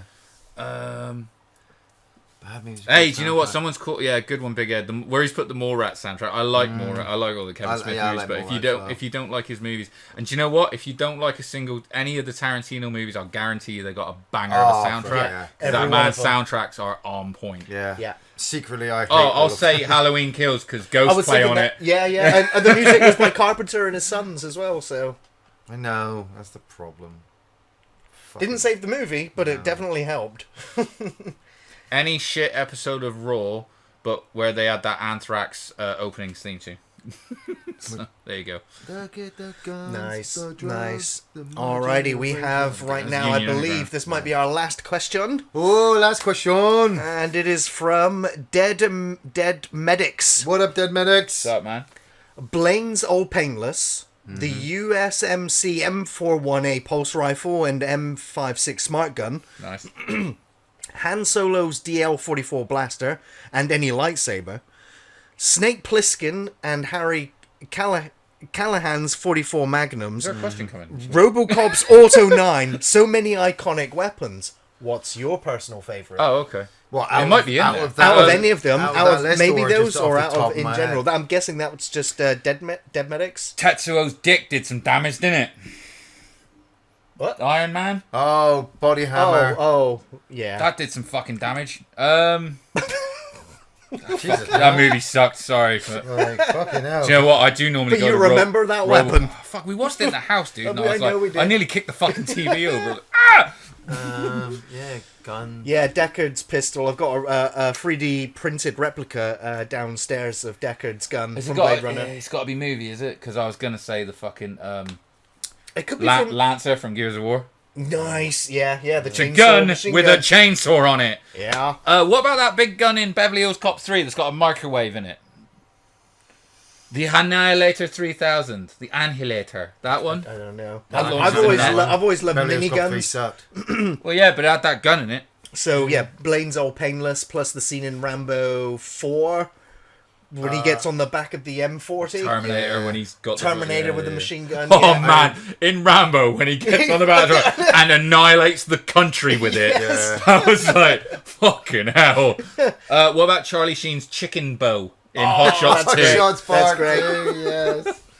Man, I just saw in the chat it popped up the 4-barrel shotgun from Phantom. Oh, Phantasm quad How did we miss barrel. that? What a That's fucking that's call. badass- Also, it had a repeat. It showed up in the Australian horror film. And yes, Ripley's yeah, and Ripley's yeah. smart gun / flamethrower. tied together. course. Yeah. the fucking was it the big cannon from RoboCop they used to Dude, take the out guns into from a a nine? razor, good call. No, Where they it's like just shoot thinking fucking that, EMP Like, bullets fucking and shit. rail Yeah. gun. Yeah, man, I do love a good rail gun. I always loved Blade's circular blade. Oh yeah, ready to just Fucking around the ring. again, video games, but Dante, Ebony and Ivory, Nice. Yeah. Devil May Cry, bit of this. Any gun that's used in the gun cutter and equilibrium is just instantly amazing. It's just Yeah. immediately as soon as you started talking about fucking Dead or Alive, I started thinking Equilibrium. God, man, so many fucking good guns. Anything from the Iron Man armor. So, fucking War Machine shoulder cannon is fucking boss. I mean, the minigun from Terminator 2 is pretty fucking iconic. Yeah. Trust me. Ash's Abrams Ash's Germanics double coming barrel out. shotgun is pretty Oh, badass. the fucking future piece of shit from Demolition Man. Space Age piece of shit. That one. Oh, what's a the great gun gun. from RoboCop? The The big guns that they get at the end. Yeah, Oh, it's that's like a what I 50 said. cal Yeah, when he's like yeah. shoots Yeah, at 209 with it. Yeah. Yeah. Yeah, those some fucking badass guns. Man. State of the art. Bang, bang. Yeah, Yeah, that's class. so many good guns. Oh, I'm trying to think now. There's got to be. Oh, the Jackal with Bruce Willis, the fucking Trump, the mountain where he gets control Jack Black to gun. hold up the cigarettes. He just blows his arm clean off. He's like, told you it was fucking off. Man, Bruce Willis, another badass movie that is. I mean, you can't beat a good old 9mm from Die Hard though. Totes. Like, I do love the Beretta. That's a good one. That's one of my favorite guns, and especially if I go into a game as well. Resident Evil 1, when I saw it had a Beretta, I was like, Nice. oh, I love Yeah. the Beretta. Yeah. You know, stick a silencer on the end. Walter PPK. I do love the Walter PPK. Yeah. The Bond. RCP 90 from. Yeah. Yeah. Trying to think. Fucking Bullet Tooth Tony's Desert Eagle 4.0 from Snatch. Yeah. That's a good one. Gotta love it. McCready's flame. So basically, every gun we've ever seen ever in a movie apparently is our answer. But some great movies as well. I don't know Yeah, whether totally. is it the actor wielding that them? terrible Green Hornet movie where fucking Christoph Waltz got that gun that he's made in from 2 guns, and he makes a point of like, my gun has 2 barrels. That's fucking scary. Like, dude, the fact you have to tell people that. Ron Perlman's coffee. Far deadlier. Oh man, yeah. What? Yeah. What about Hellboy? Fucking Hellboy, what's the- the, Hellboy, what's the his hand hand cannon cannon. called? called? Hand cannon. I do love that. Yeah, it's got a name though, hasn't it? I've forgotten. Oh, I've forgotten. But yeah, that's a fucking boss gun. So many. So many. I like if I had to go with one, I would have to go with Ash. Chainsaw and double barrel shotgun. Yeah. Simple. The sword-off just shotgun. Sword off shotgun. Just Literally sword off. Do you ever see this terrible fucking movie called? It was called Lightning Jack, and it was Paul Hogan and Cuba Gooding Jr. oh, with the kangaroo. No, Lightning Jack's that's the Western one. Yeah, that's what I'm saying. Yeah, that's yeah, the yeah. one. So Kangaroo obviously- Jack's the one And with kangaroo. fucking Cuba Gooding Jr. can't quick draw. You know, he can't. So he can't see for shit. So he basically makes him a sawn off shotgun, but he's using it in like duels. think So I've he's just seen like this. he just pulls it like bang and fucking annihilates people. It's funny. That's funny as fuck. Man, yeah. The guns from District 9. They literally Oh, just the make rail people guns. explode Yeah, and yeah, melt the into rail puddles. guns. Yeah, totally. But they only work with alien arms and shit. Yeah, I'm Yeah, going. pretty That's my fucking top weapon. Yeah. Then you've also got the Duke Nukem shrink rays and The fucking rifles with the barrels from Deep Rising. oh yeah, they were like That's a good one. Yeah. I like that. The fucking little mini guns. Oh, and the Lawgiver, Judge Dredd. Good call for Judge to get Dredd, there. yes, yeah, Lawgiver's Rapid obviously fire. Lawbringer. Thank you. Yeah. Yeah. so many great guns. Well, I believe that is going to end us for this podcast. There's so many great questions. Thank you so Yes, much, thank you everybody. very Nice much. guys. But of course, this might be the end of this podcast, but we will be back for podcast number 45, hopefully on the 3rd Saturday of next month. We don't know Yes. what the theme will be yet, but of course we will be catching up with TV, film, and game news and answering any more of your questions. So with that, I just want to say thank you, Ian. Thank you, Andy. Okay, dude. And thank you, everyone, for listening to the end, and we will see you on the next one. Cheers, Whoop, guys. whoop. All right, the podcast has finished. We're still on the air. So I just want to say a Yeah. massive thank you to everybody Sorry. in the chat. Bonus gun. The fucking baby with laser vision that he uses in The Boys. Oh, God, yes. I want that in a video game. As soon as you said that, all I thought about was the noisy cricket from Men in Black. Yeah, good call. Keep your about wife's that. name out your fucking mouth. Has anybody watched the Will Smith movie lately? Does it... No, I feel bad for Chris Rock if I do. right, well, you Can't just do it. watch Grown Up, so you... Man, he was bad. Chris Rock's badass in Lethal Weapon 4. Oh, yeah, I'd he love is him to do funny, that. isn't You see a black man in the back car, you think he's a criminal? Look at this badge, bitch. Look at this gun. License and registration. That is amazing. Yo, baby, having my baby. Oh, baby. Jeez. Will Smith couldn't do fucking Lethal Weapon. He could barely do I Am Legend, and that's fucking easy. Charlton Heston did that shit. That was going to be Arnold originally. And then he ended up doing... Oh, hey, Arnold. Yeah. And then he ended up doing Mandy instead. Shit. Yeah, I don't know which. I'm like, was it a good decision? Wasn't it? Like, Alrighty, so it is that time of the night where we are going to be going on a raid. Raid. I'm just looking at some potential raidy targets. Let's see who we got here. We got a couple. Raid them. We're going to raid them. We're going to raid them. Raid them deep.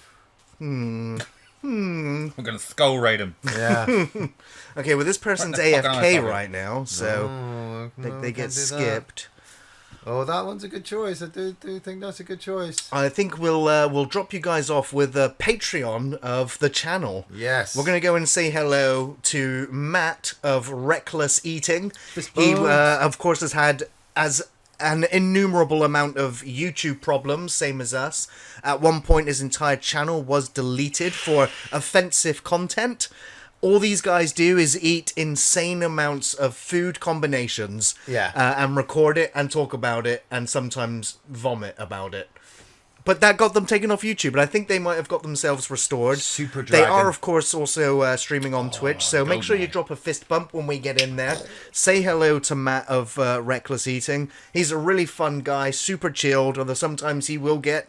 He's also a huge wrestling fan, and often or not plays wrestling, the latest 2K22, 22, yeah. often or not. So he's only just started. He's 30 minutes into his stream, so we're going to hit that raid button. Yes. Let me get that started and up if you're now. not part of the Discord, join the Discord. We talk movies, games. Before I hit that as Yes. well, I'm just going to put the notifications back on because there were a few of them, I believe. Oh, yes. So I would just like to take this opportunity as well to say thank you to Chaboy for following. Yes. Very much appreciated. That was Han Solo with the 100 bits. Called on Cthulhu. Called on the Great Cthulhu. Thank you very, very much. And there is more, I believe, as well. I think Phoenix. Yeah, obviously Phoenix Shroud dropped the bits. We got gift one that subs. was Goki. Goki, resubscribing yes. for 11 months. That's awesome. Nicely Thank done, you so Goki. much. Is there room for 4? Can Jess be in the podcast? Not in the current setup. Yeah, there's no way. There's for no current more. There's setup. no more room. And it's got to be the right theme as well. Jazz has to be particular about the theme. You have to lure him out of his cage. Toadfish with the 1,000 Shit bits. Like, you know, it's difficult. What, Toadfish? Dropping those pies in zombies' faces.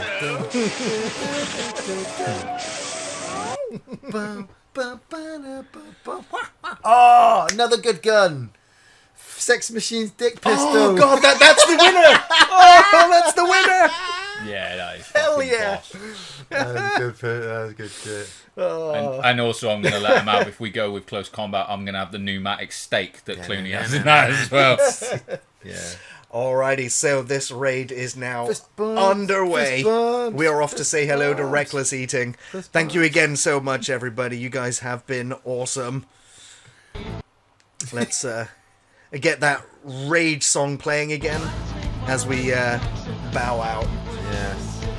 Of course, I'll be back streaming Elden Ring on Monday next week, next Monday and Wednesday. And of course, the new film review will be going up on Thursday. If you missed last week's review, 12 Monkeys, that review, of course, went through hell, just like the making of 12 Monkeys did.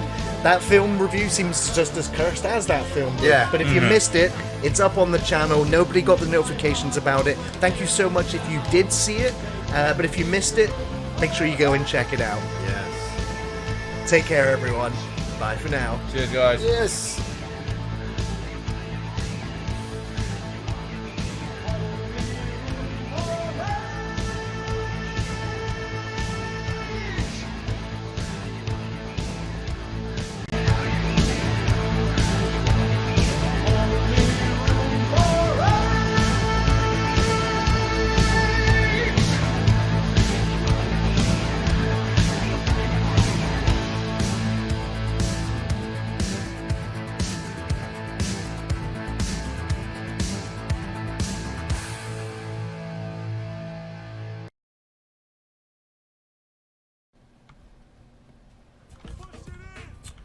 Yo, off the shelf reviews. Thank you so much for the raid. Let's go. Yo,